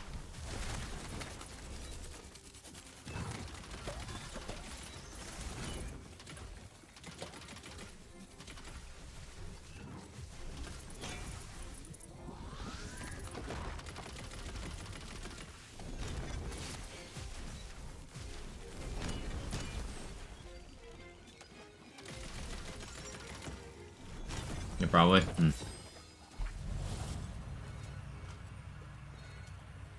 Ascended Rain of Arrows. Holy. That's so much card damage. That's over 9,000.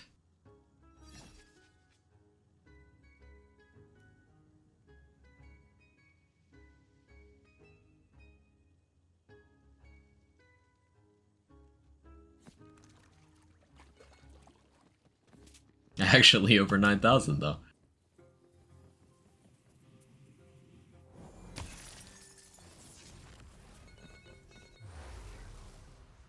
They did that on purpose? Almost definitely.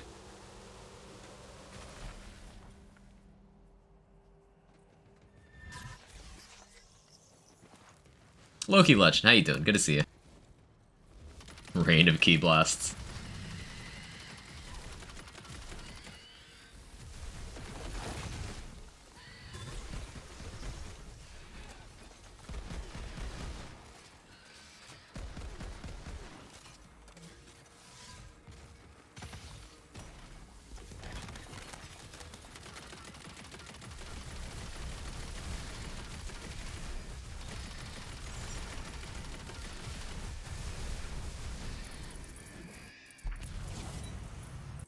How's my gun crit chance right now?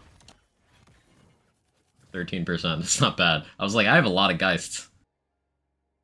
I have maybe a little too much melee crit chance at the moment. I could afford to lose some. Like, I don't even have dexterity investment here. It's just how much crit chance I have from gear.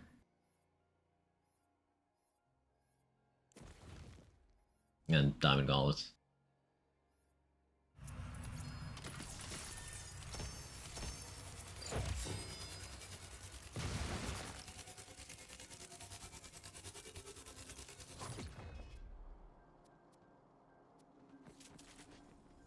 Pup did good on his meet and greet for the sitter. One stress down now. Just need to make it through that weekend in a month. Hey, you're ticking the things off one by one. That's a good way of looking at it. Good job. 103 all Ghost Blades active. Nice.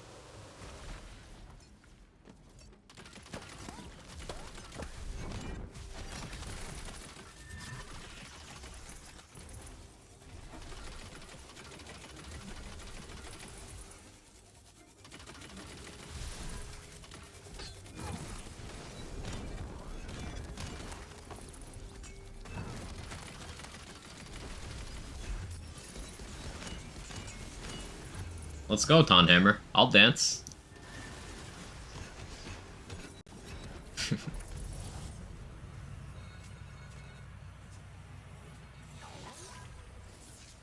Favorite boss to face off against? My answer on that's kind of evolved over time. At this point, honestly, maybe Drill. Just because Drill presents a good opportunity to showcase the value of survivability, the value of movement speed, the value of matching elements properly and understanding resists. And he's got enough HP that he's a decent target. Redmorn is a really good time, though. For, like, enjoyment rather than instruction, Redmorn's probably the answer. Yeah, Thermal.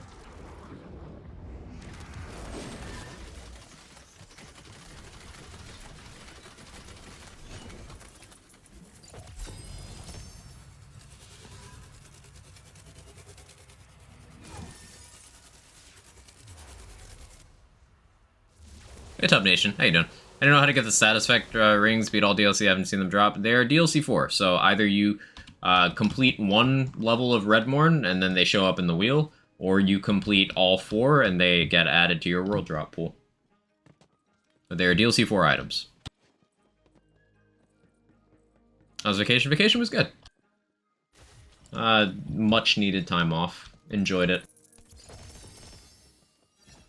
It was good. Hey, Foster. Hope you had a wonderful freaking vacation, feeling recharged to return. Remind everyone, spread love, you never know who needs it. Absolutely. Agreed, agreed, agreed. And yeah, it was great, Foster. How you doing?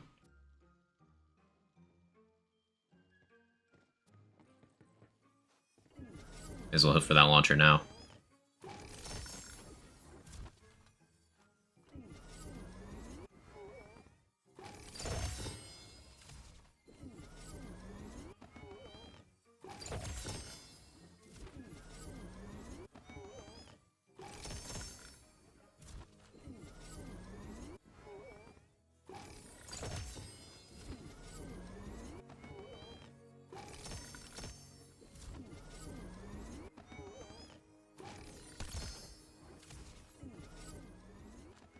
Hopefully some of these cannonballers are good. Yeah, I think recent experiments have kind of cemented that the optimal way of gearing Ghostblade is just crit chance above all else. Crit chance, crit chance, crit chance.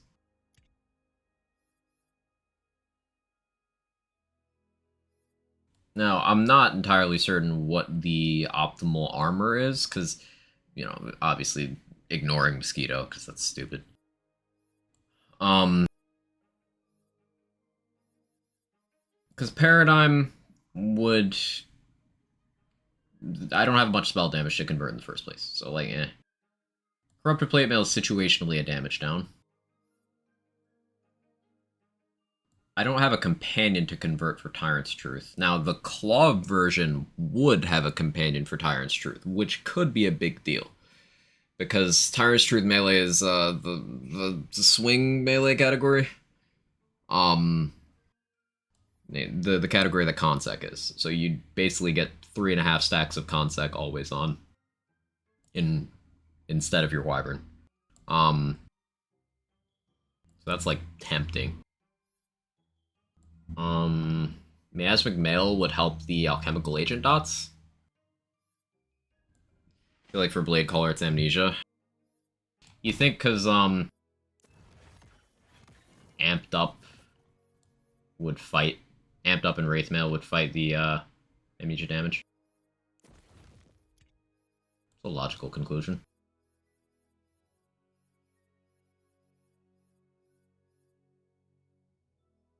Just sometimes makes it hard to maintain. Amnesia makes it difficult to maintain this one. Healthful, the conditional damage. Now it's only 25% conditional for the melee itself, but it's a really impactful boost.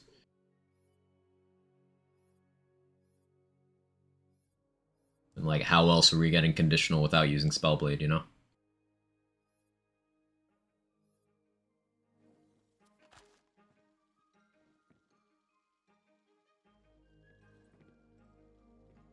Is at least one of these cannonballers like primordial? No? Take the volatile one. Ugh.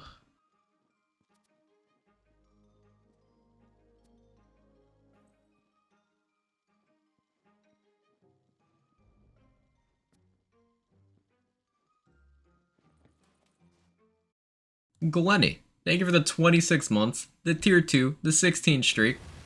You're in the business of misery. Let's take it from the top.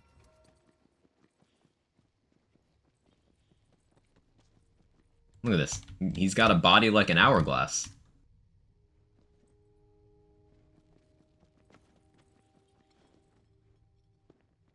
Pooping, but I missed. A conversation I have more often than a normal human being should.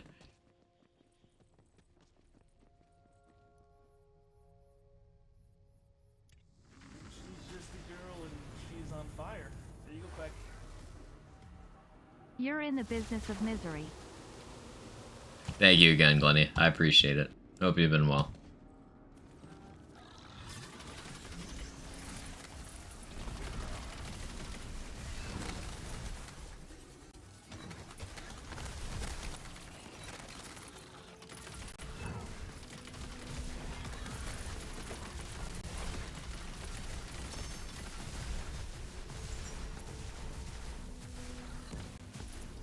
Yeah, that's another nice thing with Diamond Gauntlets. You can just stand still to make your dots crit more. I like that quite a bit. It's body like a toothpick, see how tall he is. Bergen took a bathroom break to see it. Oh.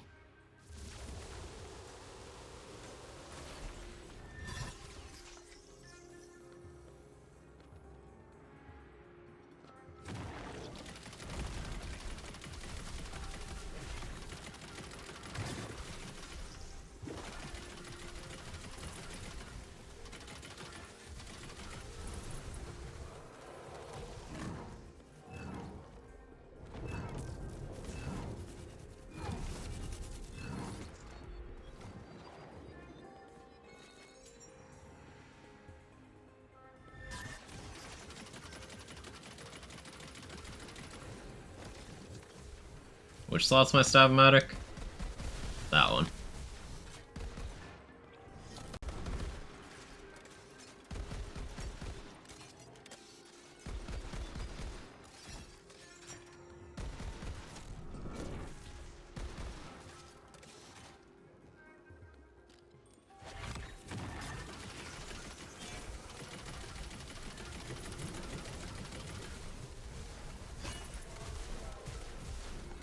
Drill who smells like fish. Always poop on company time. Real. Take it easy, Boom. Have a good one. Thanks for stopping by.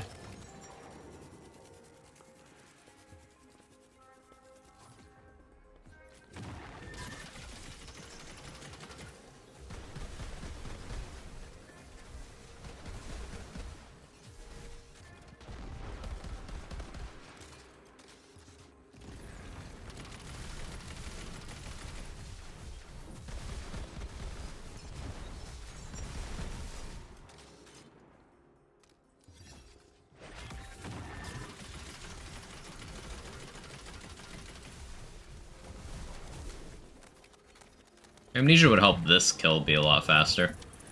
That's for sure.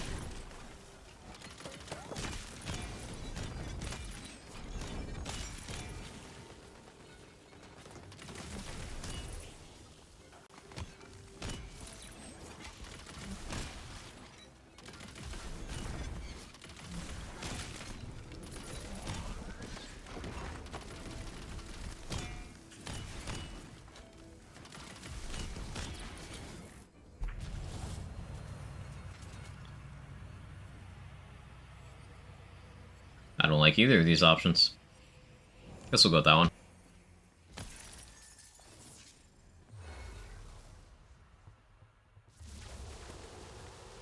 LeChance.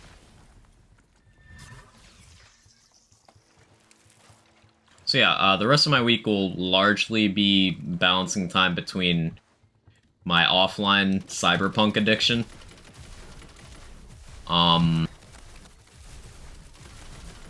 Working on build doc stuff for Wonderlands, and at some point this week we're going to start the full series Dragon Age playthrough. Current plan is to play on Nightmare, which could stall me quite a bit on the first game, because I used to be good at that on Nightmare. It's been a while since that's been true. Also, this armor's gross. Why would this be allowed to exist? Like, seriously, the more you look at this, the scarier it gets.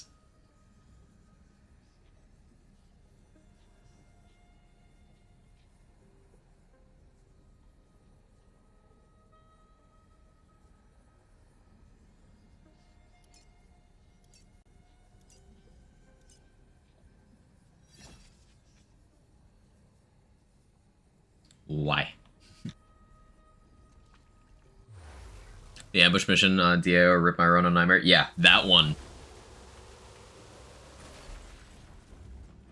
Then there's a matter of how much optional stuff do I do? Like, do I intentionally piss off Calthrian so I have to do that fight? Because that one's tough.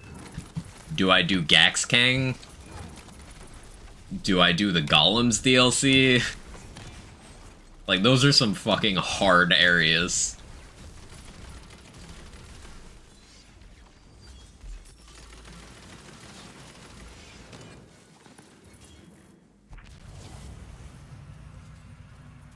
Name Gaxkang sounds sick, do it. So the fun thing about Gaxkang is it is a reference to Kangax. So in Baldur's Gate 2, there's an optional, like, a hidden boss. Kangax is a demi-lich that, with game knowledge, you can cheese him pretty easily. And people tend to do that because he drops like one of the best longswords in the whole game. Like good enough that you could get this at like level 7 and then just use it until endgame in the expansion. That's how fucking good Dawnstar is. I think Dawnstar's the name. Or is it? No, it's not Dawnstar. It's like Daybringer. It's some kind of sun sword.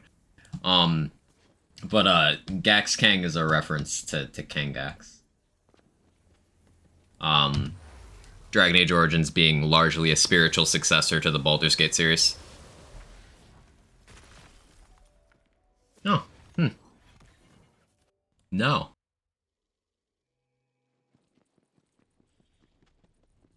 Depends what Golem's worth. Yeah, but it's also like Dragon Age 2 is my favorite combat-wise in the series, and I think that's going to be the most interesting bit of the stream.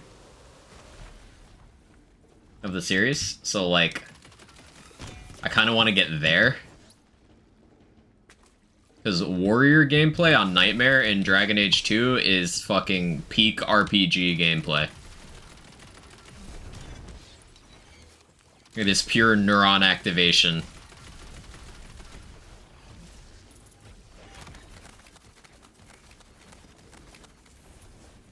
You guys know how in most settings where they let you choose between, like, sword and board, that's sword and shield, and great swords where no one really takes the sword and board seriously? That's not how Dragon Age 2 works.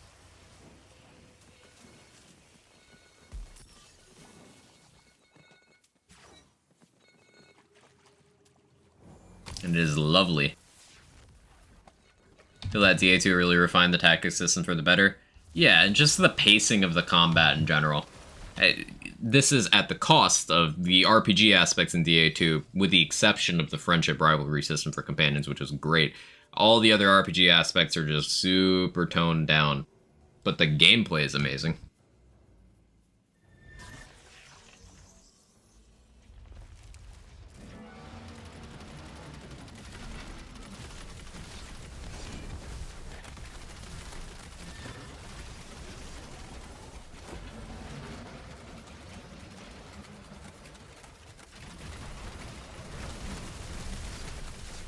Damn, that was a melt. That was a fast fork in our kill. We still had, like, a third of our Ghostblade left. That was a kill.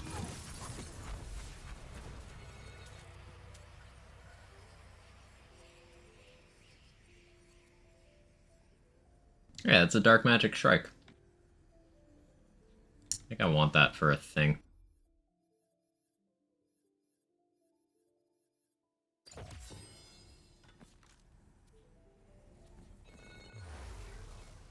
Gear system was nice. Yeah, there's much left to be desired with the map's exploration.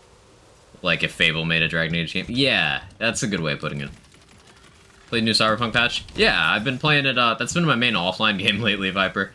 When I got home from the airport yesterday, I just sat down, assessed whether or not I could nap. I was like, I probably wouldn't fall asleep fast, so I just played Cyberpunk most of the day.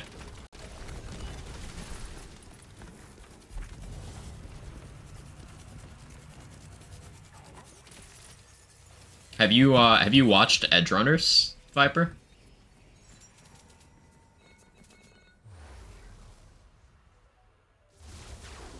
God damn it, Fyodor.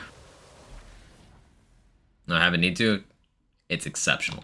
Edge Runners is fucking fantastic. But yeah, the new update's fun. It's got some tie-in bits to Edge Runners. It's got some nice quality of life stuff.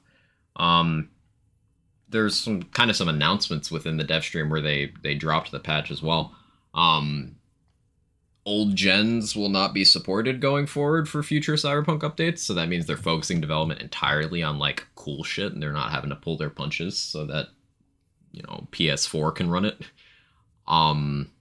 We've got an expansion coming in 2023. Just cool stuff. Cool stuff.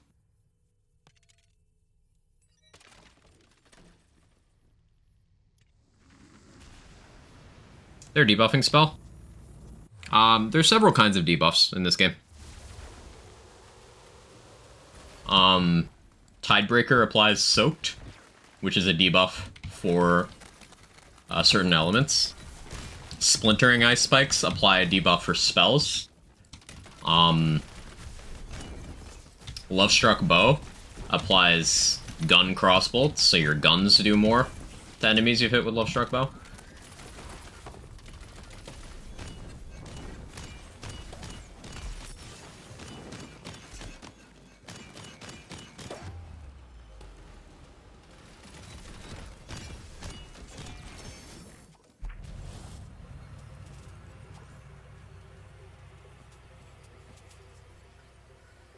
Random drop of an extra projectile Wicked Gossip. That's just scary. That's... You don't need to give me that much power, game. It's okay.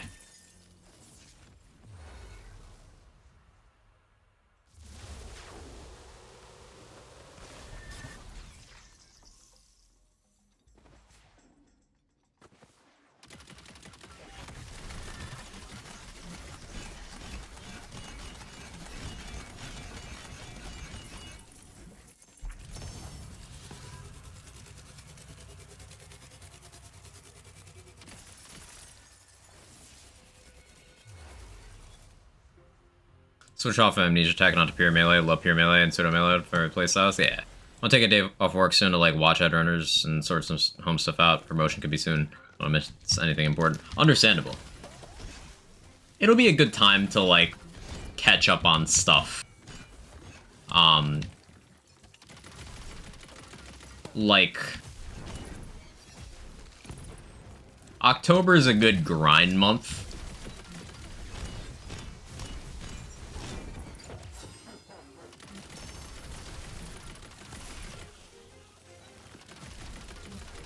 And then December is a good, like, relax month.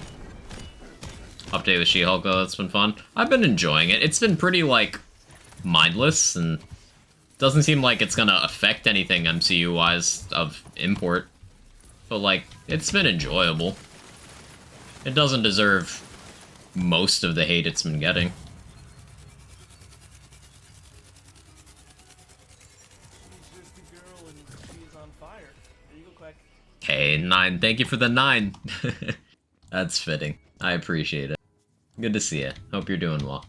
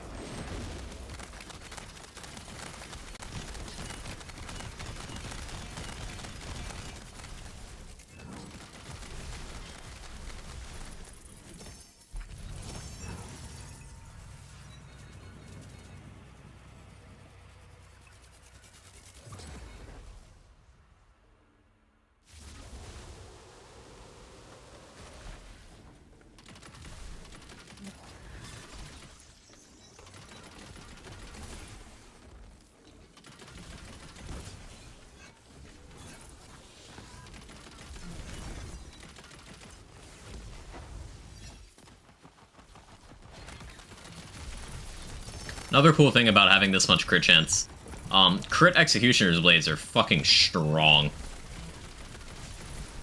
So, like, it's not just the Ghost Blade.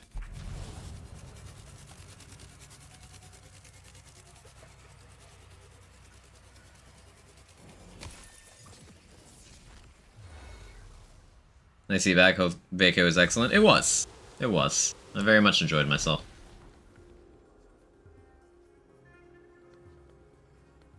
Kevin has decided to sleep under my desk on my feet. Kinda all in on Warframe lately with this new updated back to Godfall to play Dreadwind. I mean, Greatsword Aegis Storm was just a fun time. I haven't played Godfall in a couple months. I gotta change that. I miss it. I was thinking about it yesterday. I decided to play Cyberpunk instead.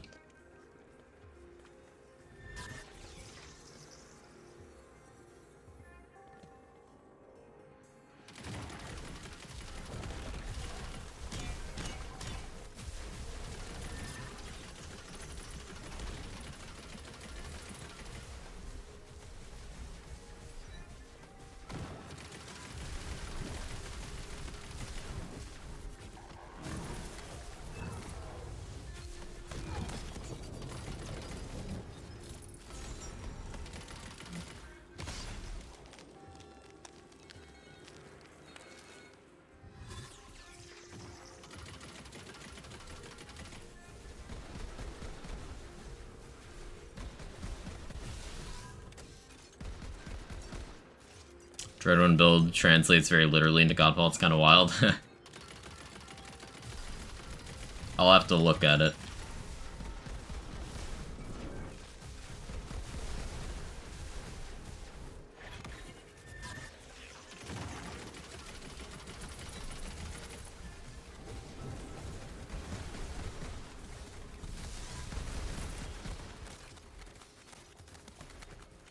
Oh, fine, I'll play Godfall now. God, stop pushing me. Got the hint. I'm just a master of subtlety like that.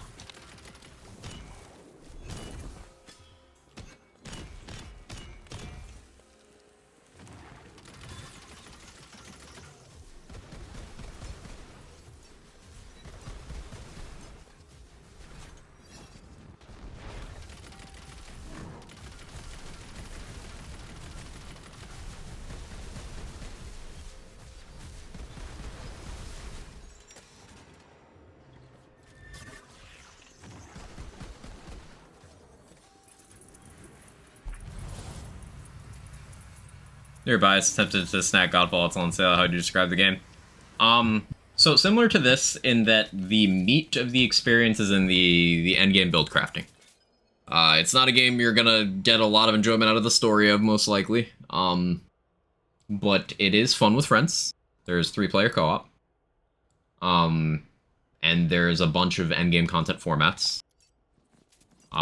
If you are a fan of punishing build-based gameplay. So, like, think Souls games, where if you don't dodge a particular attack, it's like, oh well, you're fucking dead. Type deal at, like, the highest levels of endgame. Highest levels of endgame, every enemy one-shots you. Unless you build properly. But there's, of course, different activities that have different levels of difficulty. And, there's a lot of depth to build crafting. Like, a lot. A lot.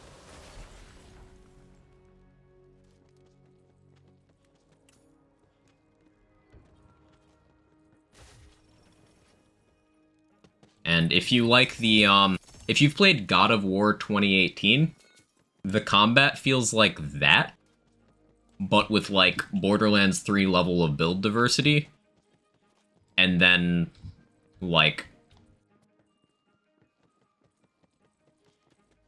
a more dungeon crawly endgame.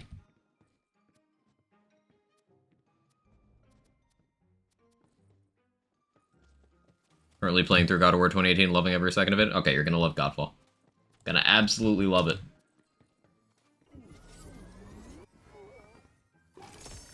Two problems with Godfall are Spirit Realms, which is a weird design for a game mode, and Exalted Tower requires a level of power. It means you just breeze through Lightbringer. Really wanted an Exalted Lightbringer. Yeah, it's like... Exalted Tower is... Let's put it in Wonderland's terms, because that's something we could all be familiar with. It's like Exalted Tower is Chaos 100. Like, everything else, you know, Chaos 50, Exalted Tower is like if there was Chaos 100, but just for one activity. That's Exalted Tower. And I'm not exaggerating by going from 50 to 100. It's that much of a gap.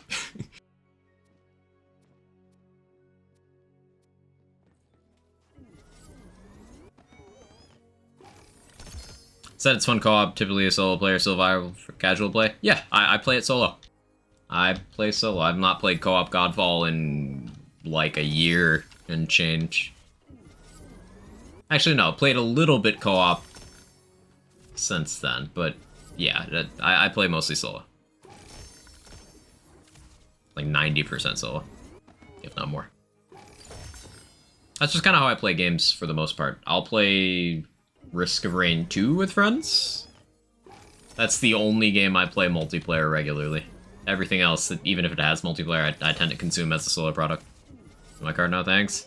You're gonna love it. And yeah, we have a channel for it on Discord. Viper is like literally one of the most knowledgeable people about the game, like, on the planet. I just enjoy it, but yeah.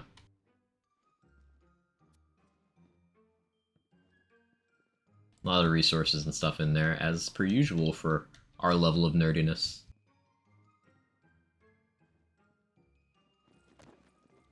And to be clear, because I've gotten weird looks about this in the past, I'm not sponsored or anything for promoting Godfall. I just like the game. A bunch of times people have assumed that I get some sort of kickback, or no, I'm not affiliated in any way. I just like the game.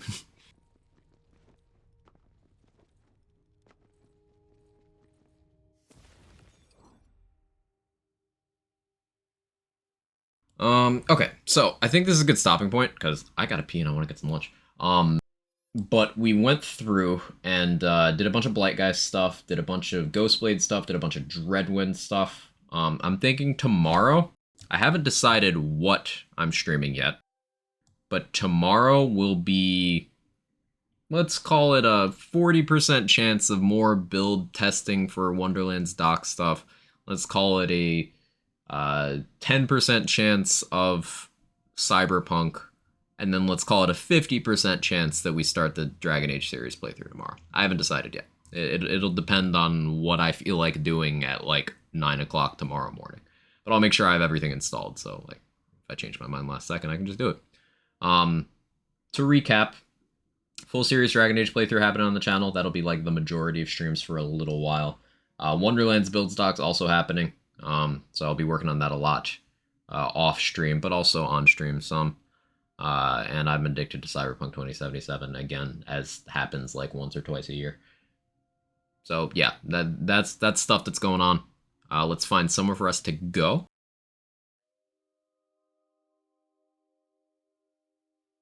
Thank you guys so much for the warm welcome back and for hanging out with me today. Who's doing the thing? Let's see, K6 is on BL2, Moxie's on God of War, Lazy's on BL2, Alec is on Wonderlands, Cat is on BL3, Pascaroni's on BL3, Cookie Muncher's doing Dark Souls. A lot of people on. Where do we go?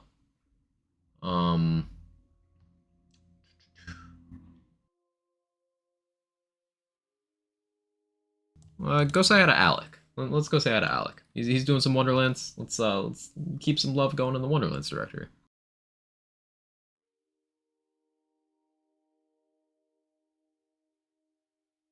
So raid message will be let's do a bunch of Quack Chads.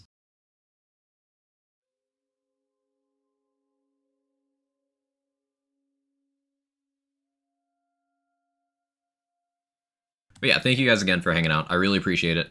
I will see you tomorrow. Again, I haven't really decided what I'm streaming, but we'll be doing a lot of different fun stuff throughout. Thank you. I will see you next time. Bye-bye.